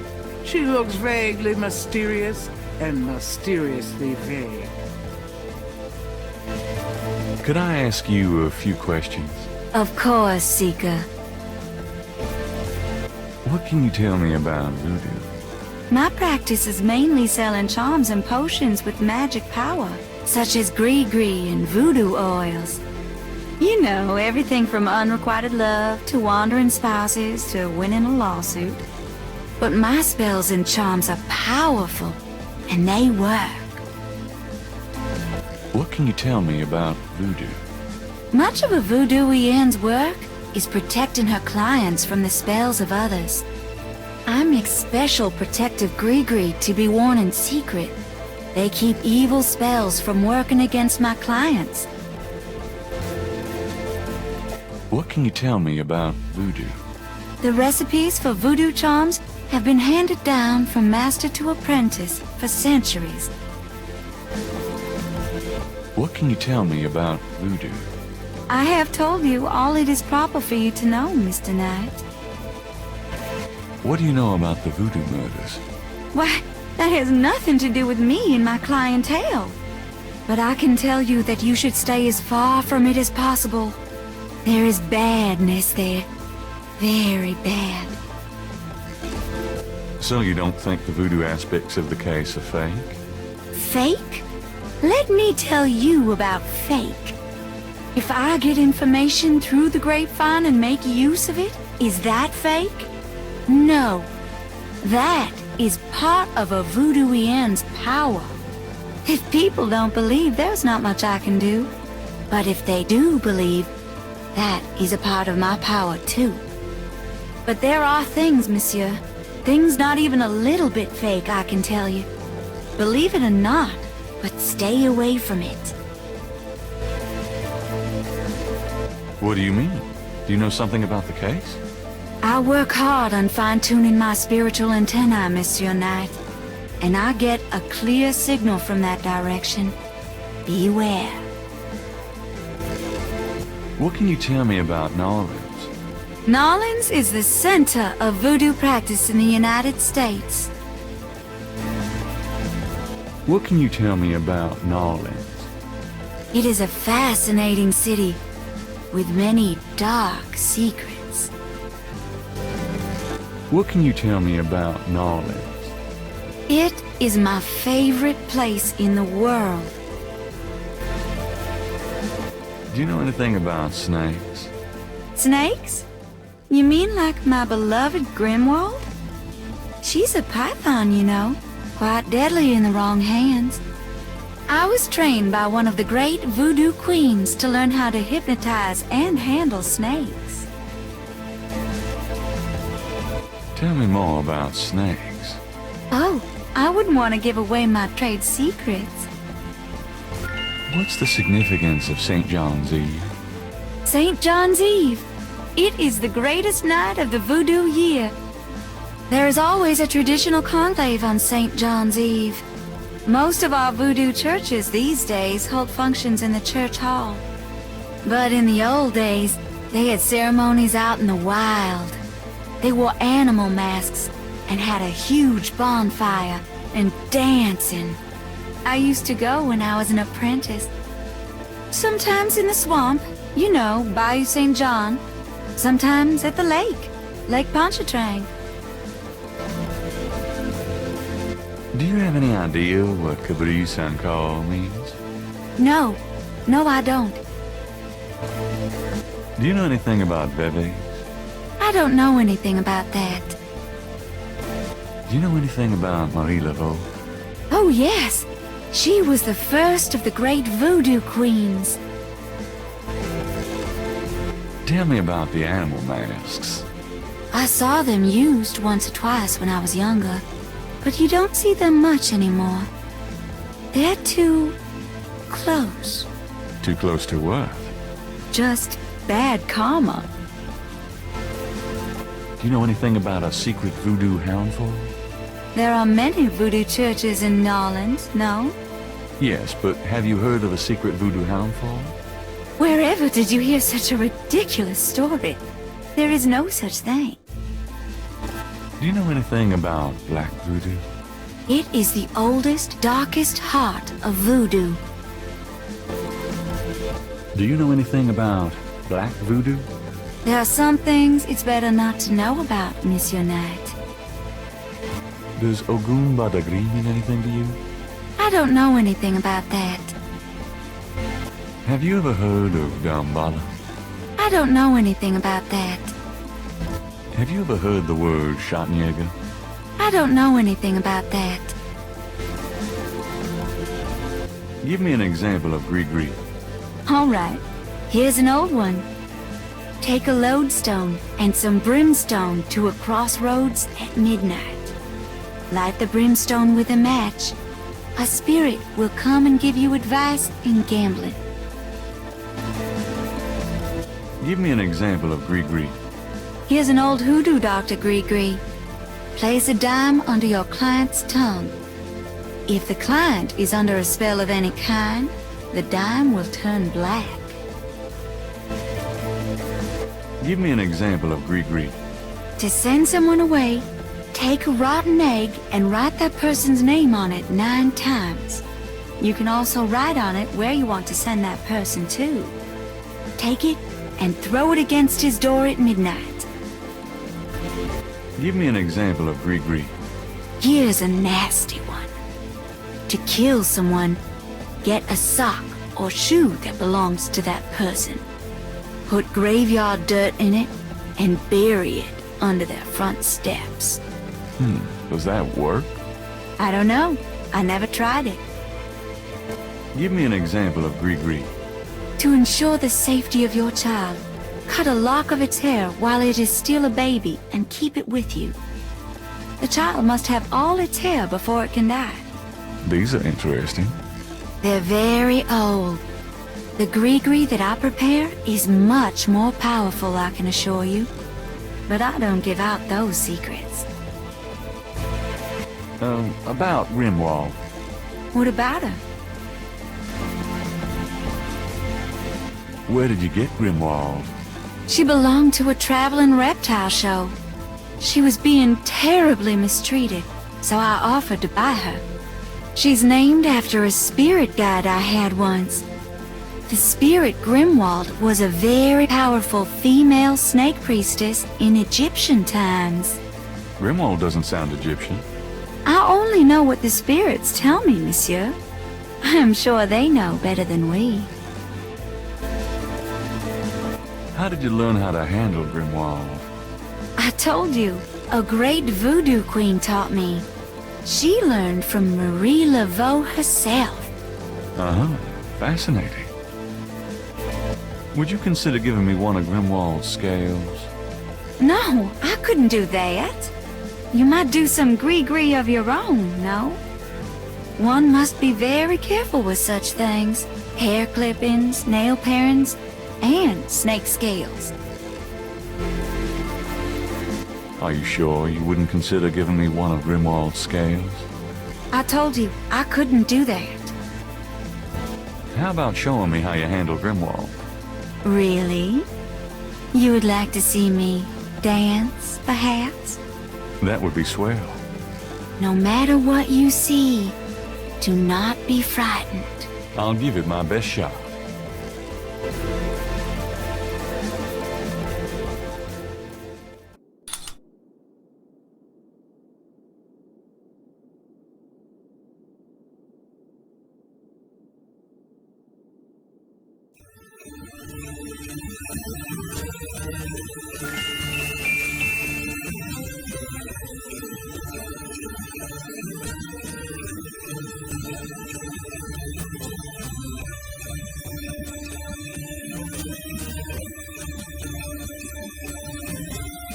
Gabriel grabs the shed snake skin while Magenta is otherwise occupied. Gabriel magnifies the shed skin from Magenta Moonbeam snake.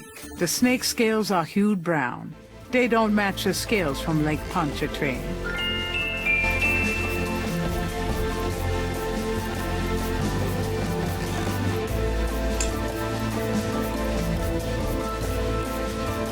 There. Truly inspiring, isn't it? That's certainly one word for it.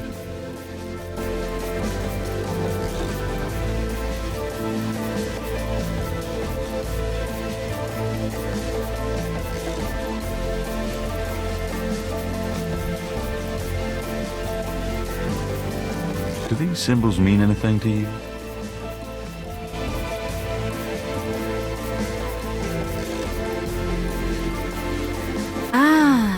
The voodoo code. It is very secret, yes. I studied it with my mentor, the great Queen Tabitha. Really? Great. Can you tell me what it says? I'm afraid I could never translate this code for an outsider such as yourself, Monsieur Knight.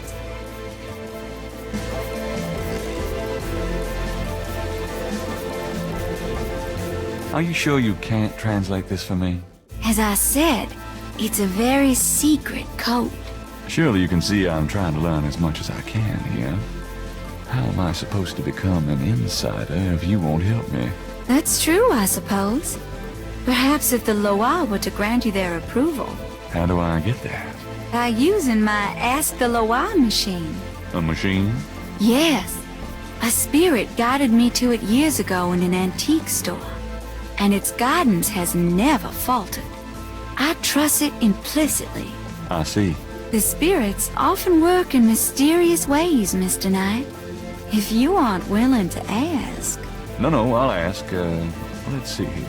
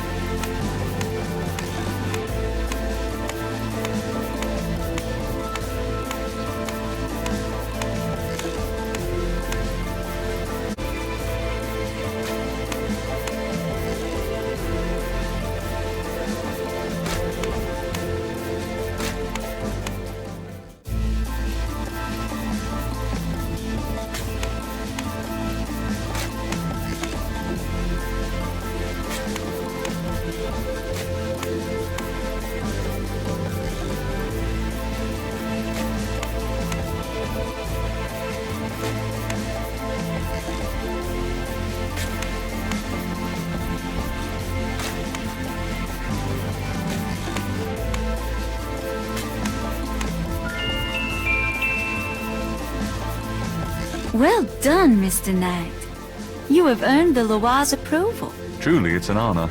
Now, about that code. Let me see.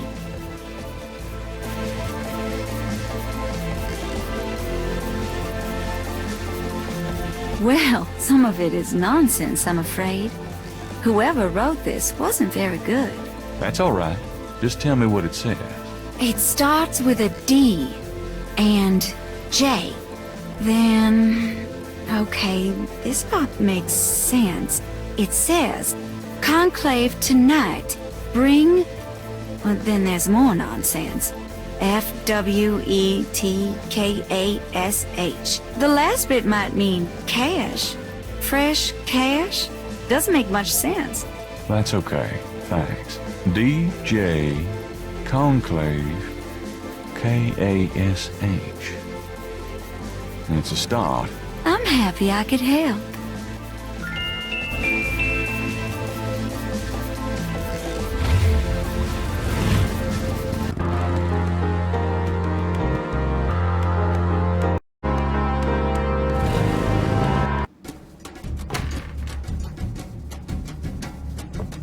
Why is it so dark in here?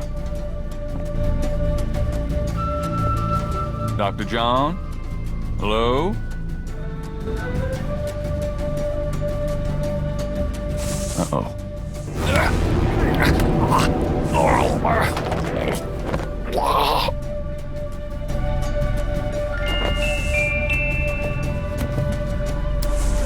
You bastard!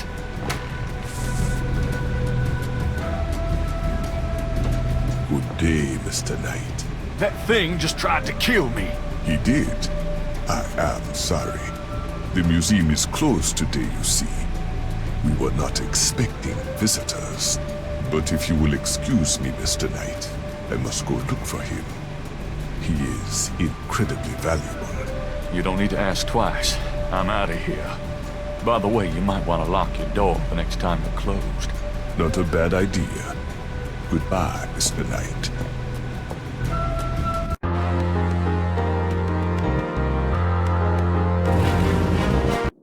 What happened to you?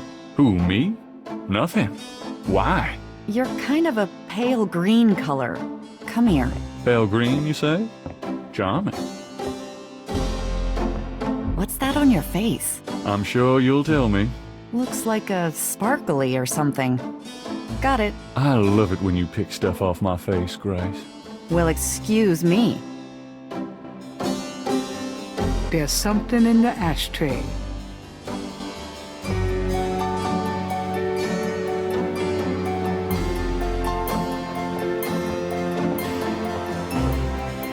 There's a snake scale in the ashtray.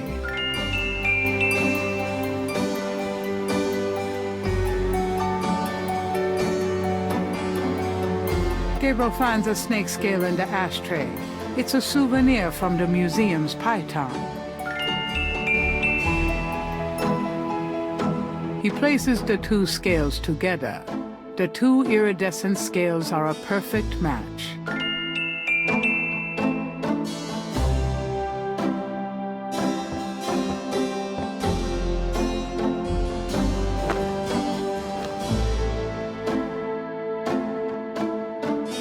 See you later. See ya.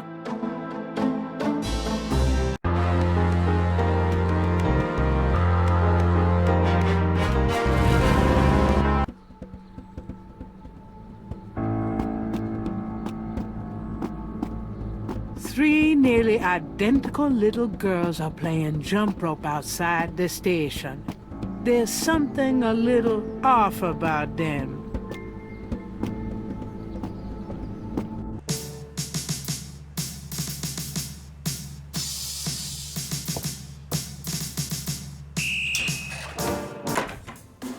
Hey, hey, hey. Knight, come on in.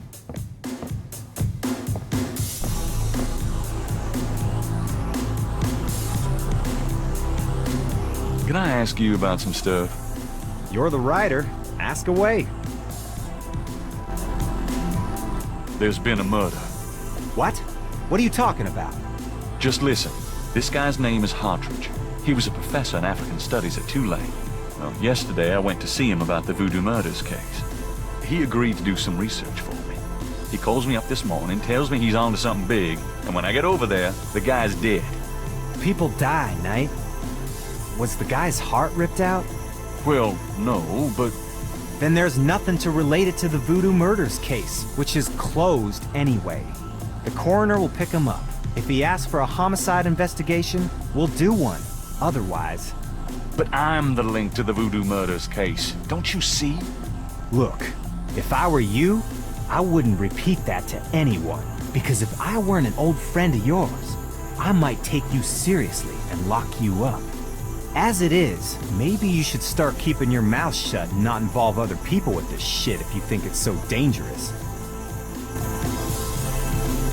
Crash is dead. What? What are you talking about? I let him go yesterday. Yeah, and I watched him die yesterday at St. Louis Cathedral. At the cathedral? I guess he was trying to get a last-minute A-train ticket, huh? Poor bastard. I think you should go find the body at the morgue. He was killed by the voodoo cult. Crash said... Crash said? What, he mentioned pink elephants too? Aren't you going to investigate? Civilians.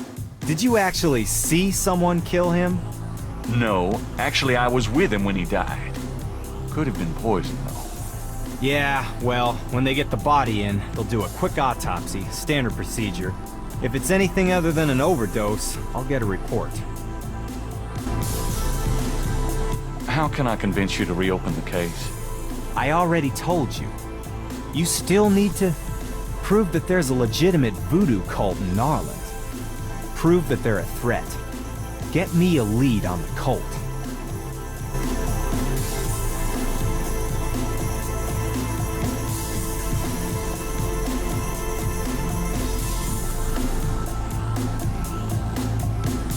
You know those marks you found around the murder victims? This is a reconstruction of the whole pattern. What makes you think this is an accurate reconstruction? Well, I borrowed the partial patterns from your police file and did my own tracing of the pattern at Lake Pontchartrain. An architectural artist reconstructed it for me from the partials. Really? So this is the whole pattern, huh? That's pretty good work, Knight. But that doesn't prove that this pattern is really connected to voodoo.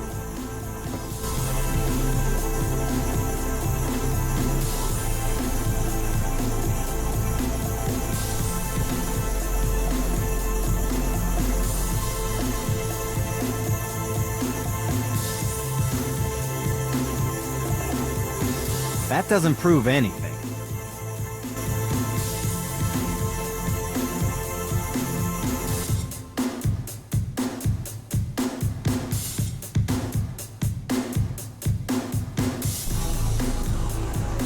I have this. Take a look at these notes. They're from Professor Hartridge at Tulane University. Yeah? What about them? They confirm that the pattern for the murders is of African origin. Really? That's incredible, isn't it? Something like that showing up here. It's been here for quite some time, so it seems. I'm impressed. Okay, you convinced me. The murders were done by a legitimate voodoo cult.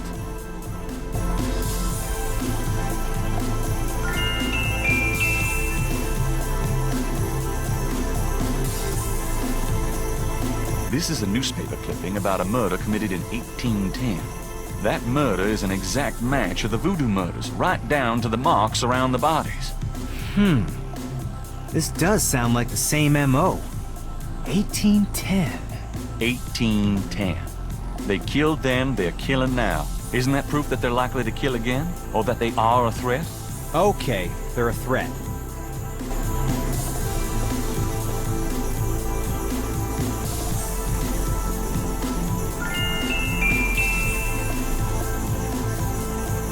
Mosley was one of those beefy guys in his youth. Now he's getting lumpy.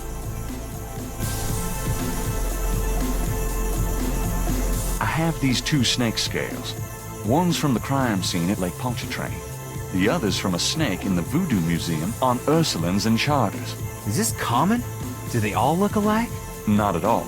They're both constrictor scales and the coloring is the same. A python's coloring is quite individualistic. A python? That's right. Hardly an indigenous snake to Louisiana. Somehow, some way, the Voodoo Museum's python was at the scene of the Lake Pontchartrain murder. Well, I'd call that a lead, all right. It definitely suggests certain lines of inquiry at the museum. Not bad work, Knight. Okay, I'll reopen the case. I hate to admit it, but you've done some pretty good detective work here, Knight. Well, you know what they say. Imitation is the sincerest form of flattery. Well, point taken. Glad I could inspire you. I'll check around the department, but I have a feeling I'm on my own. I'll be in touch. Meanwhile, you stay out of trouble. I mean it. I'll try. Thanks, bud.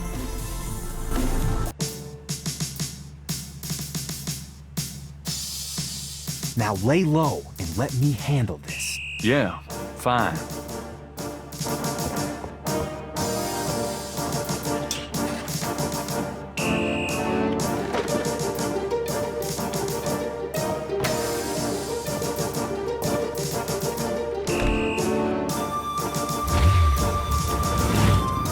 It's getting late. Gabriel decides to go home for the day.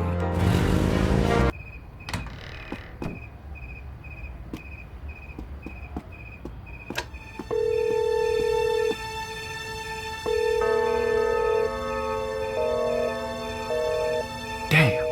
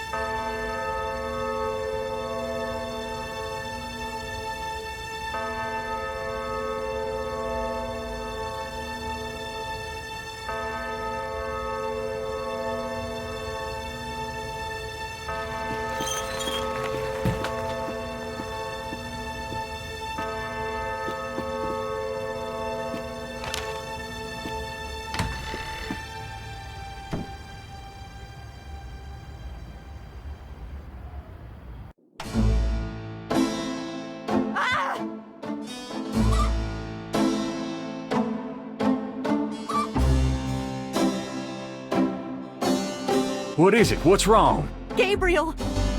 I see it, Grace. Hold on. There's no one in the shop, and I know there's no one in the back. It's okay. Okay? Gabriel, that thing is still barely alive. How could someone do this? With a knife, maybe? Oh, God, don't even start. We should call the police. No, I'll take care of it. But, Gabriel? I said I'll take care of it. Why don't you go get some coffee? I'll have it all cleaned up before you get back. They know where you live now. Shh, it's gonna be fine. Now go on. Are you sure you don't want to go home? I could close the shop today. No, I'd rather keep busy. I'll be fine. At least that creepy guy is gone. Not that they aren't still watching. Anyway, speaking of keeping busy, we got that book you ordered in this morning. The one on Rada drums. Really? Great.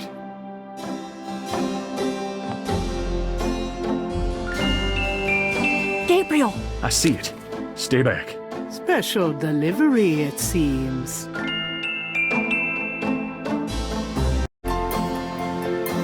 The book contains several pages of Rada drum codes. It's just an envelope. I can see that.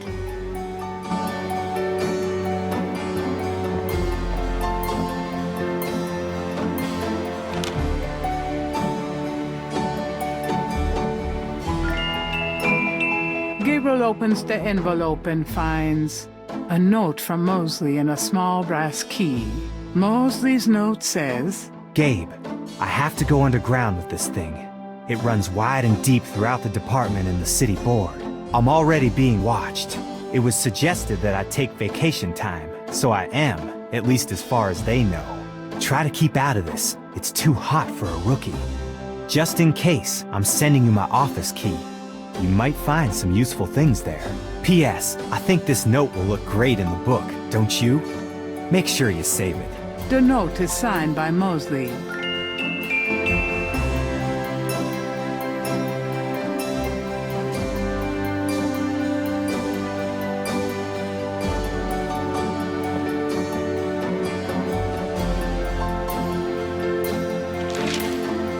Times dated June 23rd, 1993.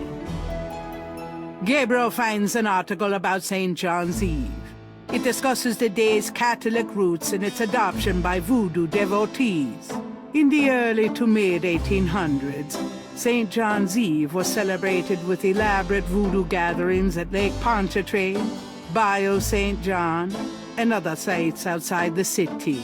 These days, the day is commemorated commercially in some of the local shops, and a few churches still hold a St. John's Eve Mass. Despite his better judgment, Gabriel reads his horoscope. Today you will either die, or your life will change forever. Sure, why not? It is St. John's Eve. They'll be out tonight for sure. But where?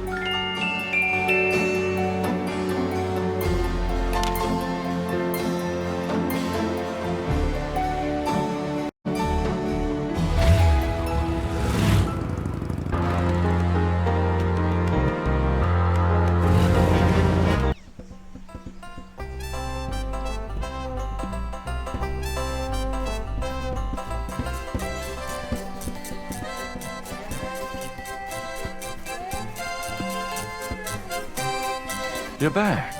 You know, you really freaked me out running off like that. Anybody home?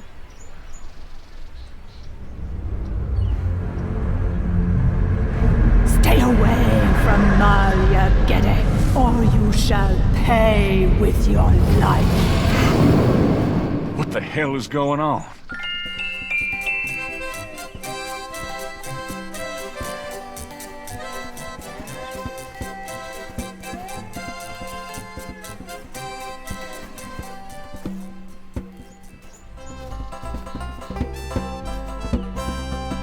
Gabriel listens carefully to the drum and opens his Rada book to translate.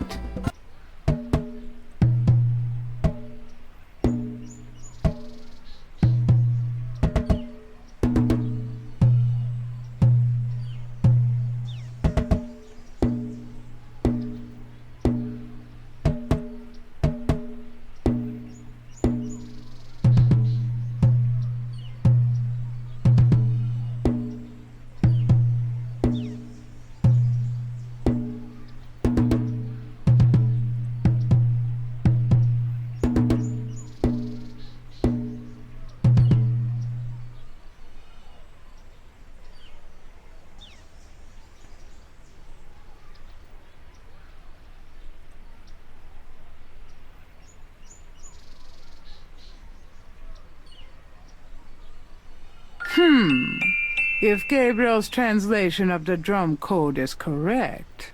There'll be a conclave tonight in the swamp. That must be the bayou.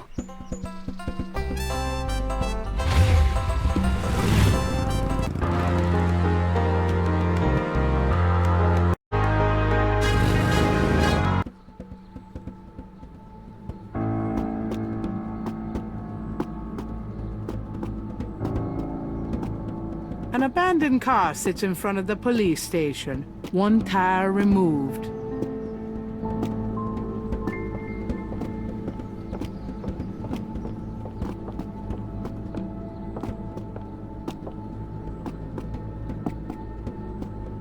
Oh, God. That's awful. It might come in handy.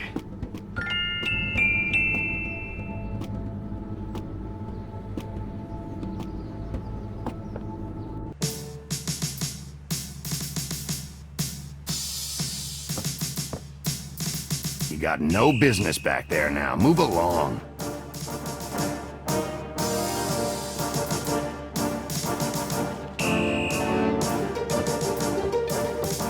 I'm here to see Detective Mosley. We don't have a Detective Mosley here. What?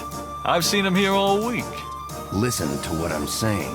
We don't have a Detective Mosley on the force. Interesting design for a trash can. Must have been on sale at Cops R Us.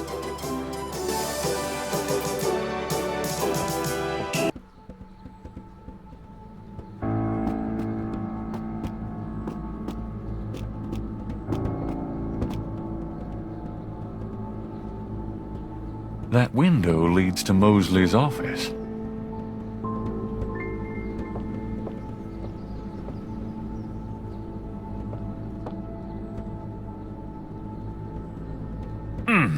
It's stuck.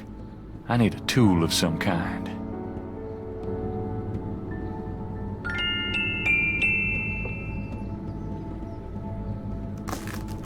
All right, I'm going in.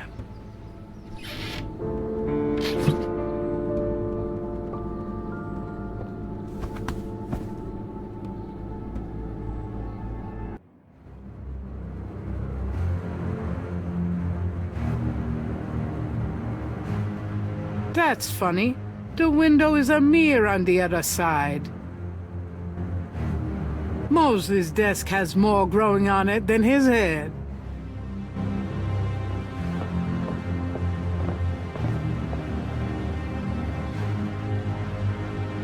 It's locked.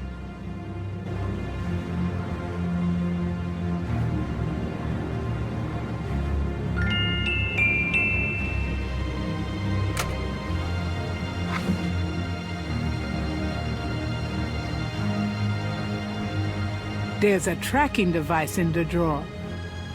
This tracker might come in handy.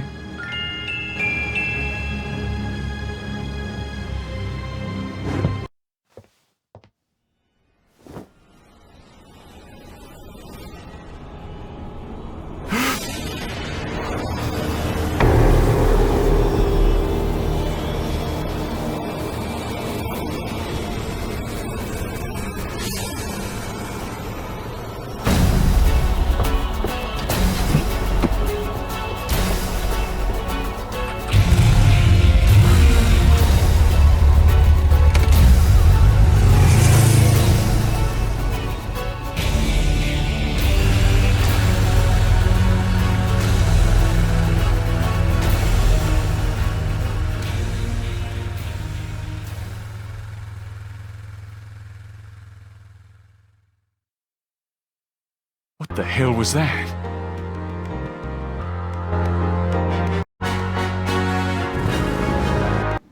Hello, Dr. John. Glad you could return to us, Mr. Knight.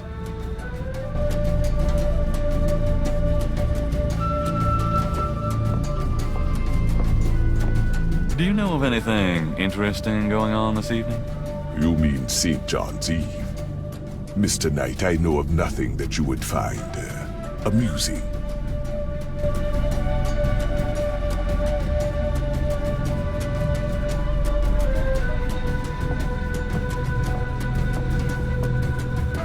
The voodoo shrine is filled with items that both fascinate Gabriel and also make his skin crawl.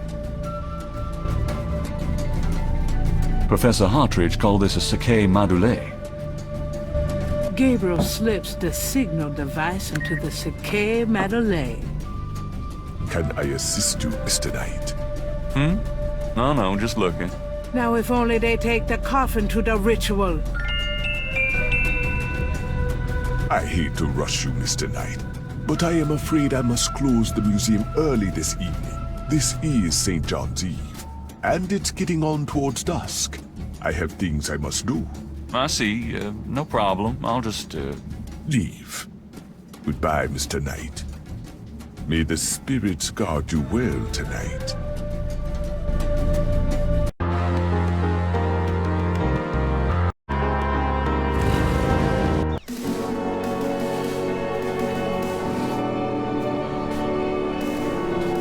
A new series of crosses is on the wall.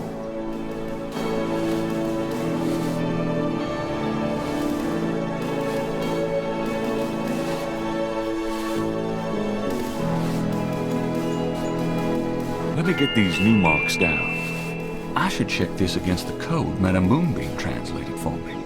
Maybe I can figure out what this new message says.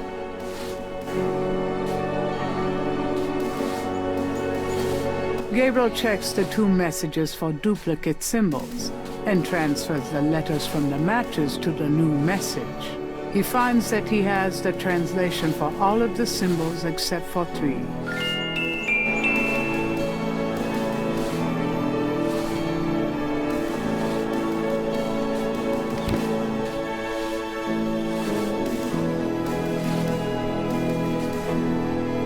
Gabriel should at least wait until the watchman is gone before defacing the tomb.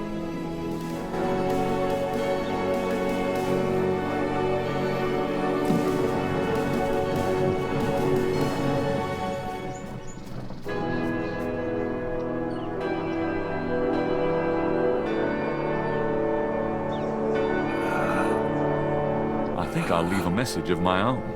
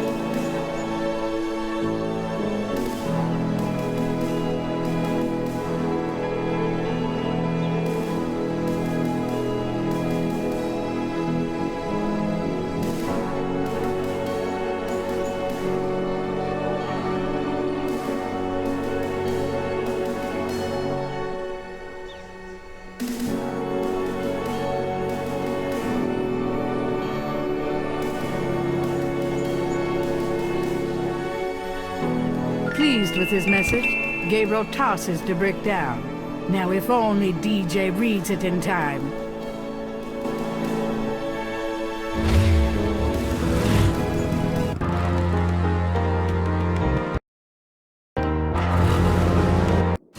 Hey, Grace, here I am. Whew, boy, party time.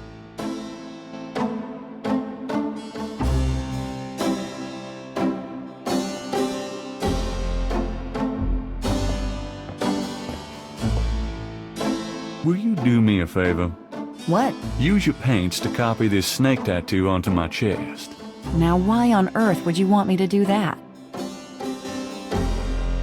I'm going to a party tonight. Costume, you know. You don't say. I guess you're going with Malia. Yeah. That's right. And why should I help you out when I don't even like Malia? Well, if you're jealous about my feelings for her. You know that's not it. I just think, as your friend, that she's trouble. It's perfectly understandable. I know that you have certain feelings for me, quite naturally. Me? I would rather be hung by my hair over a bed of scorpions. I know it must be hard having it in your face like this. No chance to avoid hearing about it, seeing it day by day. Fine, I'll do it. Just shut up. Can we at least go in the back? Sure, but could you say that one more time and pout your lips more? Ugh. What'd I say?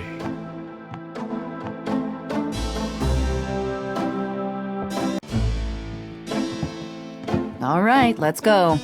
The shirt, please. You don't know how long I've been waiting for this moment. Now.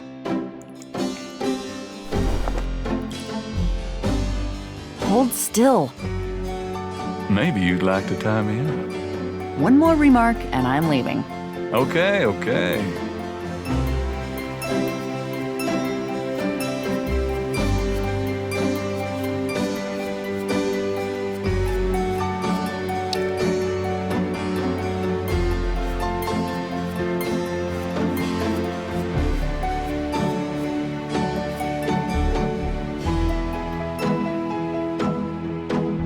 Done. It's just stunning. Sorry I couldn't make it last longer. Well, it was about what I expected from you.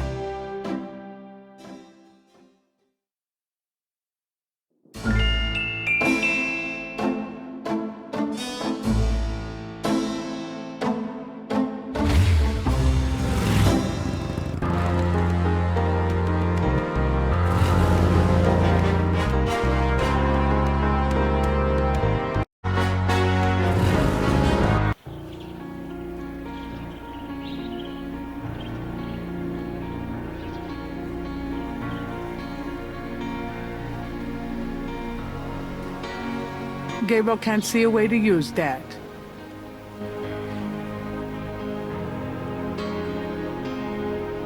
Gabriel pulls out the tracking device, hoping that the Sakei Madelay made it to the ritual and that this thing will work. All right, there's a blip. They must be here with the second module.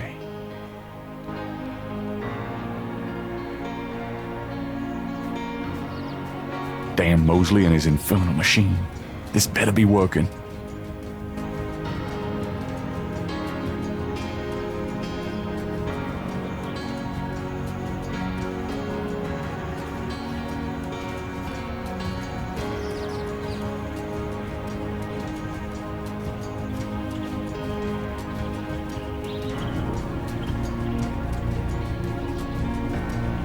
Gabriel can barely focus on the LED with those drums in his head. He hopes he's reading it correctly.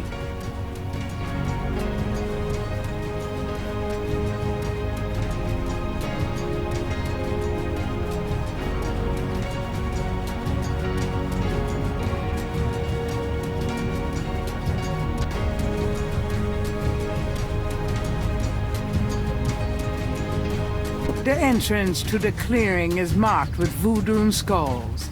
At last.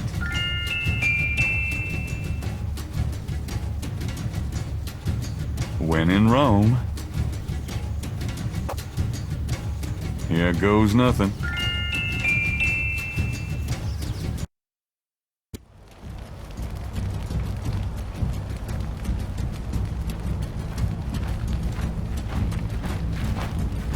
Welcome, Brother Crocodile. Please join the other celebrants. Yes, Dr. John, Brother Eagle. But first, name the great serpent who crushes all in his coils.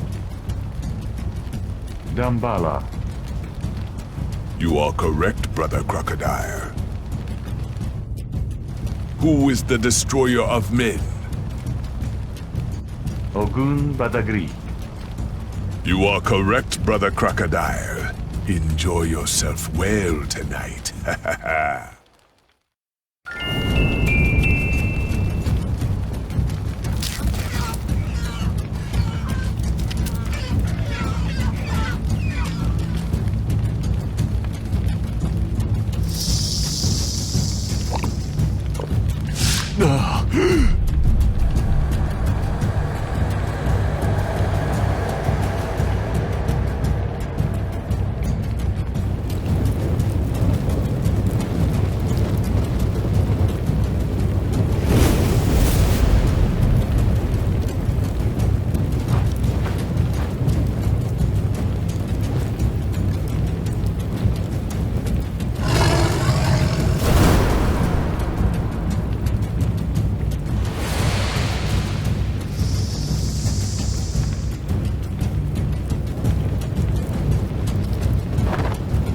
Gabriel!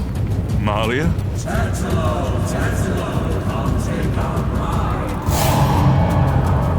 I know you now. I can smell his blood in your veins. No! You cannot change your destiny, or ours. No! I will find you. I will destroy you. No! Where is your necklace now, witch hunter? Where are your pretty, pretty gems?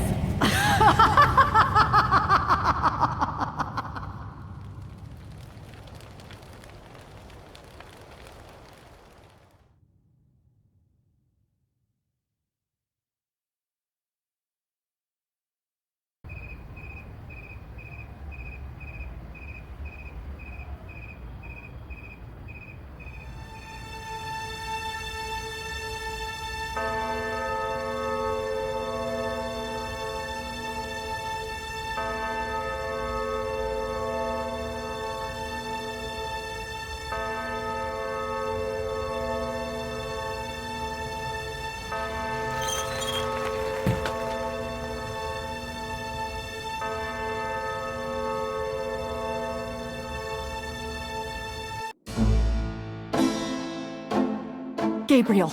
Gabriel, wake up! Ow, my head. Oh, it's about time.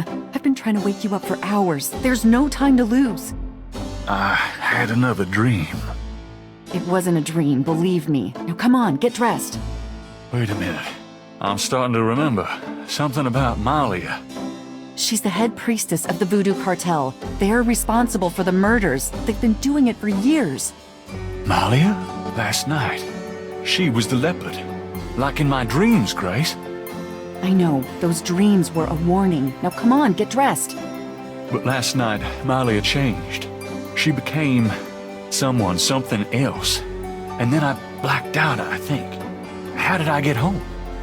I followed you last night. I knew you were gonna try to sneak into a ceremony. Lucky for you that I did. If you'd been left at that circle last night, I don't know what she would have done to you. You're wrong. Malia wouldn't hurt me. What about Tetelo? Tetelo. They were chanting that last night. That's the name from Gunther's journal, the woman who took the talisman. Yes, Gabriel, it's your destiny you're facing. You can't just blunder your way through this or you'll end up dead. You have to call your great-uncle in Germany. He knows more about this than we do. Okay, I'll call him. But Malia isn't responsible for those things, Grace. It's that spirit, that Loa. It's Tetelo. Yeah, possession is convenient that way. Call Wolfgang, Gabriel. I'll be in the shop.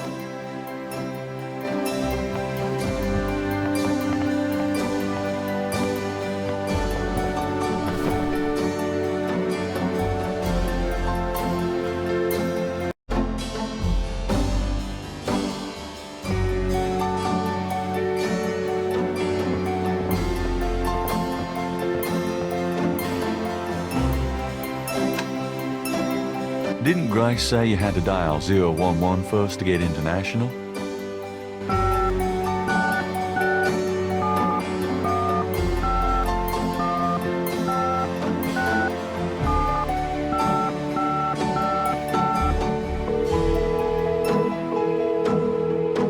Guten Tag, Sie haben Schloss Ritter erreicht. This is Gabriel Knight. Can I speak to Wolfgang, please? Ja, Herr Knight. Einen Moment bitte. Gabriel, it's so good to hear your voice. I had such a dream last night. There's a good reason for that, Uncle Wolfgang. We need to talk. Gabriel fills in Wolfgang on the events of the previous evening. It's even worse than I thought. We have to talk about what I should do. What can you tell me about Schottenjägers? Of course, I sometimes forget how little you know of the family, Gabriel. I never understood how Heinz could allow his sons to remain ignorant. But now is not the time for that discussion.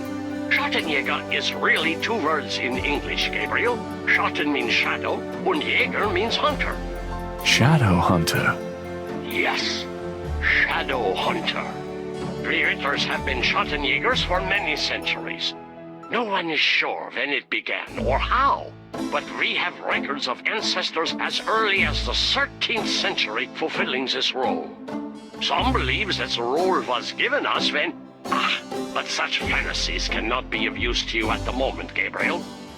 Most people are completely blind to the fact that evil does exist.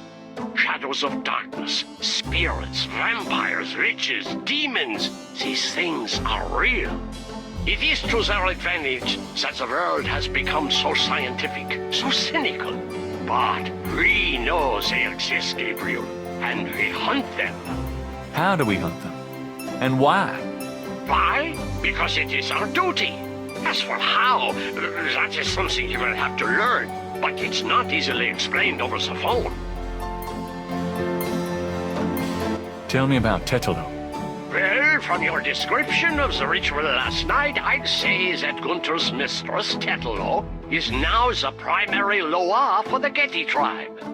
It seems she still controls them by possessing her female descendants and speaking through them. You remember in Gunter's journal he said that Tetelo was possessed by her father's Loa during the killings in Charleston. This sounds similar, but Tetelo has obviously become a much more powerful Loa than her father ever was. Probably because of the added power of the talisman.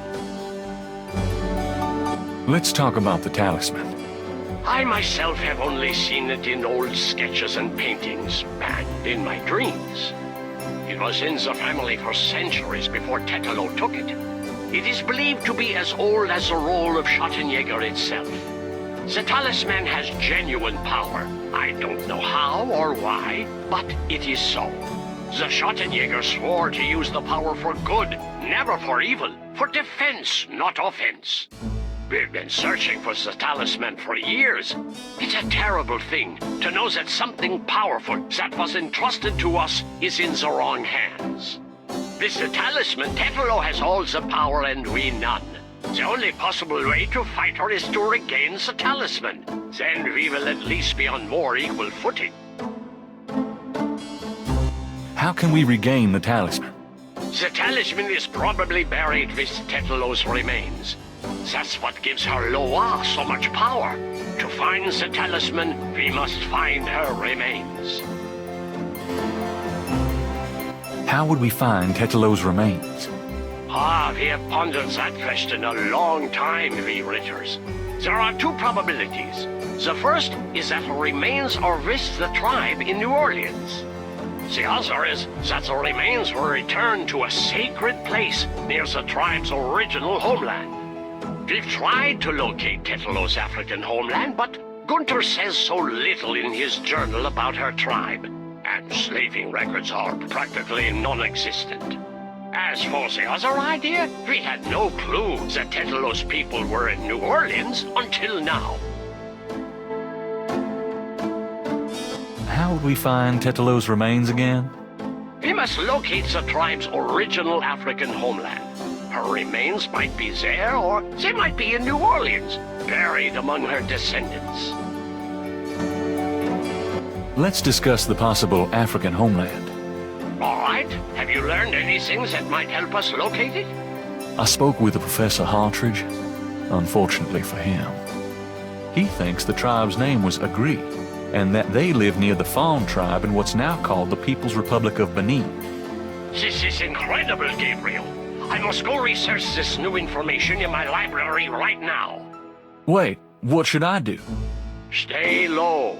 If you get a chance, you might look into the possibility that Tetelo's remains are somewhere in New Orleans. But don't try to broach their private areas without my assistance, Gabriel. You will make a fine Schottenjäger, but only if you are not dead. Sure. I'll wait. Goodbye then, Gabriel. And remember, if you need a place of safety, come to Schloss Ritter.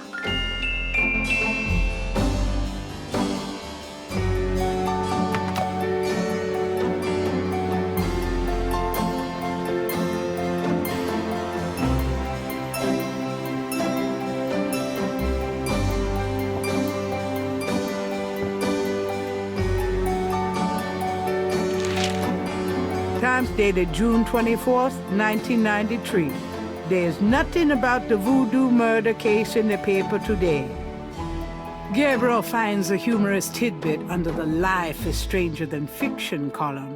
Apparently, there were reports of ghosts in the Bayou St. John last night. Various people called the newspaper with stories about hearing strange noises and seeing weird lights over the swamp. Some folks claim it's a ghost of Marie Laveau. The paper relates it to similar delusions that crop up every Halloween. Gabriel knows better. Gabriel's horoscope today reads, "Wise is the warrior who knows when to fight and when to get the hell out of Dodge." God help me, I'm actually starting to listen to this guy.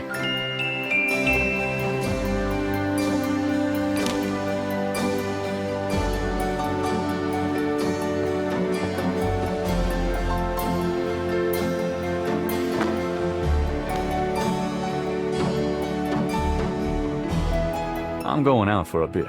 Be careful.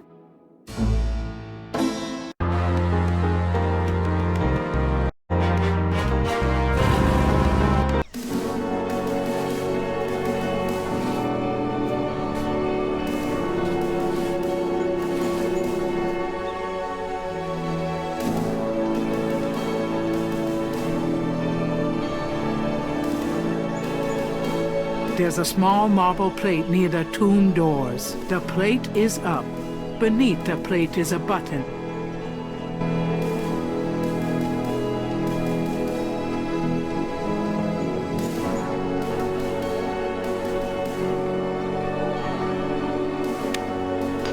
Gabriel hears the faint sound of breaking glass.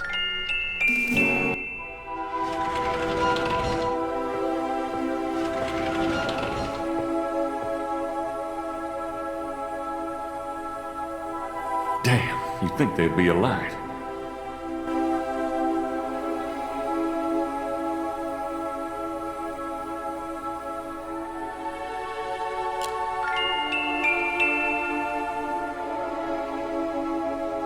The plaque on the drawer has a name etched on it. Jacqueline Getty. The plaque on the drawer has a name etched on it. Priscilla Getty.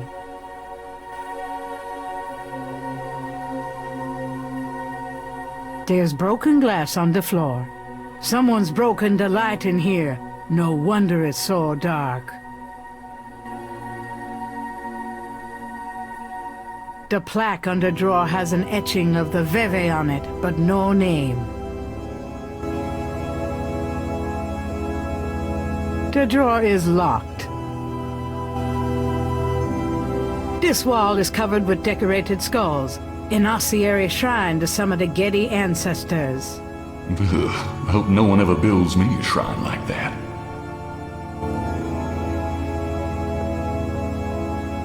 I think I know what happened to the men in the family now. Huh. Some of these look loose.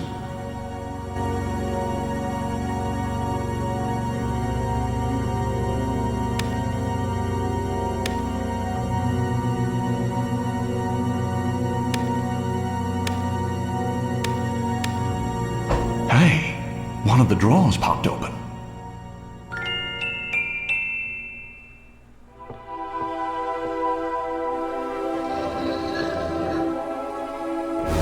Mosley!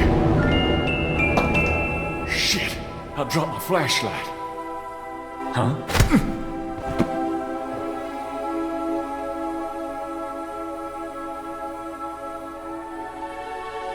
Ouch.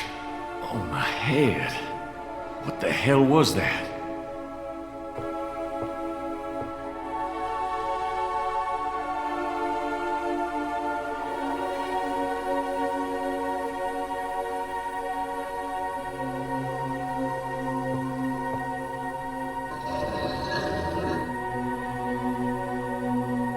Mosley's body is gone. There's a wallet in the drawer. It must have fallen from Mosley's jacket when the body was moved. Gabriel opens the wallet and finds some ID belonging to Mosley and an American's repressed card.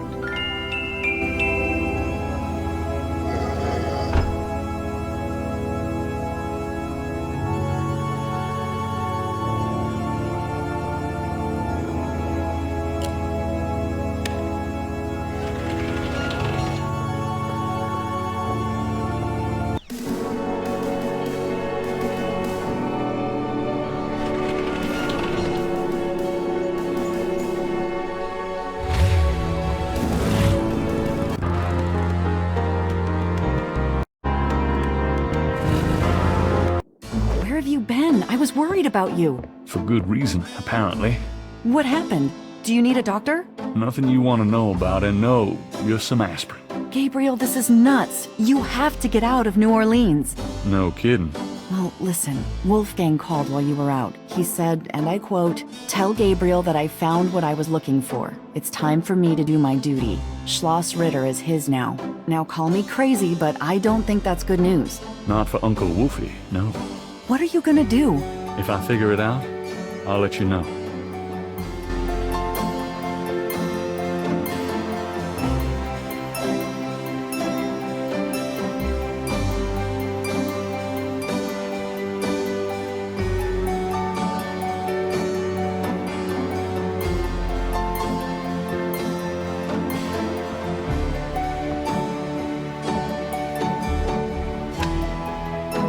Didn't Grace say you had to dial 011 first to get international?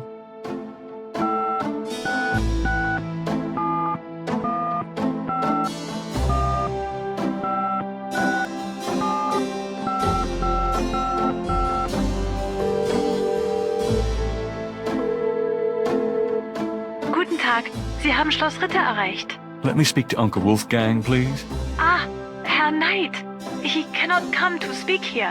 What do you mean? I cannot get him. Sorry. Goodbye. But...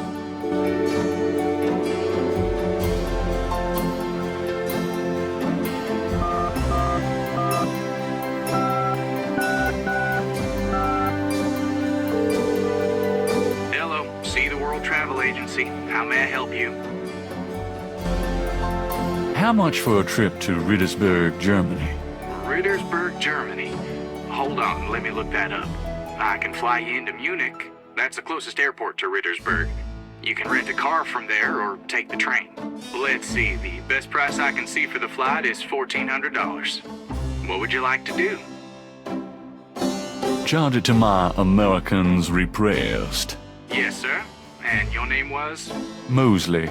Feeling a little guilty, Gabriel gives the travel agent Mosley's card number and is informed that he can pick up his tickets at the Nolens International Airport.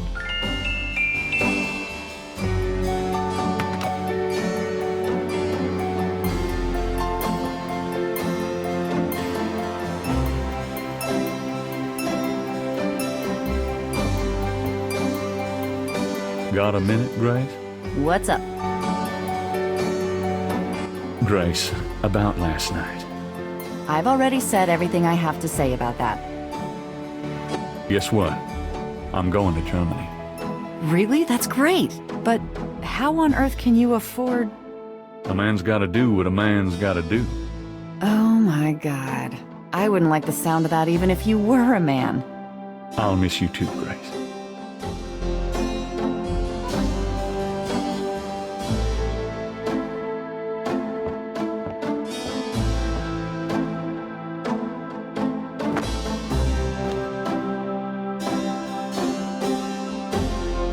Goodbye, Gracie. Good luck. Let me know what's going on, will you? Of course. Are you gonna be okay here by yourself? I'll be fine. Just fix this, okay? I'm trying, Gracie.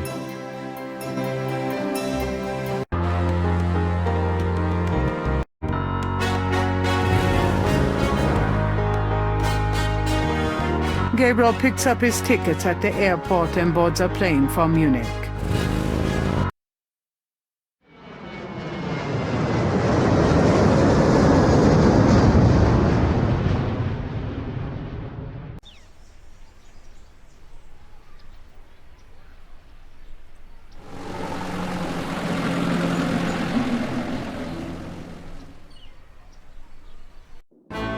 Wolfgang? Hello, my name is Knight. Gabriel Knight. Herr Knight! Oh, kommen Sie bitte herein. I mean, come in, please, Herr Knight. I was not expecting you. Has Wolfgang sent you here? Uncle Wolfgang? No, I came to see him. Isn't he here? No, he is gone. I'm sorry. You came all this way. No, great. That's all I need. Herr Knight, Wolfgang told me all about you and gave me instructions for you to feel welcome here. Please, this is your home. You are a Ritter, no? I'm just doing some work. I will continue and you may make yourself comfortable. If there's anything you need, please ask me. You may use Wolfgang's bedroom. It is at the top of the stairs. Thank you, miss. You may call me Gerda, Herr Knight.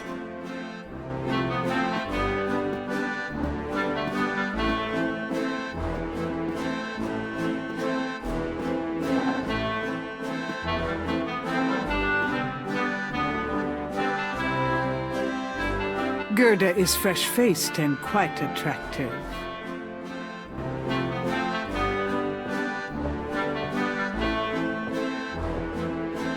Can I ask you a few questions? Yeah, of course. Tell me about Wolfgang. What would you like to know? Where do you think Wolfgang went? I don't know, but I have a feeling he has gone off to be Schattenjäger again. He is too old for such chasing around. His heart is very weak. He has not left his castle for 5 years, and now this? Do you know when he'll be back? I only pray he will be back. Before he left, he said Schloss Ritter now belongs to Gabriel. It worried me so to hear him say that. I'm afraid Wolfgang knew he would never return. What's Wolfgang like? Wolfgang is a truly wise and good man, the best I have ever known. But his life has been so full of disappointments. What kind of disappointments? His only son died in infancy, so there was no one to carry on the family line. And the family's financial troubles have been hard on him. Wolfgang wanted to do so much for the world, but it was all he could do to just hold on to Schloss Ritter. He has not left his mark as he wished to. What is your relationship with Wolfgang? Herr Knight, my relationship with your uncle is really none of your business. You're right, Gerda. I apologize. Forget I asked. Can you show me Wolfgang's library? How do you know about his library? When we talked on the phone, he said he was going to do some research in his library. I thought maybe if I saw what he was researching. Ah, yeah, a good idea, Herr Knight. But I'm afraid I cannot show you the library. You see, I have never been in it. Only a Schattenjäger can enter the library. I see. Oh, nothing. Never mind. As you like, Herr Knight. Tell me what you know about Schattenjägers. As Wolfgang may have told you, Schattenjäger means shadow hunter. The Ritter family have always been Schattenjäger. It is a kind of priesthood, though not as restrictive as most. Tell me what you know about Schattenjägers. Each Schattenjäger passes on his knowledge to a younger man in the Ritter line when the time is right. Tell me what you know about Schattenjägers. I am sure Wolfgang meant for you to take his place someday as Schattenjäger. Tell me something about the Ritter family. I can tell you what they say in the village, what I heard when I was small. To the villagers, the Ritters are a little, how do you say, tragic, to be pitied. They say that the Ritters were chosen by God to fight evil. But something happened. One of them was cursed, and so the Ritters lost the way. They struggle still, but like a lame dog, you see, without the power or magic they once had. Tell me something about Schloss Ritter. Schloss Ritter has stood for many centuries. No one knows how long. It was once the pride of Bavaria, but now it is in disrepair. Wolfgang received offers to open the castle for tourists. He has resisted though, even though the castle is in desperate need of repairs. To him, this ground is sacred. Tell me something about the Ritter family. There are legends of how powerful the family once was, of some of their mighty deeds, of the richness of the castle and, in turn, Rittersberg itself. But at the end of the 17th century, that all changed. Since then, the Ritters and Rittersberg have been in decline. What can you tell me about voodoo? Wolfgang is the only one who would know about that. Tell me something about Schloss Ritter. The castle has many rooms and passages, Herr Knight. Most have been closed off and are decaying in the dark and damp.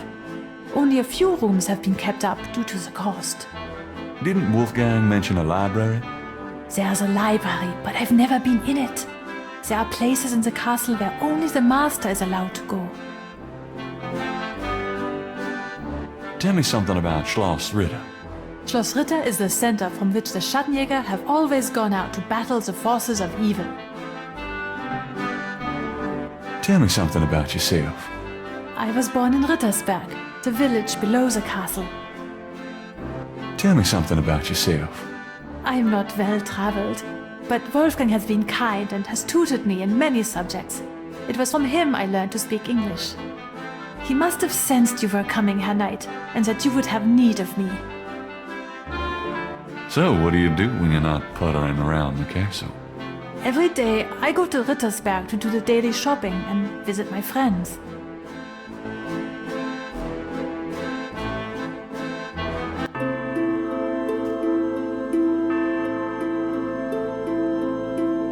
A magnificent stained glass window depicts the legendary battle between St. George and the Dragon. I named my shop after you.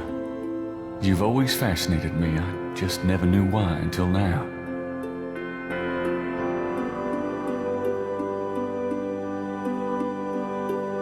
Tree panels hang from each side of the chapel. Gabriel can't determine what their purpose might be.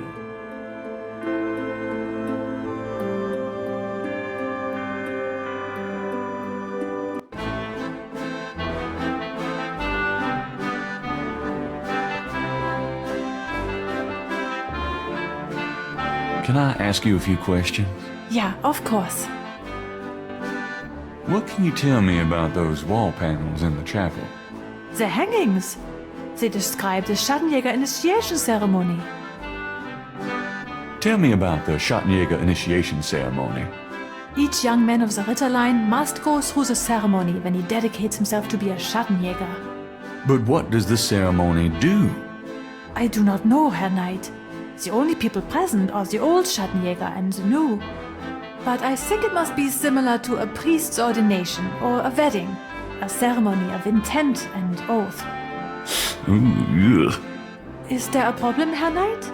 You said wedding. I'm okay now.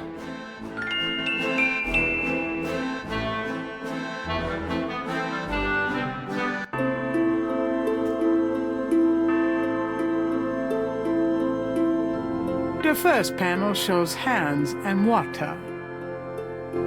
The second panel shows hair and a knife. The third panel shows a chalice on a table with ocean waves in the background. The fourth panel shows a knife and a few drops of blood. The fifth panel shows someone kneeling. The sixth panel shows a scroll.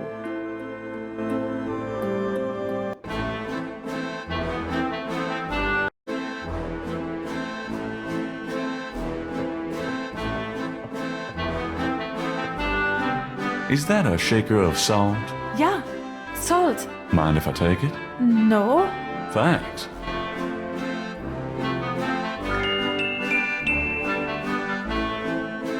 A few ancient weapons adorn the hall. This shadow hunter stuff is serious.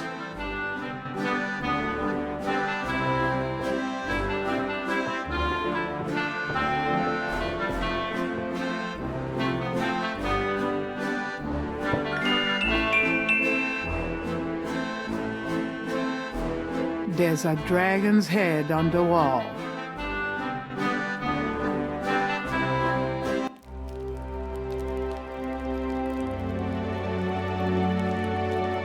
A large display case hangs on the wall. It contains a scroll. This scroll looks interesting.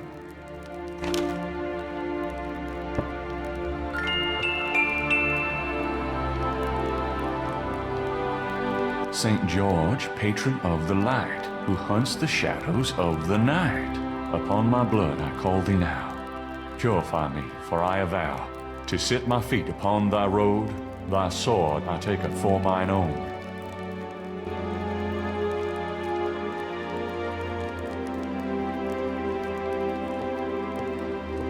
Gabriel takes the scissors.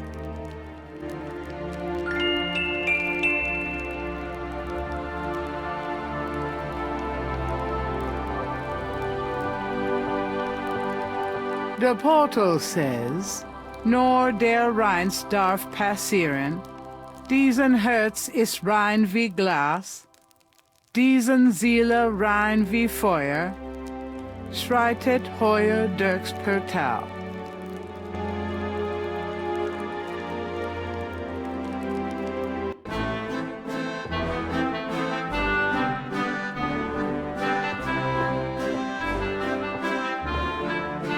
Can I ask you a few questions?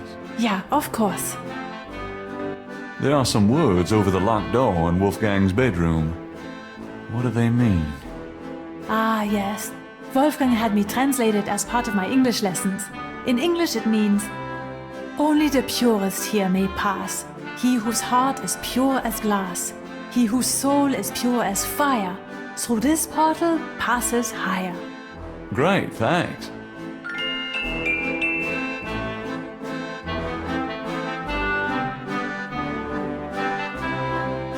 Can you tell me about this scroll? It is the scroll of St. George, patron saint of England and of the Ritter family.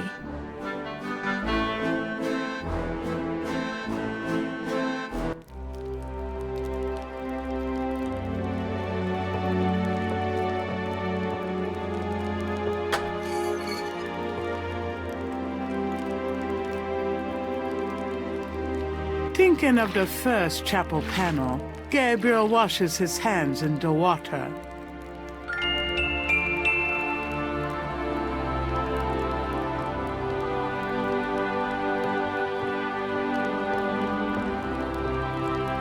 Thinking of the second chapel panel, Gabriel cuts his hair. I hate this. There. That's plenty. Gabriel takes the chamber pot.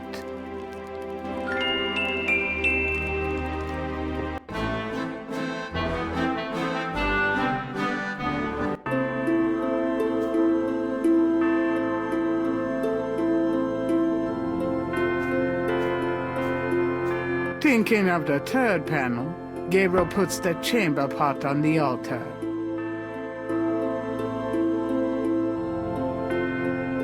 Thinking of the third panel, Gabriel pours the contents of the salt shaker into the chamber pot.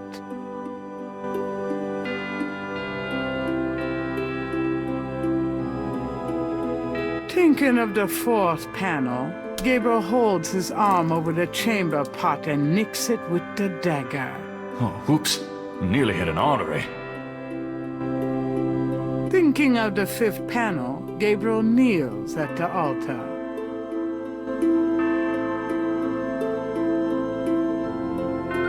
Thinking of the sixth panel, Gabriel reads the scroll. Saint George, patron of the light, who hunts the shadows of the night. Upon my blood I call thee now. Purify me, for I avow to set my feet upon thy road.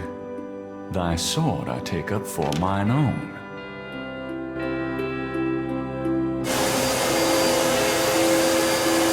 It worked. Something's happening. Oh, excuse me. I was just vacuuming.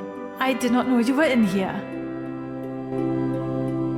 No, that's all right. I've done about all I can do in here anyway. I give up. You look tired, Herr Knight. Why don't you go to bed? Sure, why not? I will clean everything up. You need not worry. I can't believe I cut my hair for nothing.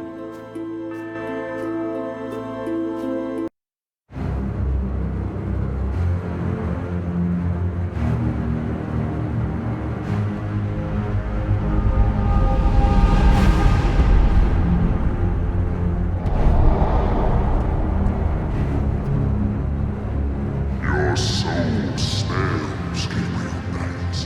You seek to be Schattenjäger? I do. You must first burn away the past. How much sin do you have to burn?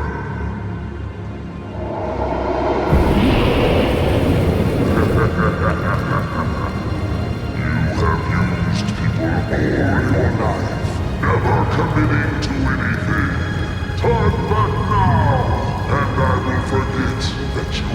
for this? No.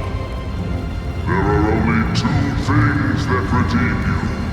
First, that you have Ritter blood in your veins. Second, that 3 women have loved you purely.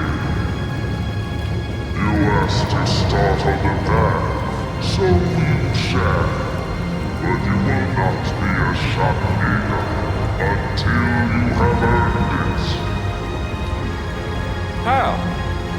I cannot show you the path, but I can tell you that you will have to let go of the greater part of yourself, Gabriel Knight. No problem. Yes, now you ask for purification. You shall have it. Oh no.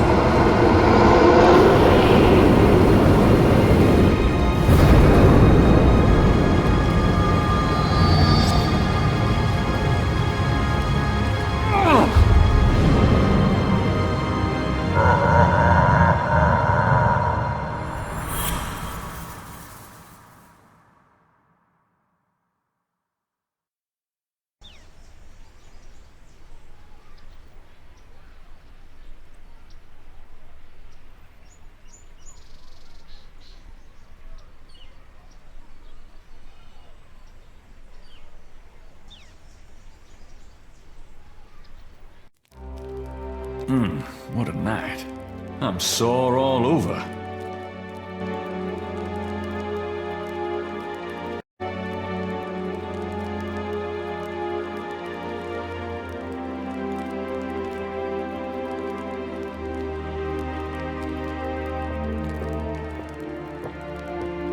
I don't believe it. It's the key from my dream.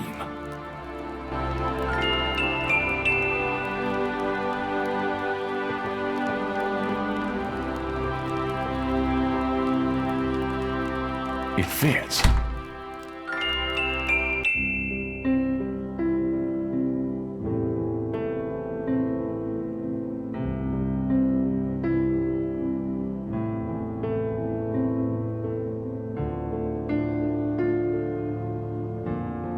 On the wall is the image of a shield taking up several stone tiles. However, the image in its center looks jumbled and out of order.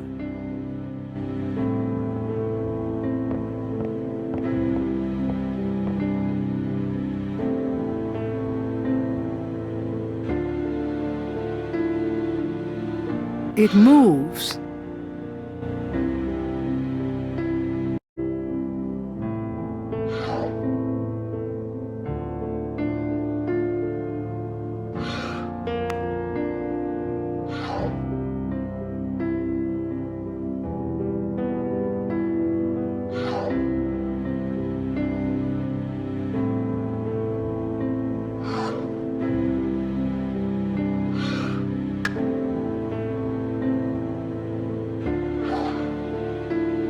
Gabriel slides the last tile into place, revealing a compelling coat of arms image of a lion and a snake that looks familiar somehow. With the shield's image in the proper order, the wall opens to reveal a hidden room.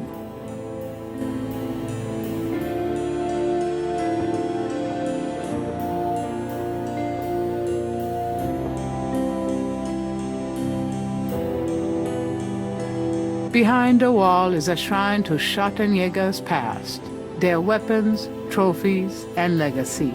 A Schottenjäger trophy room. Fucking awesome.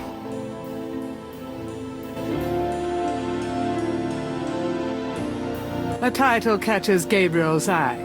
People's Republic of Benin by Lowell Cayley. Gabriel pulls out a book entitled People's Republic of Benin and scans through it. The People's Republic of Benin is an area of rich and diverse cultures and a proud heritage. Before slaving devastated many tribes, this area was populated by some of the oddest, fiercest, and most powerful tribes in tribal Africa. The Fons, the Dahomies, and the terrible Agri.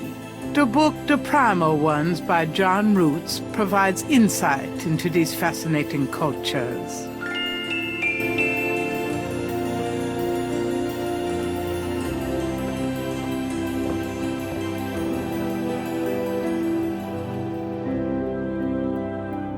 There are books on sociology in this part of the library. Gabriel recognizes a title, The Primal Ones by John Roots.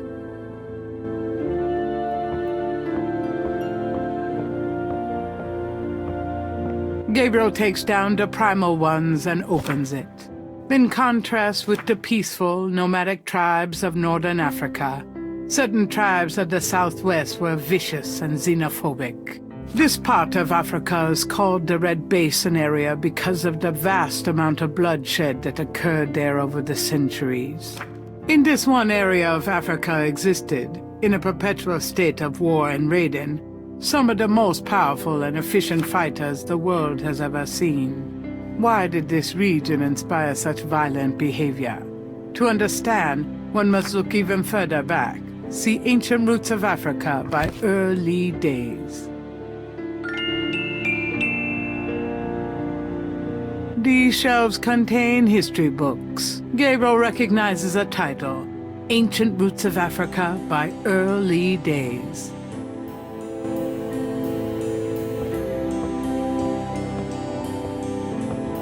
Gabriel removes Ancient Roots of Africa and browses through it. The ferocity of the tribes in the Red Basin region is traceable to their predecessors.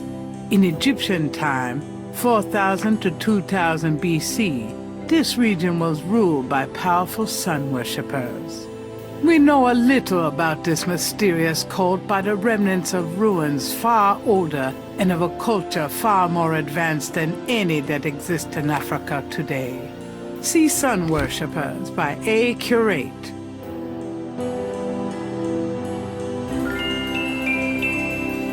These shelves contain books on religions of all kinds. A title catches Gabriel's eye, Sun Worshippers by A. Curate.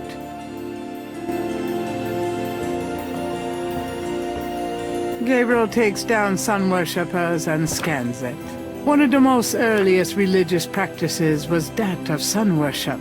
The most powerful cults of sun worshippers lived on the continent of Africa. The African sun god was violent and terrible, and so became his worshippers. They practiced a particularly bloody form of ritual sacrifice. The homeland of this ancient cult is still considered a sacred site of power.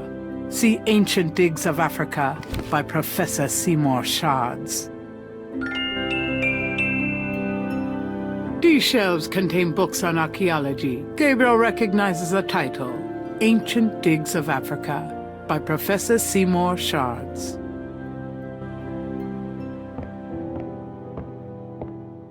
Gabriel takes Ancient Digs of Africa and opens it. The most fascinating archaeological site in Africa is the Great Snake Mound in the People's Republic of Benin, located 50 miles south of the capital in the Red Basin.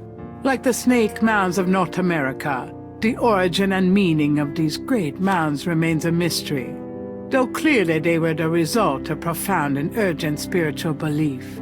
Unlike other snake mounds, the African example is a double snake mound, a small snake ring within a larger snake ring. The mound is thought to have housed an ancient temple. Although archaeologists explored the mound site, the interior remains largely unchanged from ancient times. This is partially due to stringent government regulations and partially to local superstition. The local people regard the mound with fear and won't go near it. A double snake ring? Gabriel flips furiously, looking for a picture. Oh my god. It's a wheel within a wheel. Gabriel decides to hang on to the Snake Mound book.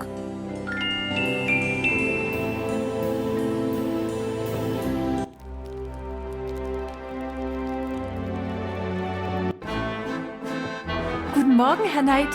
I'm cooking your Frühstück, a good German breakfast. Please, feel at home.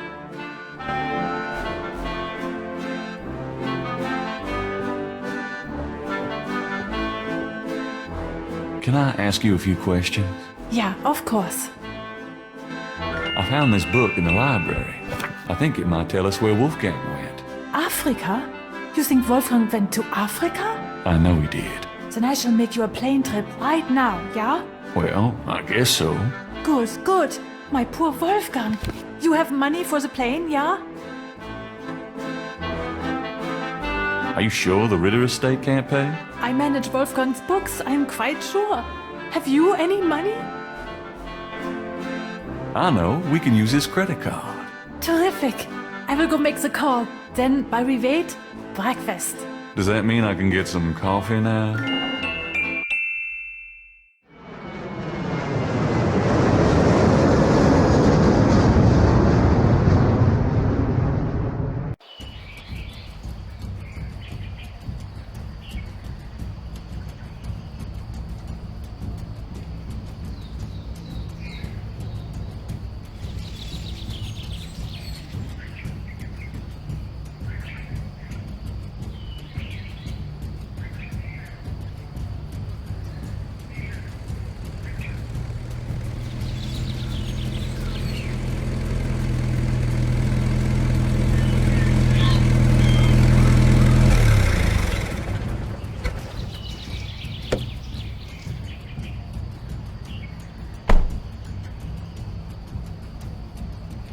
Wheel within a wheel. You want I stay here, right? It's a long walk back to the city. Yeah, sure. Wait here, please. I may be a while, though. No problem. I could use a nap.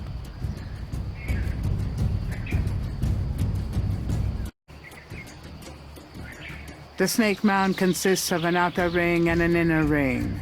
2 snakes eat in their tails.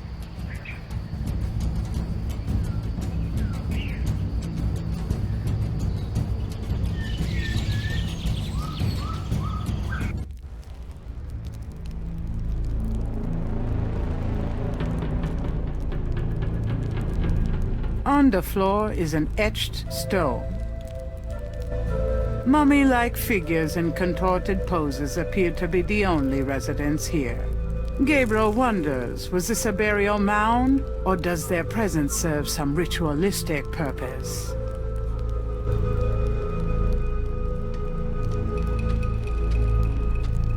This stone looks interesting.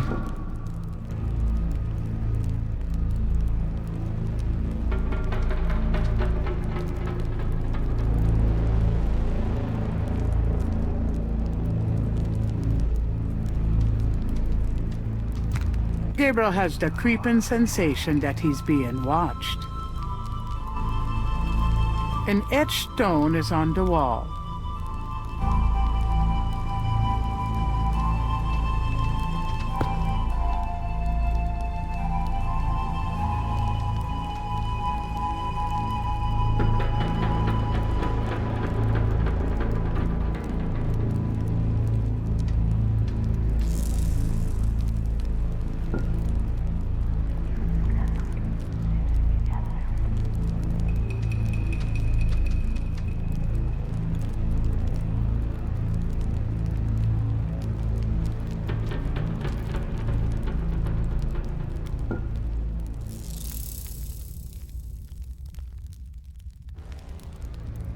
A long rod lies in one corner of the room.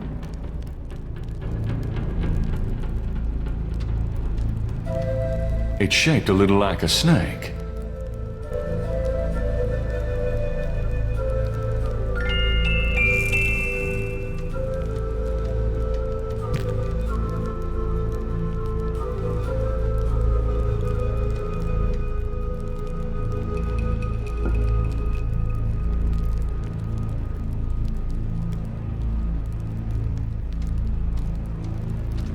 Gabriel has the creeping sensation that he's being watched.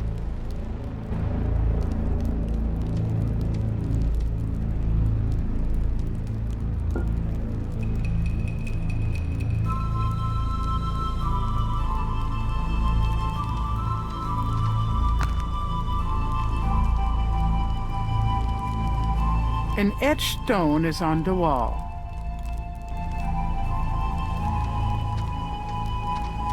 A A shadow flickers in the corner of Gabriel's eye.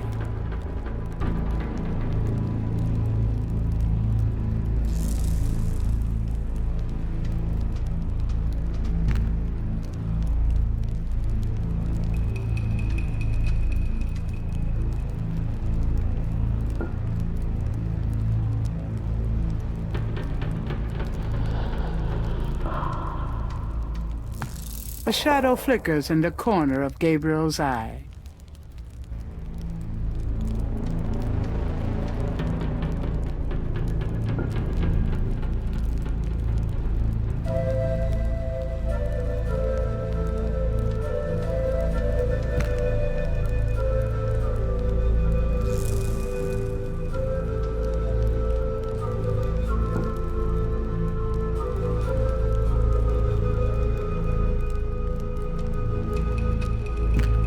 From off in the mound echoes a sound like the scuffle of a shoe.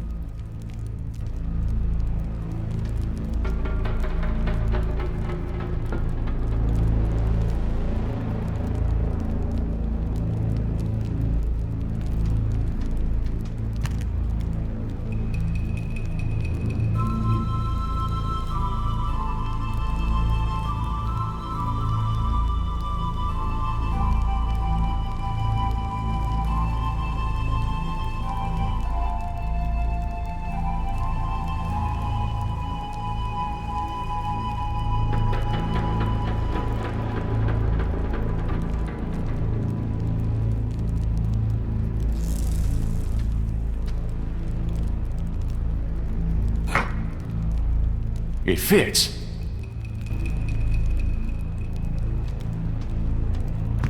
A shadow flickers in the corner of Gabriel's eye. An elaborate mural with a masked design has been carved into the wall in this room.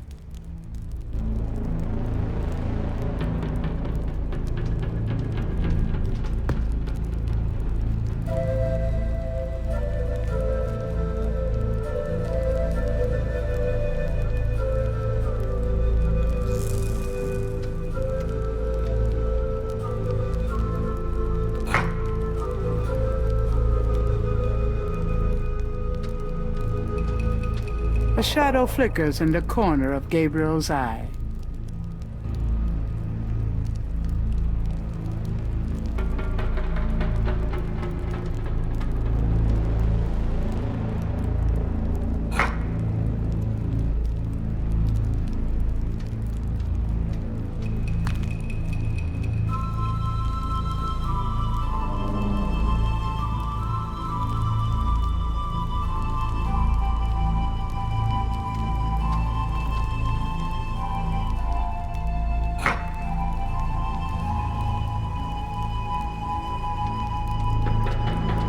A shadow flickers in the corner of Gabriel's eye.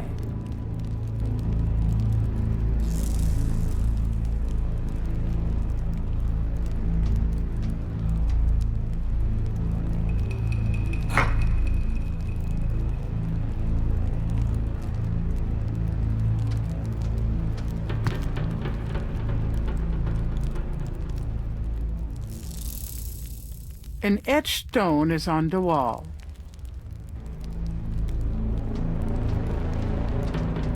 From off in the mound echoes a sound like the scuffle of a shoe.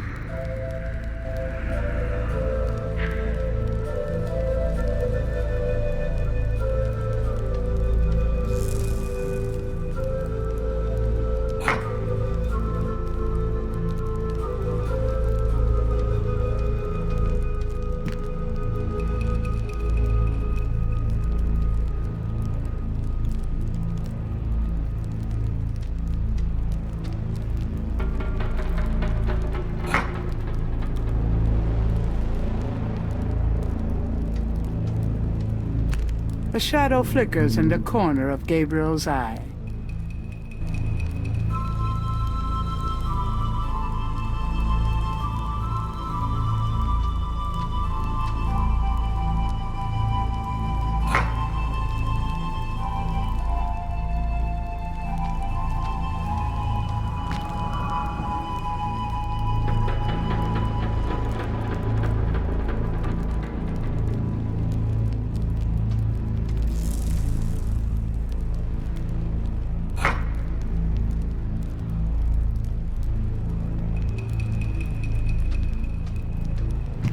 A shadow flickers in the corner of Gabriel's eye.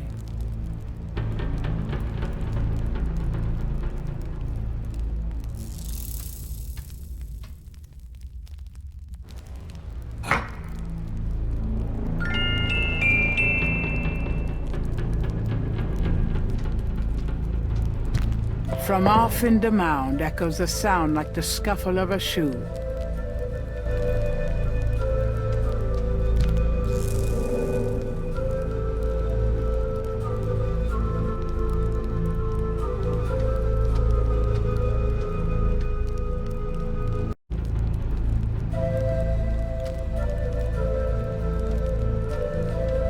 The rod fits into the hole in the stone.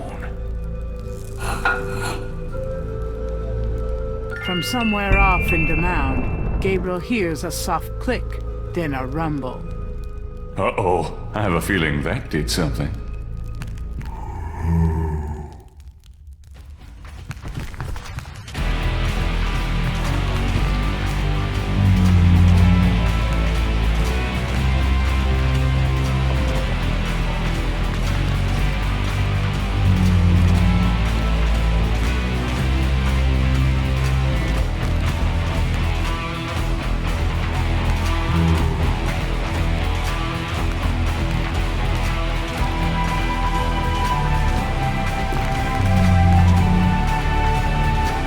I can't believe I'm doing this. Whoa! Oh, shit. Gabriel Knight, I presume. Uncle Wolfgang. In person? Now go to it, boy! I can't hold these creatures for very long, and there are more on the way. Go to what? The secret panel, boy. These creatures are only alive while it's open. Close it, Gabriel, and hurry! I think I found something. Very good, Gabriel. Now stand back.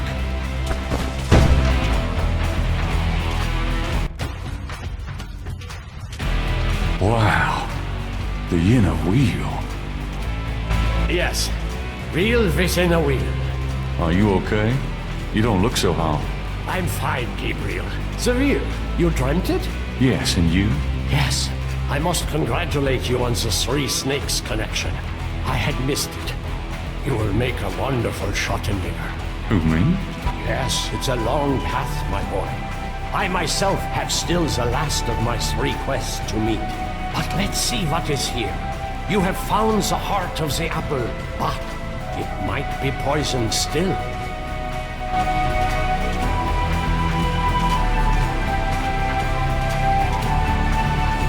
Can we talk? We probably have a little time here. Yes, all right. What can you tell me about Schottenjägers? We have not the time to discuss that here. You have started the path. I can see it in your eyes. You must trust yourself and be true to your inner voice. The good voice, Gabriel. You'll know it when you hear it. Is there anything else you can tell me about the talisman? The most important thing about the talisman is that it be once again in the hands of the Schottenjägers. Tell me about yourself. This is not the time nor the place, Gabriel. I am sorry, but I assure you, my life has not been all that instructive. Is there anything else you can tell me about Tetelo? I can feel her presence here. I wouldn't be surprised if she knew we were violating her sanctum. Do you think Tetelo's remains are here? I have a feeling that they are, Gabriel.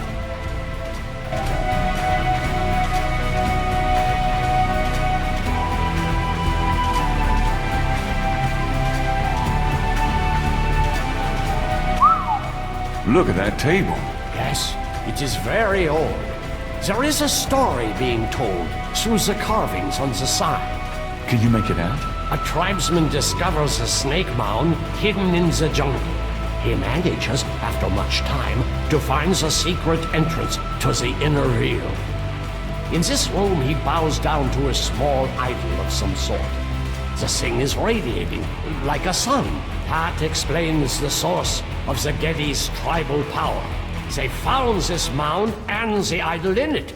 Where the idol came from originally is hard to say, but it is definitely older than the Geddes. The idol was probably once kept in this table, but they would have it with them now. It must be destroyed.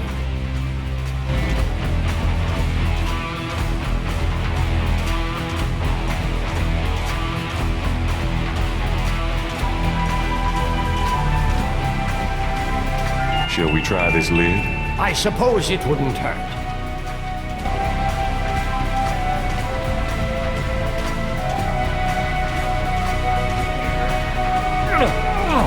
Sorry, I'm not... more help, Gabriel. I don't think it would open so easily, though. Very 10 strong men.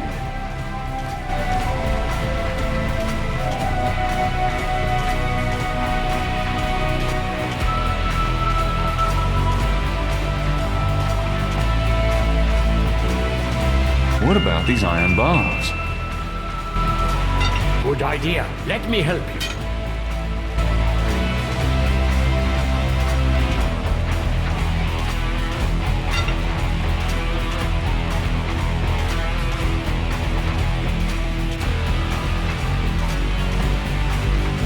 Perhaps these holes.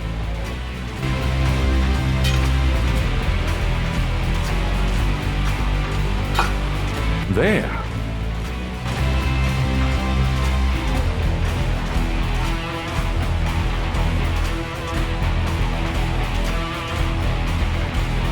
That single bar doesn't look like it will give much leverage.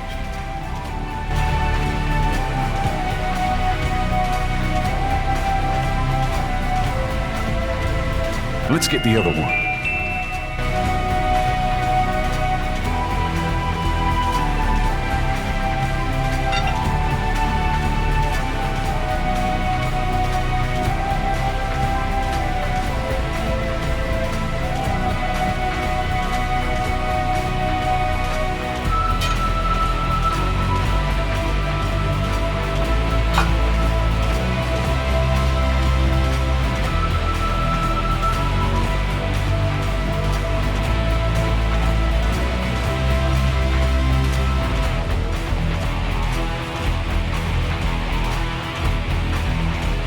Let's try to lift this top.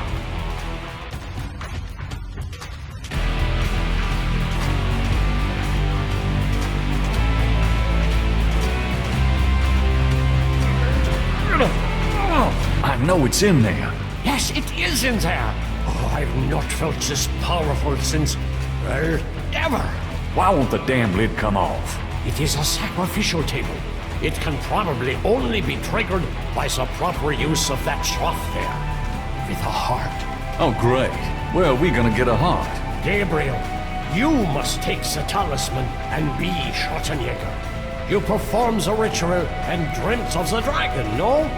Yes, I did, but you're the current Schottenjäger. I only did that because... Because you were driven to it. I have done nothing with this title for many years. Even in my prime, I had few cases. No, if my life had a purpose, it was to bring you to this point. But I have no idea what I'm doing. It's not a science, Gabriel. It is instinct, and you have it in your blood. Trust it. The castle is yours now. It has many documents and records which will help you in the future. Well, thanks for the confidence, but what about this table? I want you to go into the next room and get the heart from that dead creature on the floor. Will that work? Doesn't it need to be fresh? Let us try. Perhaps there's some of the old Ritter magic left. Go on.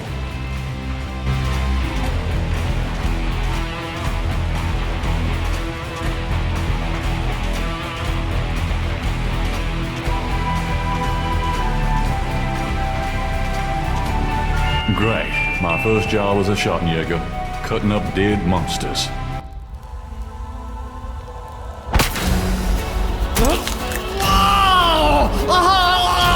Wolfgang! No! No!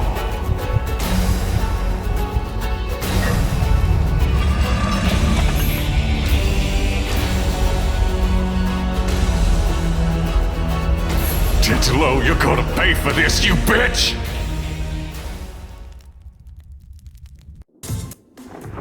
Why did he go to Africa, Gerda? No, it's okay. I'm just a little anxious. No, they haven't. I just need to talk to Gabriel.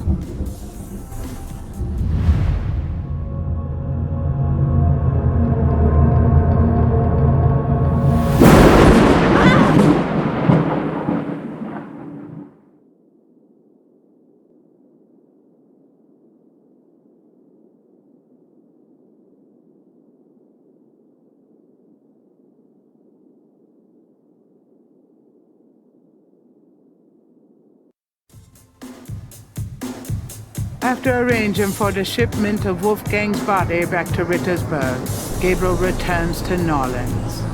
He carries with him the Ritter talisman. He has not heard from Grace for over 24 hours, and he could not reach Malia by phone. And although he has some idea of what he is coming home to attempt, he still has no clue where to attempt it. Or does he?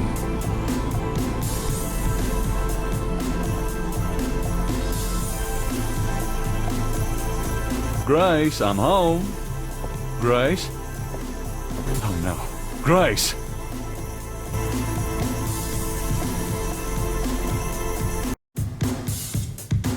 Grace's chair looks hastily abandoned. There's a note on the desk. The note is from Malia. It says, Gabriel, I hope you survive long enough to get this. Tetelo knows you have the talisman. Your life is worth nothing, my love. I fight to save you, but she controls things far more than I. She has taken Grace. Return the talisman and leave Norlands forever. If you don't, I can't help you. Please, I can't bear to see you die. Please believe me. I love you. Malia.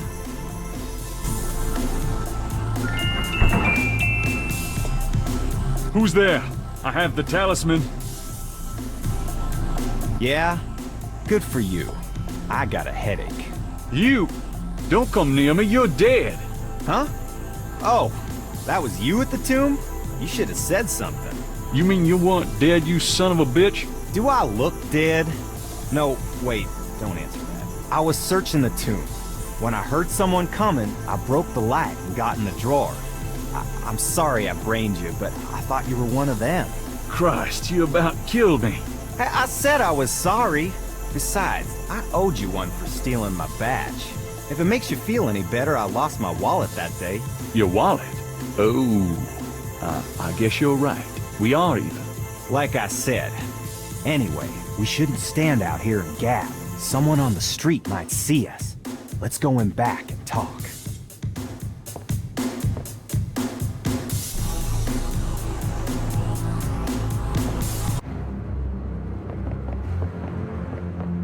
Okay, now let's talk.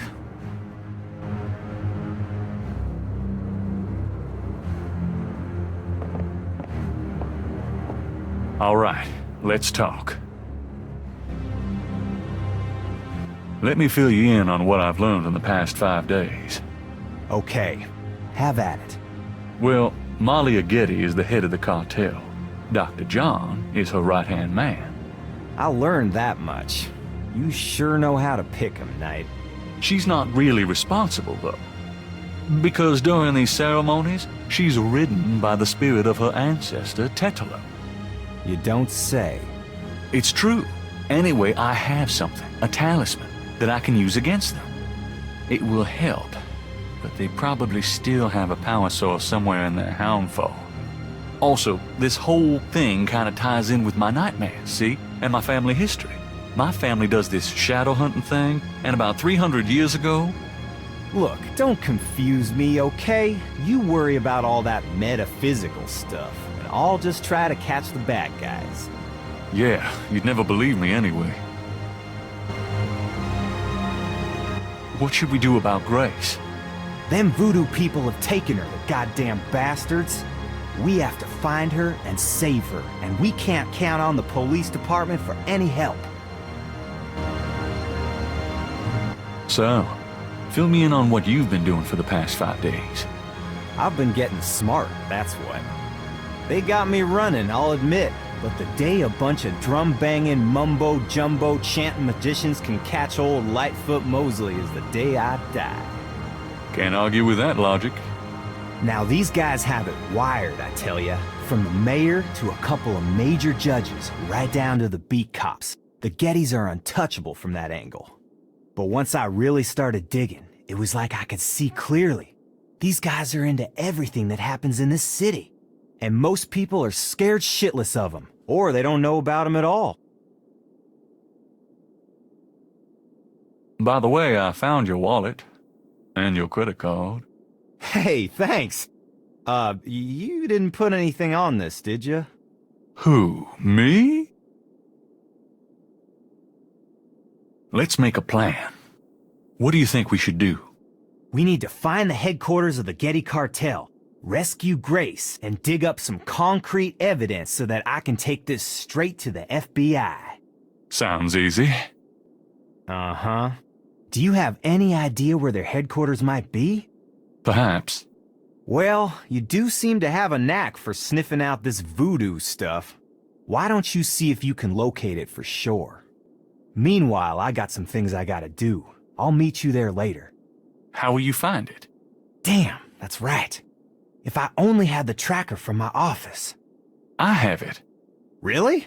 Good going. You give it to me and leave a signal device at the entrance to the headquarters. All right. What was that plan again? Jeez. You're gonna go locate the headquarters. I'm gonna go get some supplies. You're gonna signal me when you found the headquarters. I'll meet you there. We go inside, find Grace, collect some evidence, and get out of there. Oh yeah, right. Here's the tracker. Great. Don't forget to leave the signal device near the entrance to the Hound Fort. And be careful. You too.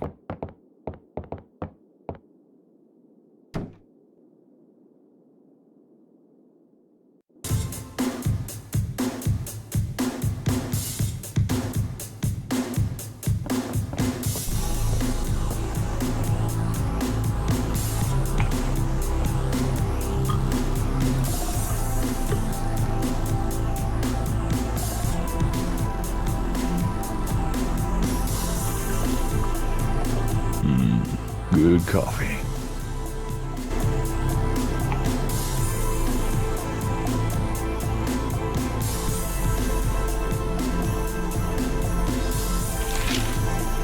Times dated June 28, 1993. The Weather Service is baffled by the series of bizarre storms that rocked the South yesterday. 20 died and close to 100 were injured. The storms only accentuate the bad luck that seems to have gripped the South. The crime rate for the past 3 days has peaked to unprecedented levels, and there has been 50 reports of food poisoning in New Orleans alone. In other words, keep your heads down, folks, and pray that August will return us to sanity. Warily, Gabriel reads his horoscope for the day. Gird thyself with mercy, arm thyself with righteousness. The final hour awaits. There's a school teacher somewhere who's damn confused.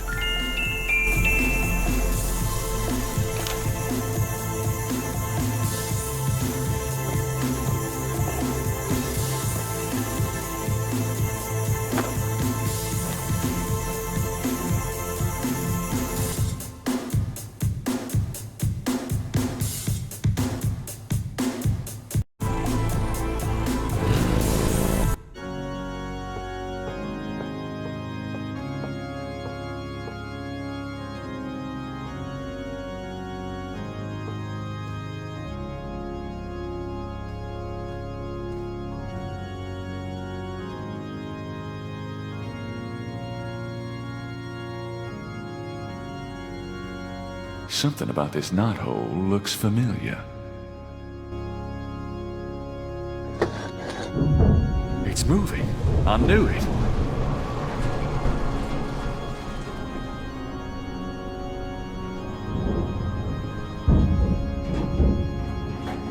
Ride's over.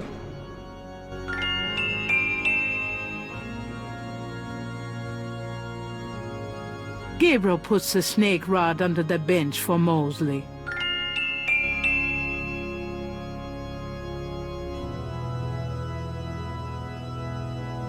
All right, Mosley. There's your signal. I think I've got everything I need. Might as well see it through.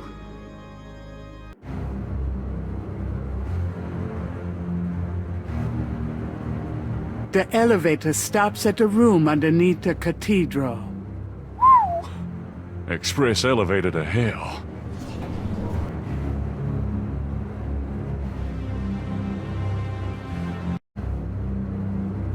That piece of art on the wall looks like something the Gettys had transplanted from Africa.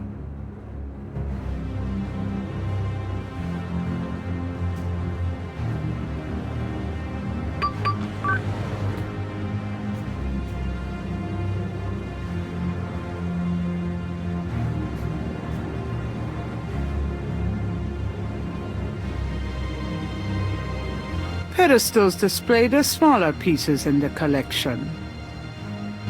The Hound 4 is decorated with priceless African art.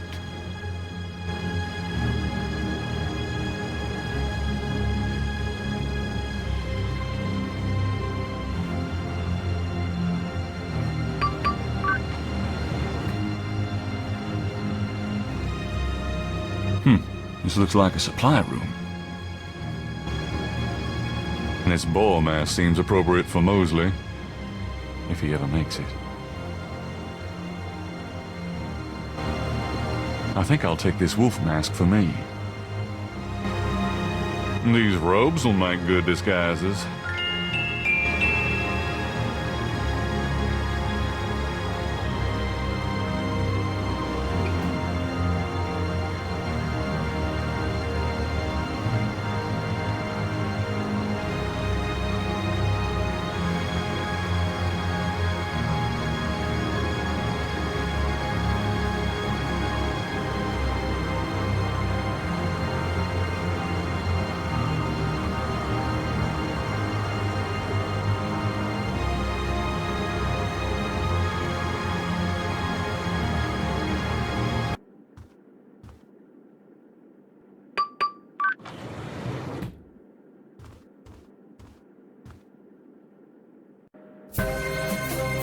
Christ, it stinks in here. The small cages contain tarantulas and rats. The goats look unconcerned. At least they have no idea what's in store for them. Animal cages of various kinds occupy a small room. So this is where they keep the animals they use in their rituals. This snake is quite a bit larger than the one they use in the rituals. Perhaps he's more of a tribal mascot. He's obviously too large for one person to handle.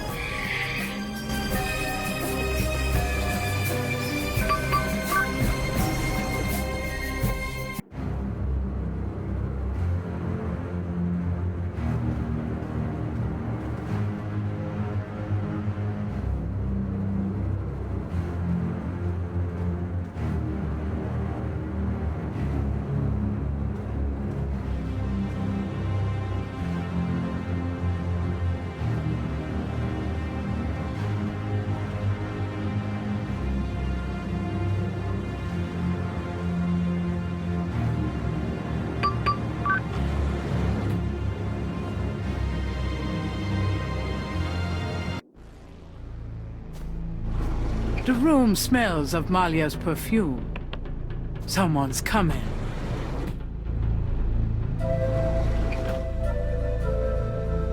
Tetelo, come to me. Your daughter requests an audience.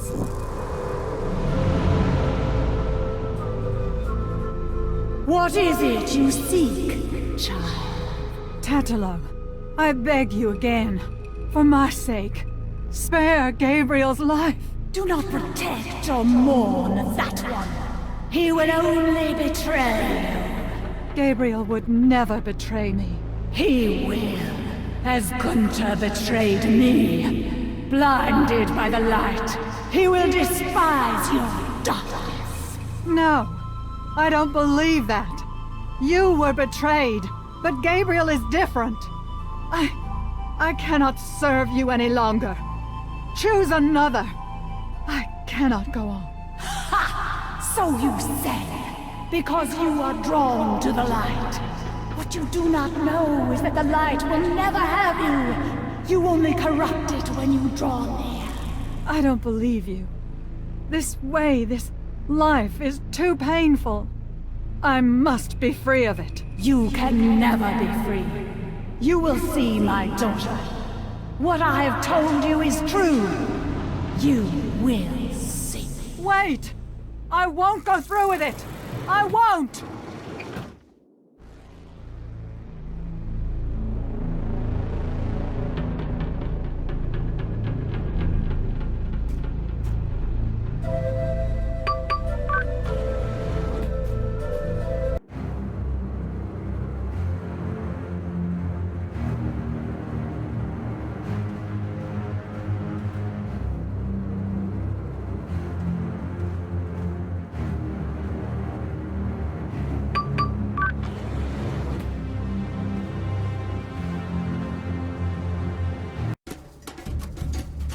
Pito Murray Passeum Cree.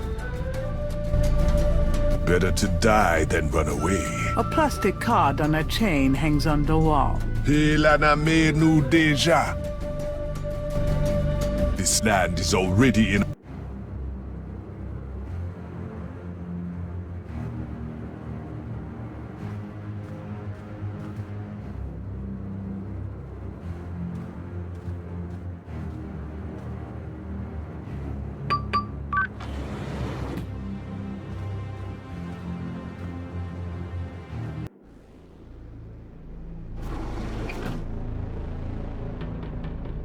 A portrait of a beautiful, intelligent-looking woman is on the wall. She reminds Gabriel of Malia. Her mother, perhaps?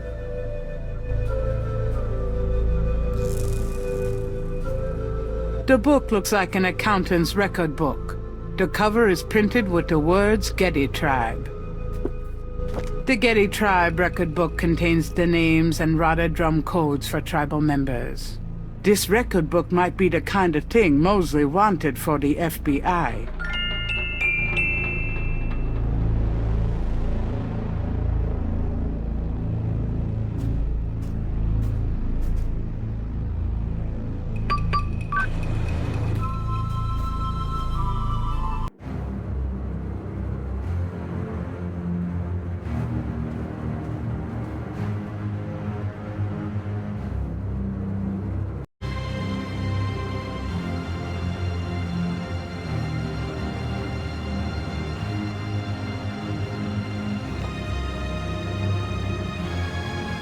This table has a trough on top, just like the Snake Mound stone table.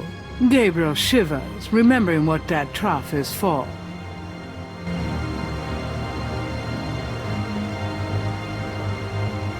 These panels seem to tell a story. Heck of a family album. Tetelo holding up the talisman. A ship sailing. Slaves rising up and killing their owners. Haiti, probably.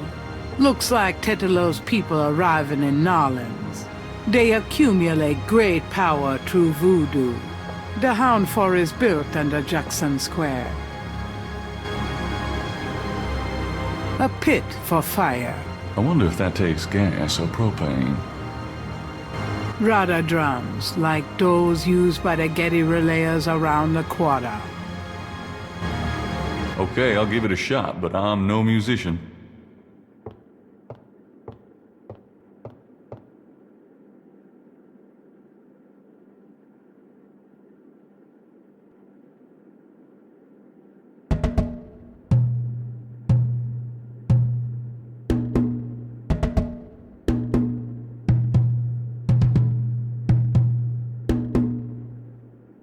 A door opens in the distance.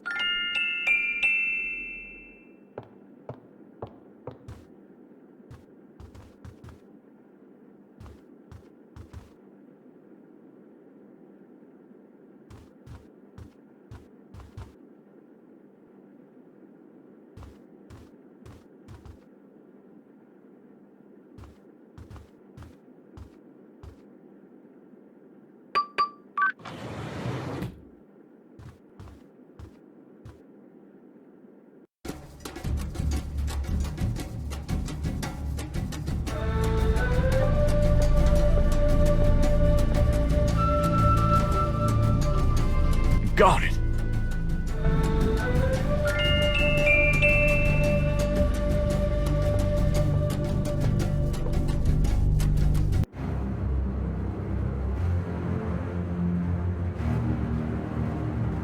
A door opens and shuts.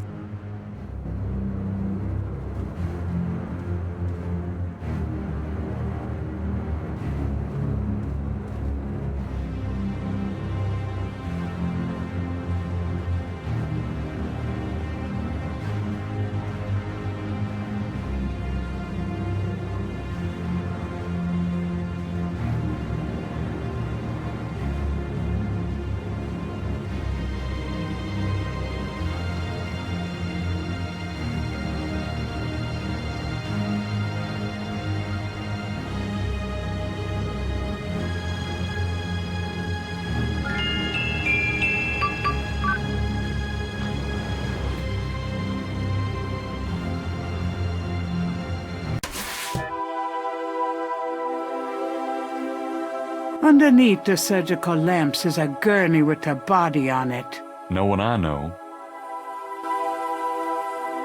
A stainless steel bucket is on the floor.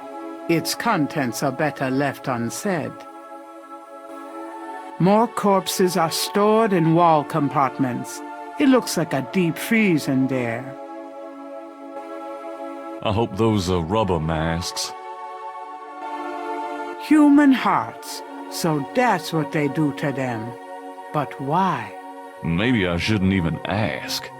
They're used for some powerful gree-gree, no doubt.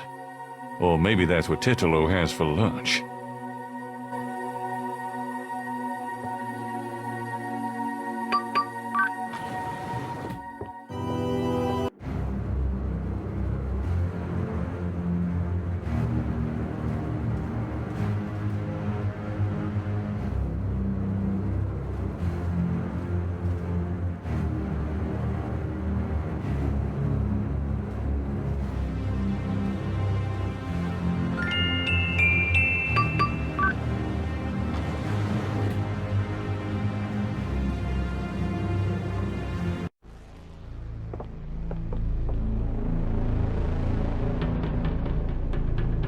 How come the bad guys make all the money?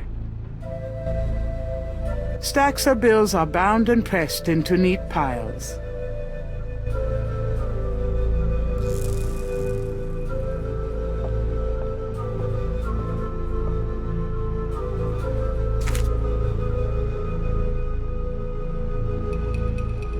I know it's dirty money, but it's for a good cause. Me.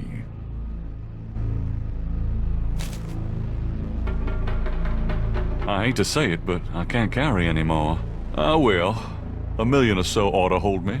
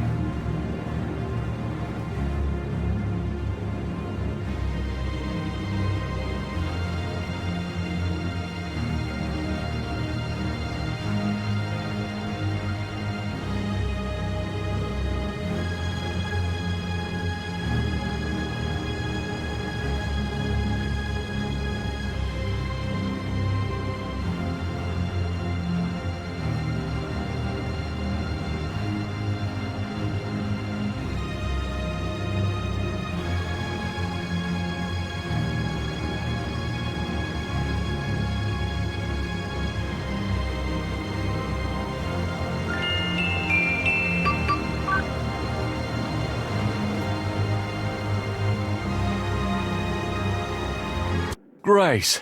Oh, I found her. The sounds of Rada drums echoes through the Houndfor. The ritual must be about to begin. Mostly, you made it.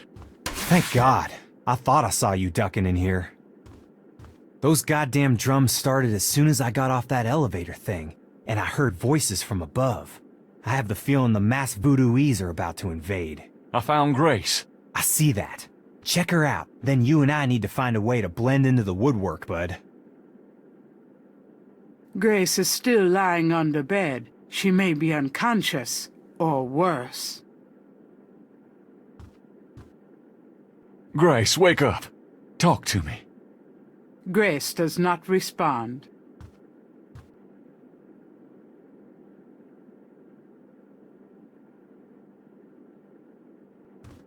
This talisman is supposed to have some sort of power. Grace, wake up. Grace! What? What's going on? Gabriel, Mosley, where are we? What's going on? We're in the Getty Cartel Houndfall, Grace. A ritual is about to begin, and I'm afraid you're the main course. Is that what those drums are? I heard them in my sleep. I couldn't wake up. Yeah, makes you want to dance, don't they? Be serious. What are we gonna do now? Right. Let's make a plan. What do you want us to do, Gabriel? You're asking me? Oh God, we're in trouble. Well, I realize that I'm the professional, but you do know more about what we're up against here. Okay. Grace. They expect you to be unconscious, so you better fake it. That should put you in a good position when it's time. Mosley, you and I'll be with the other ritualists. As for the ritual itself, I'd say Tetalo's our worst problem. I remember from the bayou that she didn't show up until Dr. John blew that drug on Malia's face. If I can prevent him from doing that, we can keep Tetalo out of it, I think. How are you gonna do that? I don't know. I'll think of something. Uh-huh. What if Tetalo does show up? Let's just worry about making sure that doesn't happen. Okay, so you're gonna prevent this spirit thing from showing up. Fine. I'll take care of the big guy, Dr. John, when the time comes. And I can handle Malia herself. As long as she is Malia. Well, keep an eye on her for her own good. But don't hurt her. Who, me? We'll wait for your signal then. Fine, but you guys aren't gonna get far looking like that.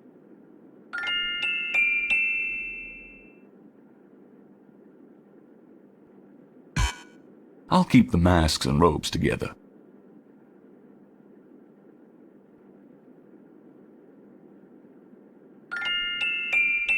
Here, it's a disguise. Gee, a boar. How thoughtful. And what are you, pray tell? A wolf. A wolf.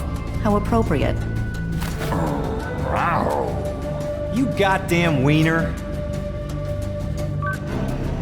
Someone's coming. Grace, get down. What are you doing here? Thought this room was empty. Go to the circle now.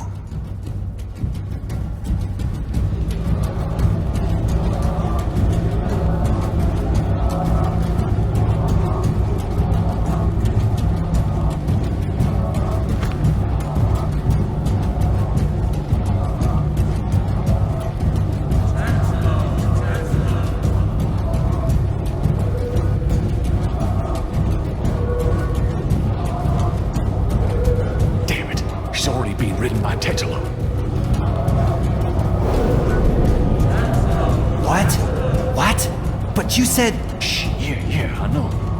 Great, now what? I don't know.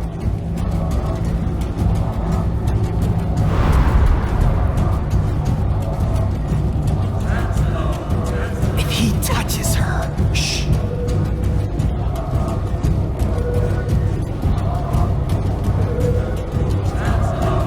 Do something, quick! Tetalo, stop! I won't let you kill her. What? It's the witch hunter! Get out! All of you!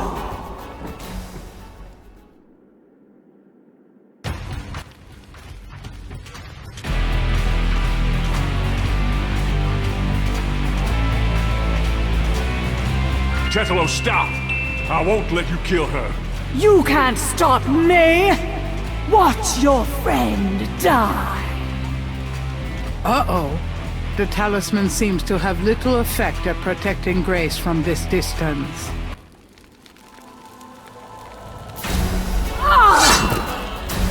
Get her, Dr. John! Kill her! We must have the sacrifice!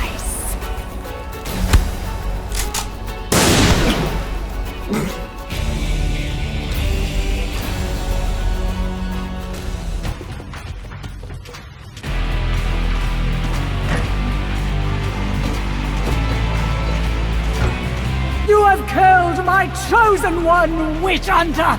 For that, you shall pay! But first, these intruders shall die! Give me the talisman, witch hunter, or your friends will die horribly right now! Sure, Tetelo. You want the talisman? Here, catch! Ah! Go on, get Grace out of here. The talisman will protect you. What about... Just go! You are unarmed now, witch hunter. Approach me and kneel. Malia, are you there? She's too powerful.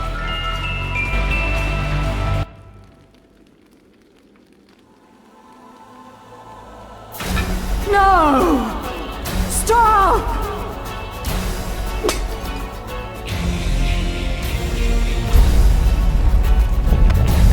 Oh, shit!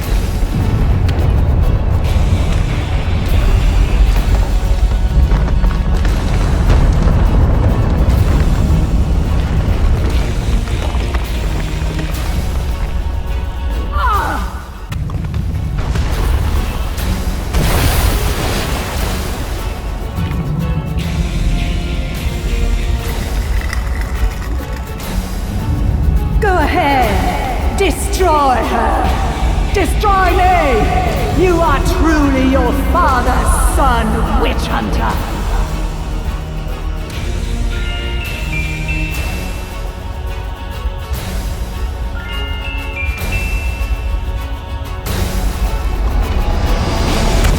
I've got you, Malia. No, you will betray her, witch hunter! I won't let you kill her! Gabriel, you didn't betray me. I've got you. It's no good. It has to end with me. No, don't let go. Damn it, don't you let go! Goodbye, my love. No!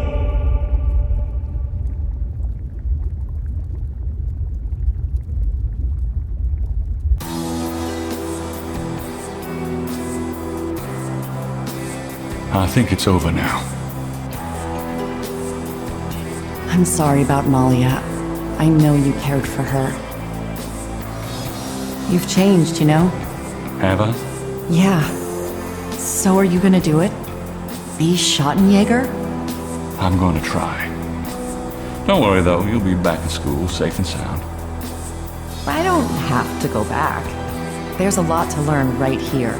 A spiritual path can be more important than a path of the mind, you know. Well, you're welcome to stay, Gracie, just as long as you don't expect me to know what I'm doing. This is a historical moment, isn't it? 300 years ago, the Ritter talisman was stolen by Tetelo. She used it to draw her family to power while your family withered. Now she's gone and your family's restarting. It almost makes you wonder if it wasn't supposed to happen that way. You know, good coming from evil. You think too much. But really, I think the most tragic thing was all those generations of young women, like Malia, trapped by this large, overriding personality, forced into a life of horror. Yeah. Kind of reminds me of living with you, Grace. You know when I said you'd changed? Yeah? I was wrong. Are you sorry? Nah.